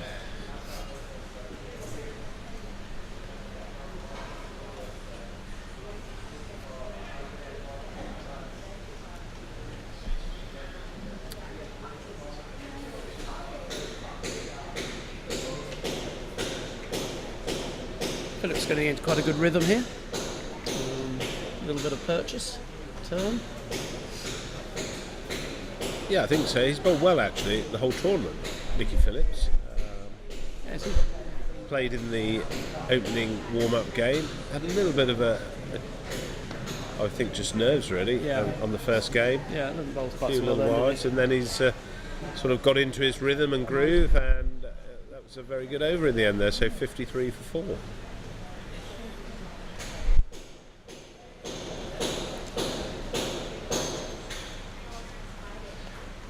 Three overs so far. One maiden, no runs, no wickets for 3 runs. So it's pretty tidy there from Nicky Phillips. KD to continue from the commentary end with his right arm medium pace. A little bit wider there, but smartly taken by Hickey for no run.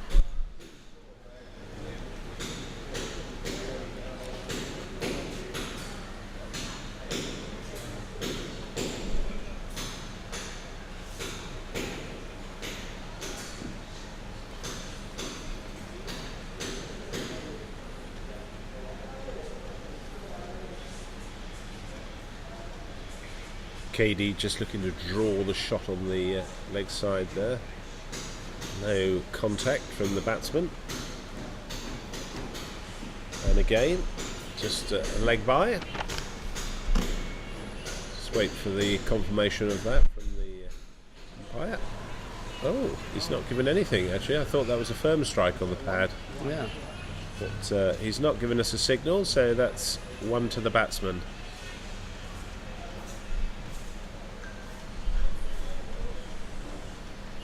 And that's gone down the leg side. The fielder's chasing that, and he picks it up. That's Jonathan Wildman. Did really well there.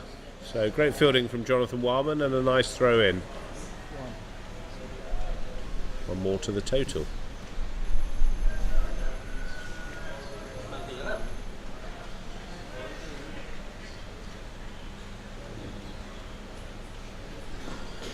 It's nicely driven, and Hadji just dived over that ever so slightly, and that's gone for 4 runs. So 4 to the total there, as he puts up his hand of apology to KD. It was a very full ball though from KD, and it deserved everything that it got there.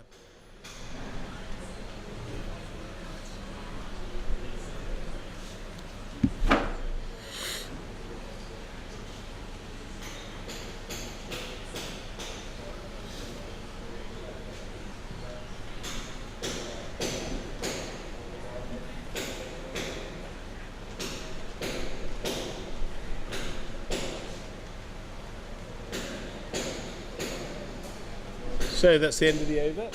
59 for 4 is the score for Namibia.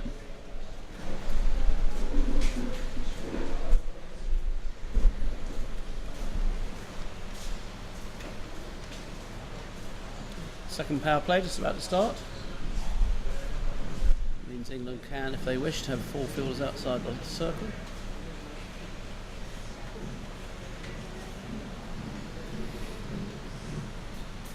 We've got 3 at the moment. They've got long on, deep wicket, deep square leg.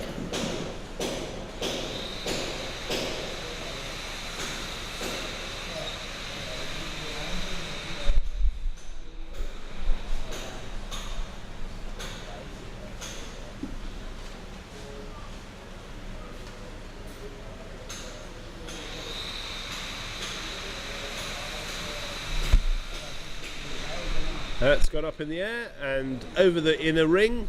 Haji's there to just pick that up and throw it back in. So 1 more to the total. India 46 for none at the first drinks break, 11 overs, chasing that 2-2-7 to win. So a decent start for them. Pacing themselves. West Indies, we lost a couple of early wickets, so now 90 for 2 against Australia. That's a good effort, isn't it? Yeah, 90 for 2 off 18.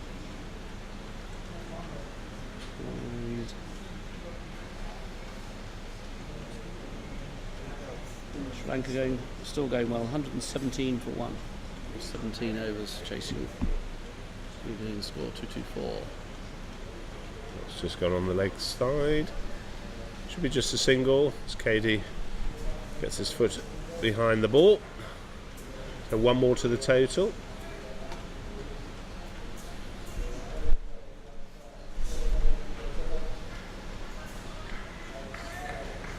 A little bit of urgency just being instilled into the side from Martin Gidley there, clapping his hands, trying to get the team roused. That's just gone on the offside, so should be just a single.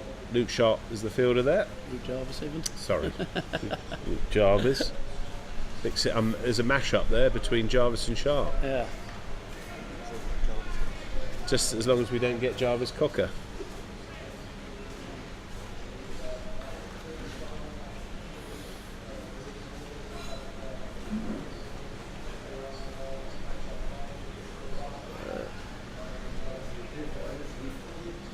That's good. I like the what the Namibian batsmen are doing there, just looking for the singles, playing some proper shots.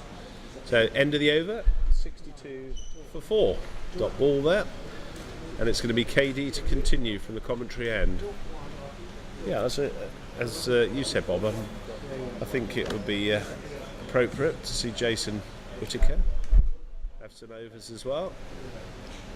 Yeah, I think so. What a stunning catch that was, wasn't it? Down to his left. Beautiful catch, yeah.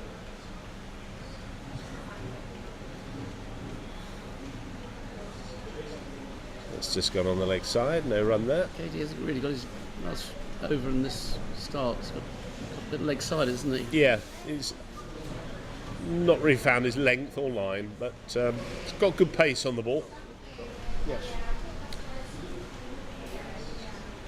Shorter there, and again that's gone down the leg side, so it's a wide, 1 to the total.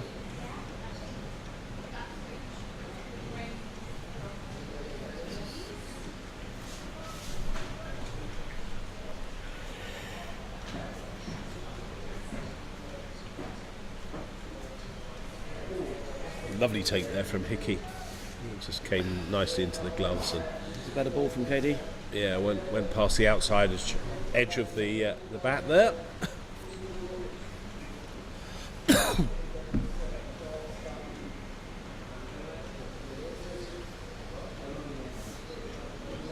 It's nicely driven on the onside. Great start there by Luke Jarvis. Saved a certain fall there.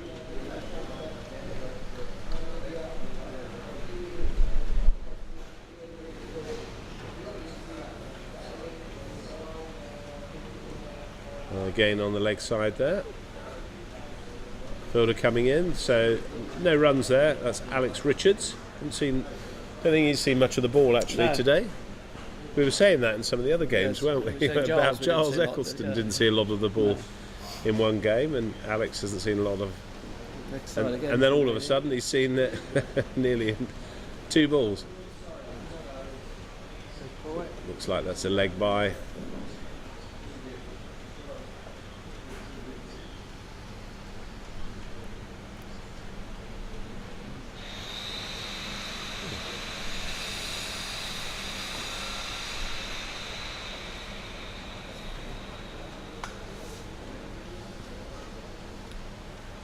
So the end of the 17th over. Namibia are 64 for 4.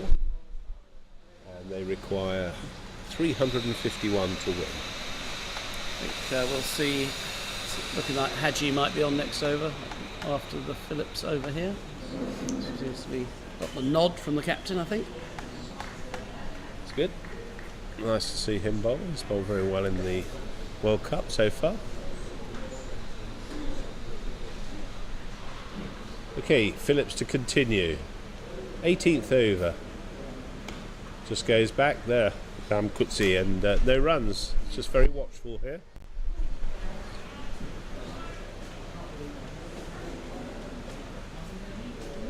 Clearly looking to occupy the crease for as long as he can, which is good. And I've just put the curse on him. And so he's just been bowled. So Nick Phillips gets a wicket, well-deserved wicket there. He bowls Coetzee for 11. 38 balls, hit 1-4, and he was in for 35 minutes. So Nam Coetzee, a good solid 11, and that's the 5th wicket down for Namibia.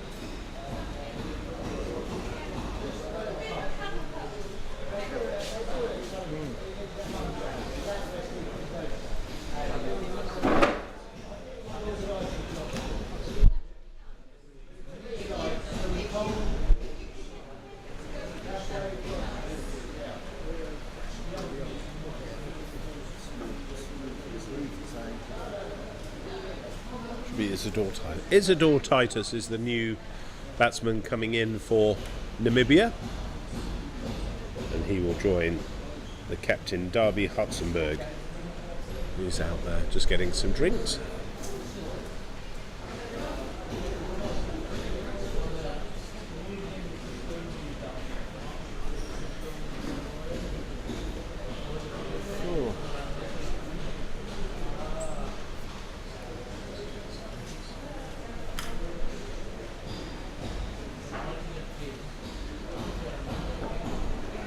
No, those are empties.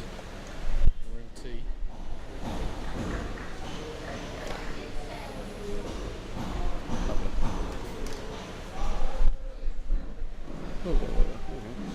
Thank you. I love the way you say woo woo woo when there's only about 3 drips left. Years of experience.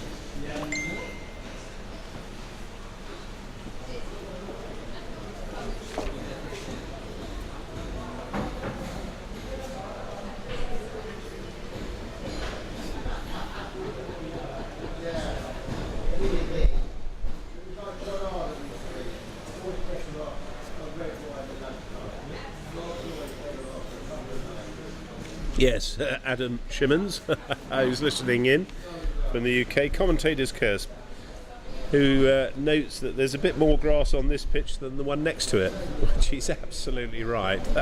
That is a dust bowl, and I'm not sure what they play on that, but whether they put a matting over it or not, but it's certainly not grass, that's for sure. But well observed. Right, 64 for 5. A bit of movement there from Martin Gidley with the field. Nicky Phillips is going to be coming into the left-handed Isidore Titus, who's facing quite a low stance there. Looks as though he's leaning on that bat there. He just plays that round the corner. Just a single there. Luke Jarvis is the man who comes round.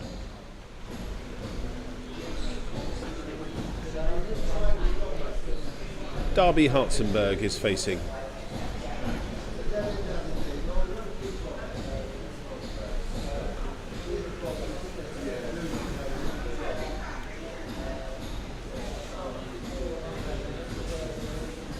A little bit shorter there. Just played down as well, third man region. Just a single again. There won't be anything more than that. As Jarvis picks up and throws in. I think England are looking to have a net tomorrow, Bob. They're coming here, I think. Ah, okay, that's good. Yeah, some nice net facilities to our left. That's a beautiful ball from Phillips there. There's an appeal there, not sure for what, but turned away from the batsman.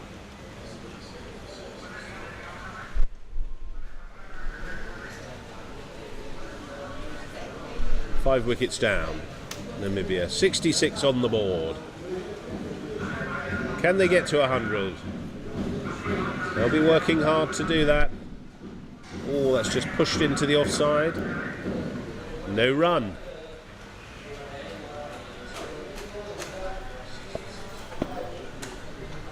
That's the end of the 18th over. 66 for 5.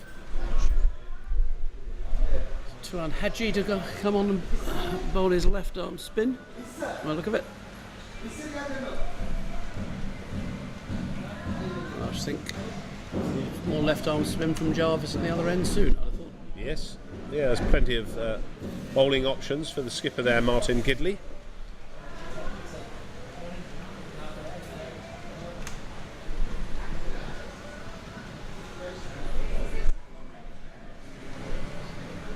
KD's just coming into mid-on. Looks as though he's limping a little bit. I don't know if that's his normal gait, but just coming into the mid-off region.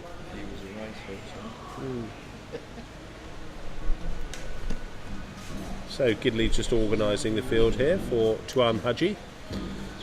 We've got KD at mid-off, Sean Cooper extra cover, Nicky Phillips at the usual point, which is point, and Gidley will come into a short extra, I suspect. Stop the single. Mid-on is Luke Jarvis. Mid-wicket is Alex Richards. And the wonder catcher, Whitaker, is first slip. A little bit flatter there from Hadji. Just chop that down to the third man region where Charlie Knightley is.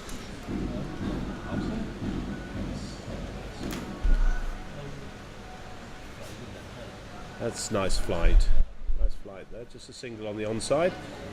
Richards is the fielder. Good throw in there from Richards. Very tidy fielder. Places cricket for Essex in the over 50s championship. Very quick between the wickets, very fit young man. Square legs just coming in. That looks Jonathan Wildman to the left-hander.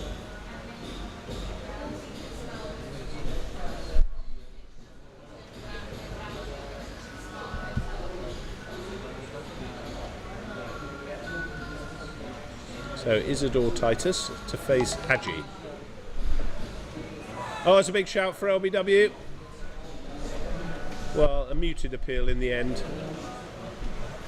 Hadji turned and pointed at the umpire, and then he had a smile on his face. I think that may have been just drifting down the leg side.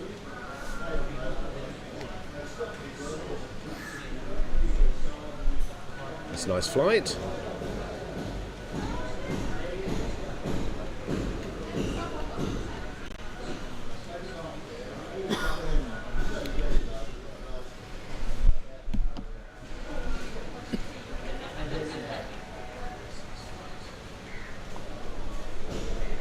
Like a bit of French cricket there. He just hung out the bat and waited for it to hit it. It went down to Nicky Phillips. Not a lot of foot movement here from Titus.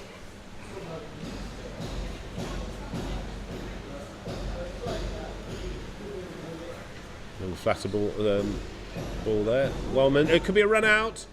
Oh, and he's hit the stumps. So it's a direct hit.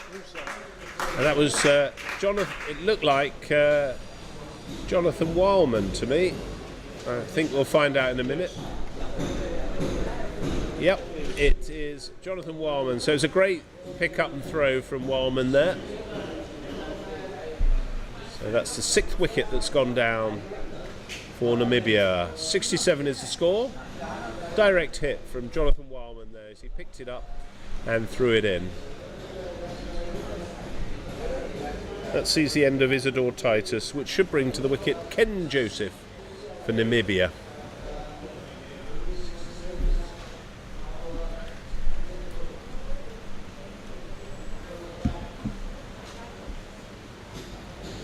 So wickets falling now quite regularly for Namibia. This is Ken Joseph, who's coming in, opened the bowling for Namibia.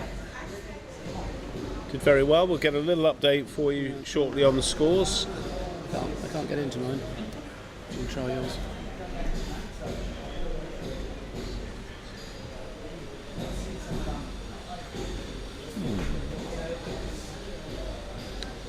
Right, as the batsmen get themselves settled, let's have a look at the all-enthralling game of Pakistan and India in Group B. So India going along nicely, 65 without loss after 14.1. Looks as though they're pacing that well. Need 162 runs in 185 balls. So plenty of almost becoming a runner ball, but plenty to play for both sides there. Ooh, this could be an interesting one. Australia. Oh, sadly the West Indies have lost 4 wickets now in their chase. They're 4 down for 112, chasing 262.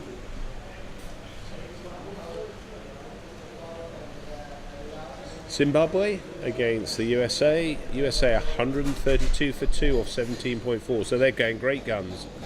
They're really looking to up their run rate. 47 runs they require in 164 balls, so that should be over fairly soon.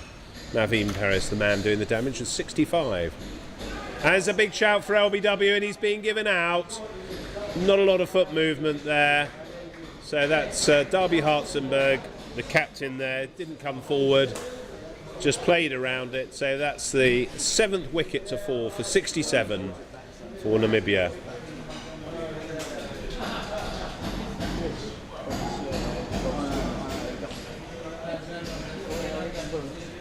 In the other Group A game, New Zealand were 224 for 7 after their 45, and Sri Lanka 155 for 1. Saman Jayantha, who scored 102, 103 now off 74 balls. So he's been the highlight for the Sri Lankan innings there. Looks like they're going to get home fairly easily against New Zealand. It's not over till it's over, so they'll keep plugging away New Zealand, but it looks as though that's going to be a tall order for them.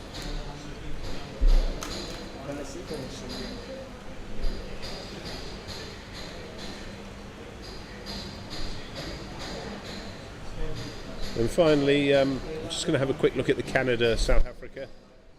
South Africa chasing 185, South Africa 113 for 4.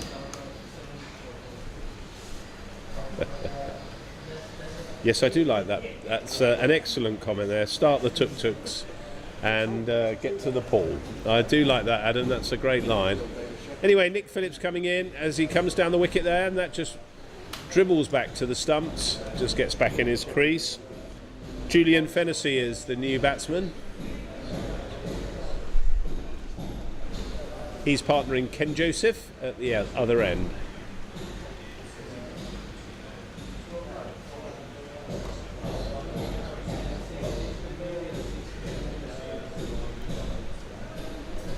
It's quite a character, Julian Fennessy. We're having a chat at lunch. little bit of an Australian twang to his voice. I don't know if he lives in Australia, but smashing bloke. That's nice. Comes down the track there. Oh, nearly put it up to a caught and bowled to Phillips. Yeah, nice big smile on Phillips' face. That's the end of the over. It's a maiden for Phillips, who's bowled 6 overs, 2 maidens, 2 for 7.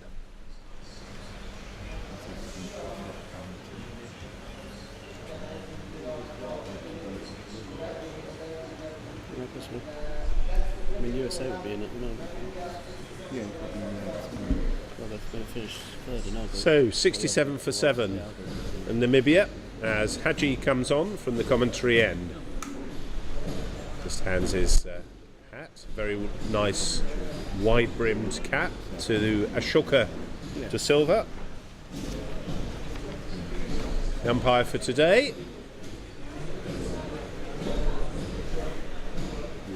Almost similar height. Sri Lankan born is Haji. Comes in with his lovely slow left arm there, and that's very well bowled.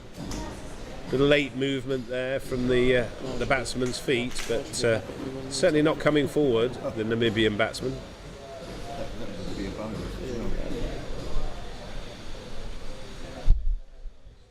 And nearly bowled him.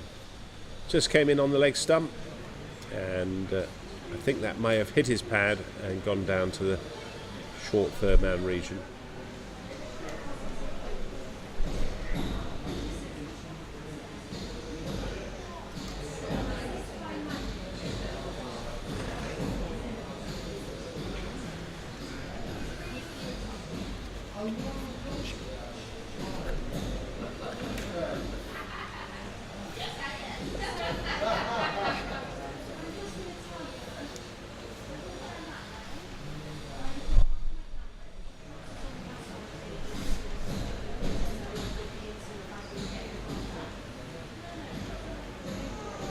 It's very well bowled by Haji there. He's getting a lot of turn there. So 3 more wickets required from England to complete the innings here for Namibia. That's nicely struck. Well fielded by Sean Cooper. Extra cover.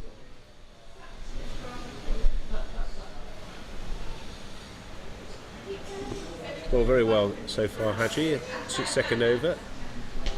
No wicket for 2 runs. And that's a little bit quicker there. Just kept the batsman there honest. So the end of the over, 68 for 7. So we're going to have a change of bowling. Luke Jarvis is coming on.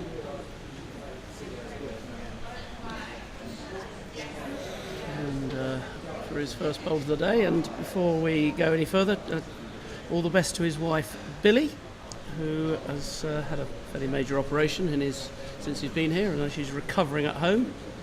And I'm told by Jarv she hasn't got much to do, so she's listening to most of the commentary, and she's struggling to sleep after operation.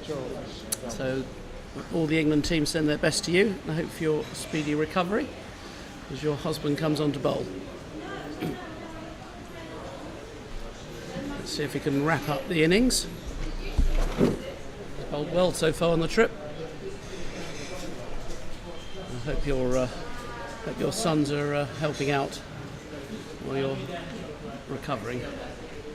Sure, they're doing everything for you. You'd like to think so, wouldn't you? You'd like to think so, but probably not. We wish you the best, Billy, in your recovery. As just getting the field right now for Jarvis, as he's coming right arm around, just asking the umpire to stand up a little bit more to the stumps.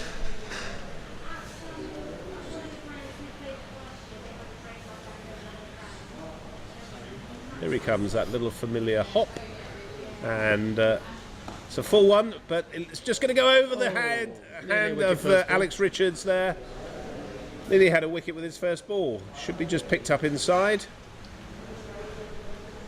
Looks as though he's done that, so somewhat retrieved the situation for Luke.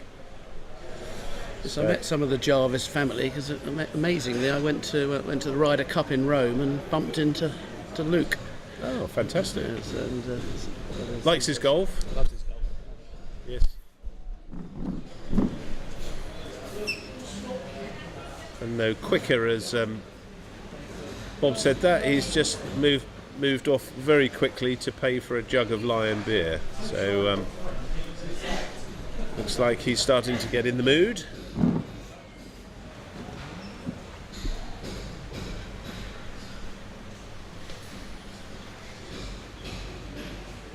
Don't want you to get the wrong impression about this tour at all, Billy. It's full-on cricket and pretty hard work, actually.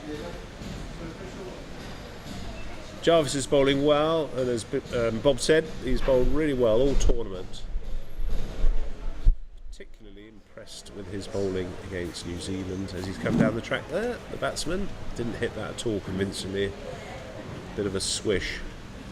But Jarvis would like that, seeing him come down the track.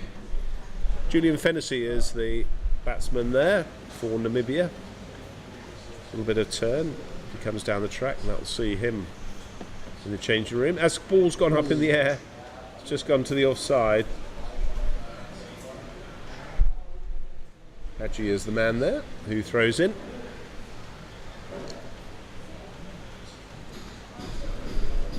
So a subdued ending, Bob, to the end of the group stage games here at the moment. Yeah, I mean, just ticking along, 72 for 7, Namibia. Yes, it's Always expected though, that one kept a little low. it's always difficult when we're kind of almost, no disrespect to Namibia, playing for looking more to the semi-final and giving everybody a game.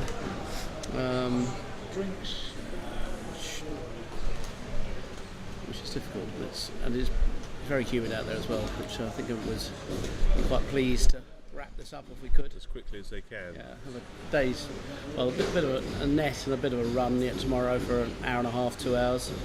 But generally have a fairly relaxing day before Thursday. Yeah, and we've got a drinks break, so we'll take a short 5-minute break and we'll be back with you shortly.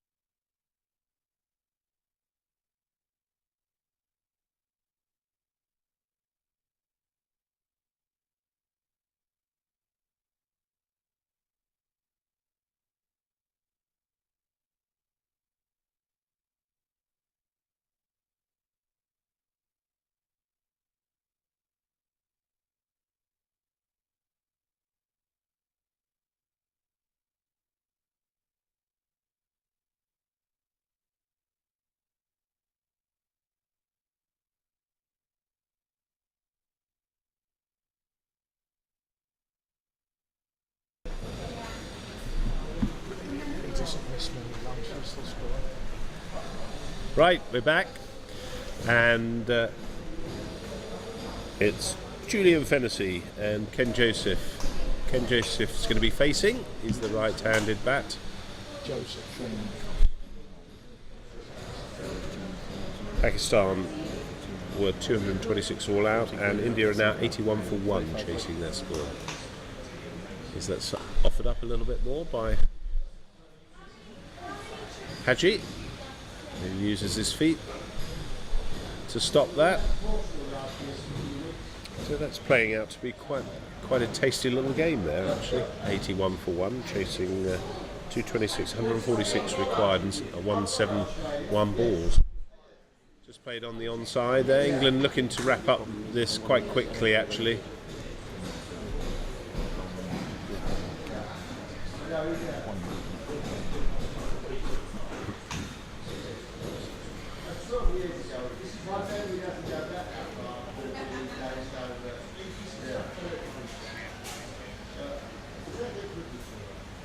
Oh, that's a beautiful ball.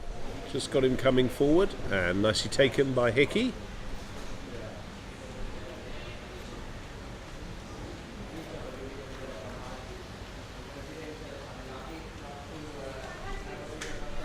Plenty of purchase there off the wicket for Haji. Threw that up nicely, just tempting the batsman to come forward.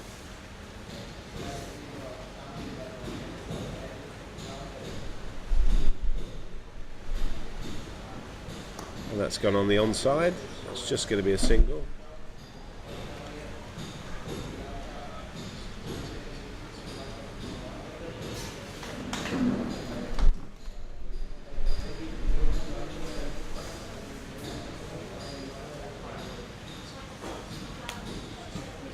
And that's gone past the outside edge. That's great bowling from Haji. Lovely flight. Nice loop. Bowling in tandem with Luke Jarvis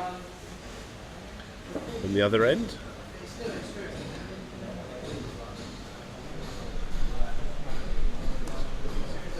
That's going to go on the onside.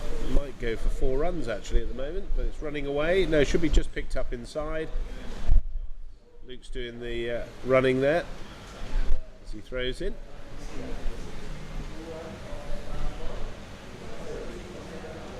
Two more runs to the total there. Score is currently 77 for 7. That's the end of the 23rd over.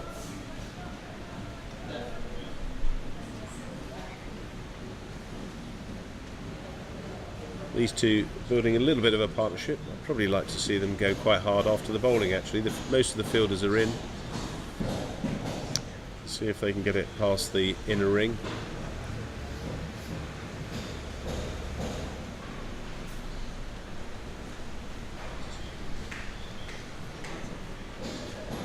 Gidley and Jarvis just looking at the field. How Luke would like that placed for him. There's no need for anyone to be out deep. They're never going to get anywhere close to the England total. Namibia. It's about maybe a few closer catches. They have got a deep square, I'm not sure why, but I'll be looking to get the Namibian batsman to play some shots here.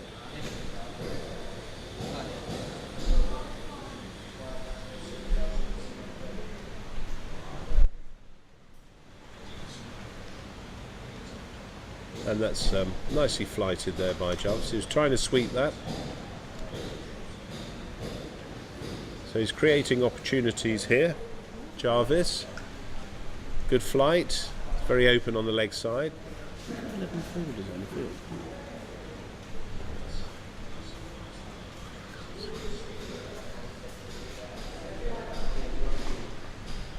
Kind of third man.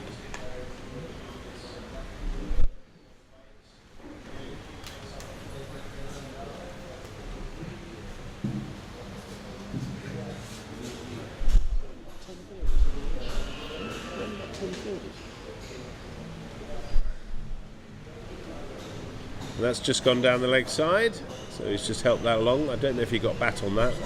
Martin Gidley's chasing. We've only got 10 field.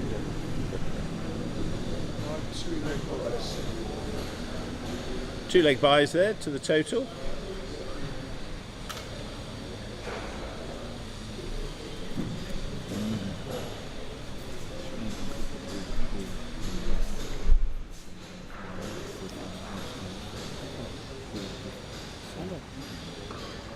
That's just been pulled to the leg side, just the single.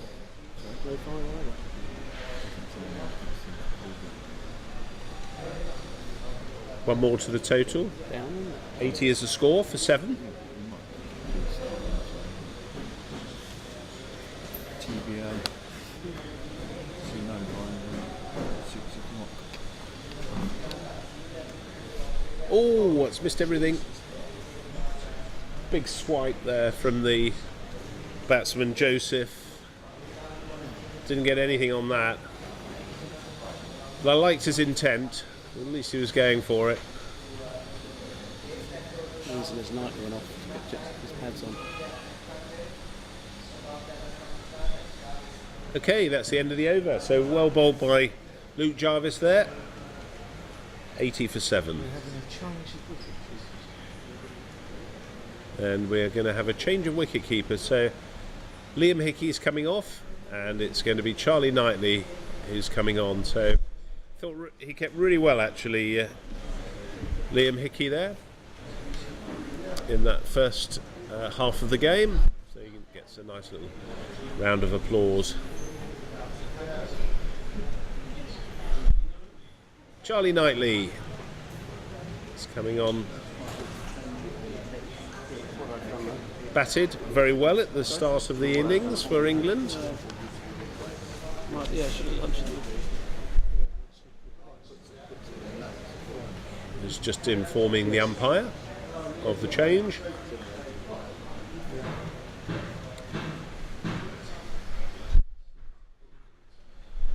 And on he comes Liam Hickey to field, so that makes the 11 players now on the field for England. We're going to drop into that extra cover region.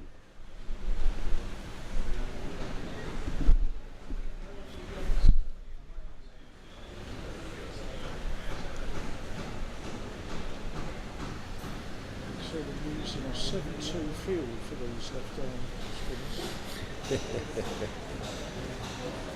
Yes, I don't think there's any need for players to be out on the boundary. 7-2 field, as Alan has just advised me, and that's a lovely take, and it looks like that's an appeal, but not out. So a nice bit of flight there from Hadj. That's what's required. Let's get these batsmen swinging from the hip or coming down the track.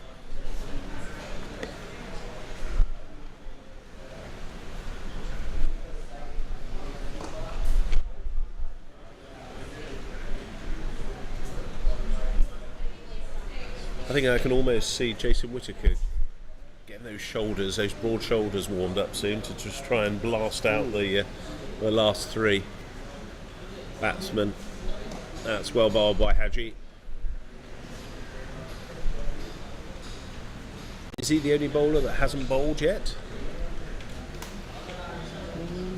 Yeah, I think he is. I think he is. So he'll be due a few overs soon. Oh, and he's bowled him. Played all round that. It was a beautiful piece of bowling from Hadji there. Came forward, went back and missed everything. So Hadji takes the 8th wicket for Namibia. Scores on 80. And it's the end of Julian Fennessy for 3 runs. He lasted for 20 balls, 21 minutes, no 4s and no 6s. So that's the end of his innings. And that should bring to the wicket William van Rensburg. I'm not sure that that is Willem van Rensburg.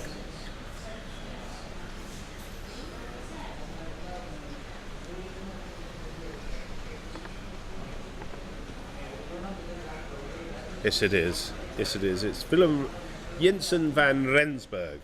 A little bit of a mouthful, that, but brings him to the wicket. So a very nice sounding name. Let's hope he can play some nice shots as well.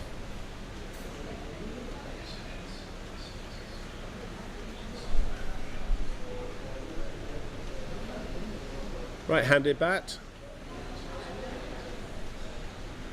He's going to be facing off against Tuan Haji, who's been bowling his left arm spin with great accuracy.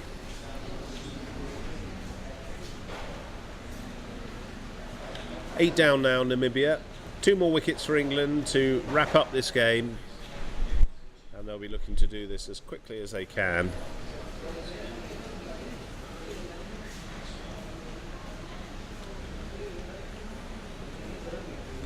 I think he might bowl him the quicker ball to start with. Yeah, that's well played. And it's been left by Haji for Luke Jarvis to field, and it's gone for 4. So lovely start there. Not quite sure what was going through Tuan Haji's mind there. He put his foot down and then he lifted it and left Luke Jarvis to decide what to do. So 4 to the total.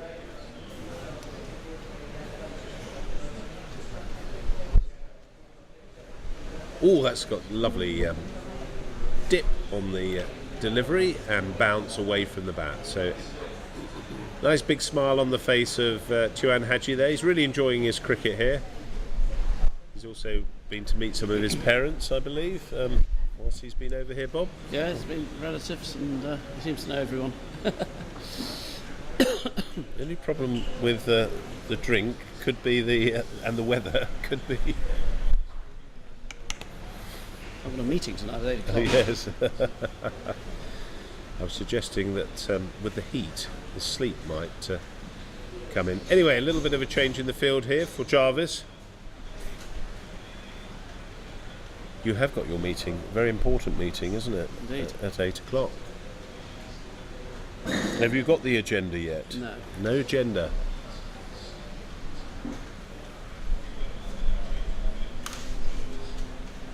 Shall we have a look at some of the scores while we're waiting for Luke to Yes, good idea. get I ready? can't get mine up for some reason. I've never heard you say that before. Now.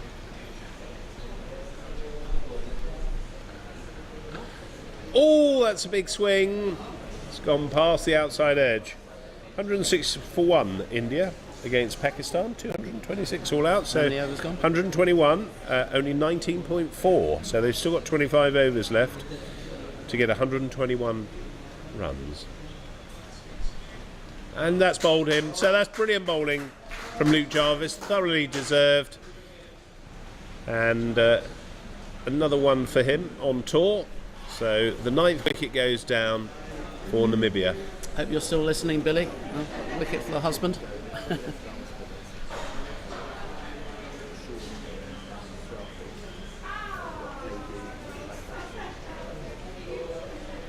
So a quick look at the Sri Lanka score. That's the other group game, and you probably won't be too surprised after that start from Sri Lanka that they have absolutely, they're smashing New Zealand. 207 for 2.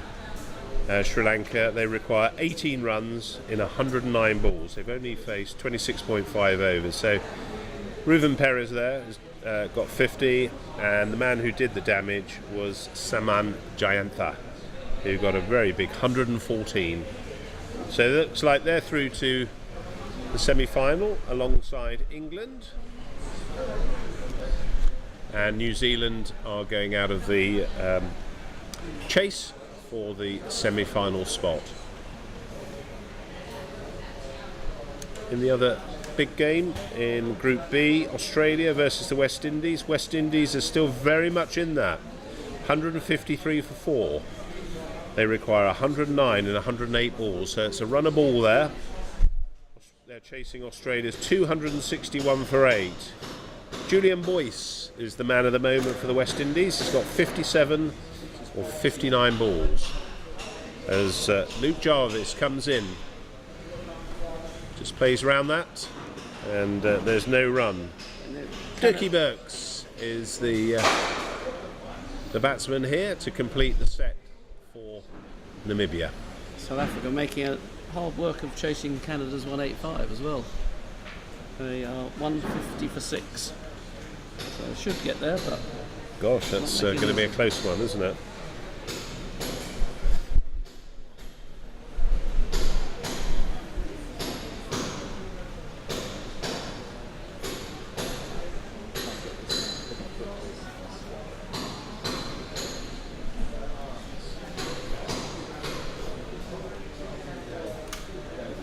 In comes Jarvis, a little bit flatter there, and that's just been put up in the air.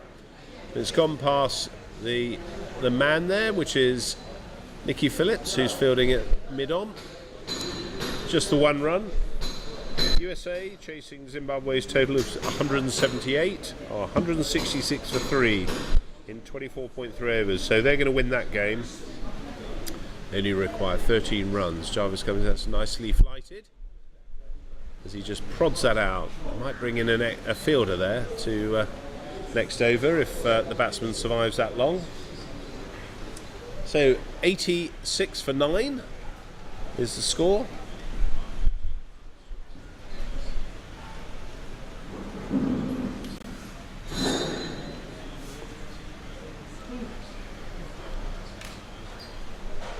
It's going to be Chuan Haji who's coming on from the commentary end.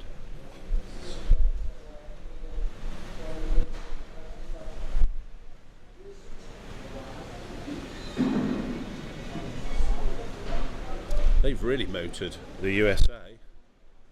Unbelievable. They're obviously very keen to get their run rate up, and they've gone really hard at it.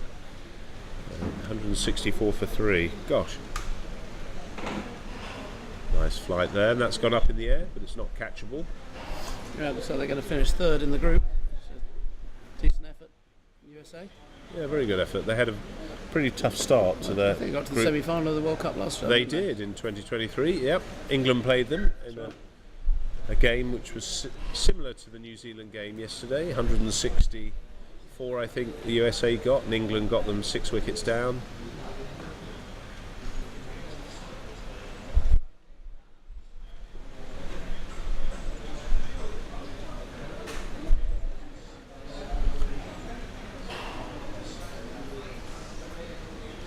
That's just played on the offside. So a little bit of survival mode here from the batsman for Namibia.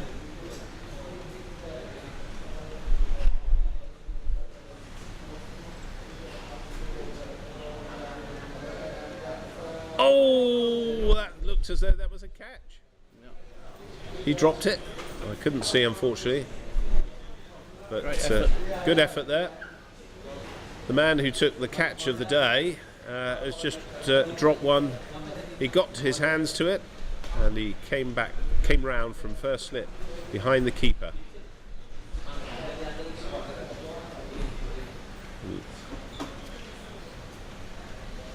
So Namibia just biding time now as England try and wrap up this game for an emphatic win, which will give them 6 out of 6 wins.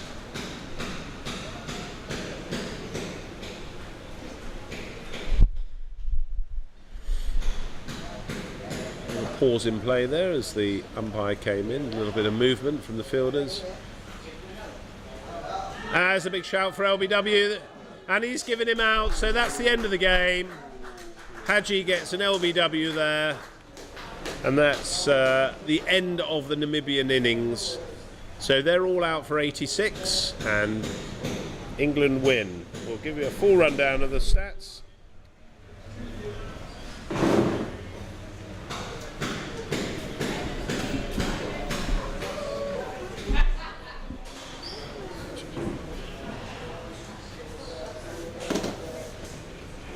I'll just use this, Alan, if that's okay. Right in front of you. No, it's just difficult to see. Sorry, Alan's very kindly offering me his computer, but it's just the glare that off the screen that I'm struggling with. Let's give you a quick rundown as the players shake hands on the pitch, and the captain for the day, Richard Trotman, comes out.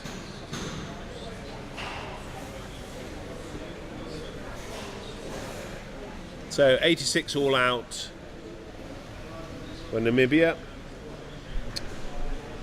Leon Fleming was out for 4 off 2 balls. He was LBW by Sean Cooper. Piers Lestrange was out for nothing.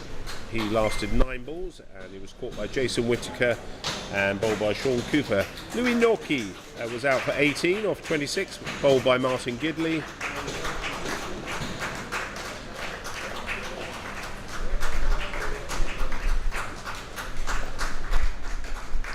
Willem Jennis was out for nothing, 6 balls. Darby Hartzenberg, their captain, was 18 off 29, LBW by Nick Phillips. Sorry, I should have said Willem Gennis was bowled by Sean Cooper. David Kirtsey was bowled by Nick Phillips for 11 off 38 balls. Isidore Titus was run out by Jonathan Warman for 1 off 7. Ken Joseph was bowled by Luke Jarvis for 8 off 13. Julian Fennessy bowled by Chuan Haji for 3 off 20. Willem Rensburg was LBW by Chuan Haji for 5 off 9, leaving Dirkie Burkes, the not-out batsman, on 1. Extras was 17, and the bowling for England, an excellent spell from Sean Cooper to open up. 5 overs, 1 maiden, 3 for 19. Jonathan Wildman, 3 overs, 1 maiden, 0 for 9. Martin Gidley, only the 1 over. He's just struggling with an injury, 1 for 11. Nick Phillips bowled well, 2 for 7 off his 6 overs with 2 maidens. Richard Trotman sustained a minor strain, 1 over, 0 for 6, no maidens. Kshitij Desai, 3 overs, 0 for 8, no maidens. Chuan Haji with his left arm spin at the end, 5 overs, 1 maiden, 2 for 10. And Luke Jarvis, 3 overs, no maidens, 1 for 8. He bowled very well, as he has done. Ashoka De Silva was the umpire and Saravanama Kumar Venkatasan were the 2 umpires. Hope you've enjoyed the coverage of today. It's been a little bit dour at the end of the game and a little bit slow, so apologies for that. But England record their 6th consecutive win in this World Cup. Takes them to top of Group A in the table standings, and they will play the winner of probably the India versus Pakistan game in Group B, and providing Australia win, and they were under some pressure, as I reported a little earlier. So I think from the Mercantile Cricket Association ground, it's goodbye from me. And Bob, would you like to say a few parting words and best wishes to Billy? Yeah, good luck to everyone for the semi-final, which looms on Thursday. It looks like we might be playing India, one of our regular visitors and people we play often. They've obviously been strengthened by some players. So looks like we might be playing them, which would be great.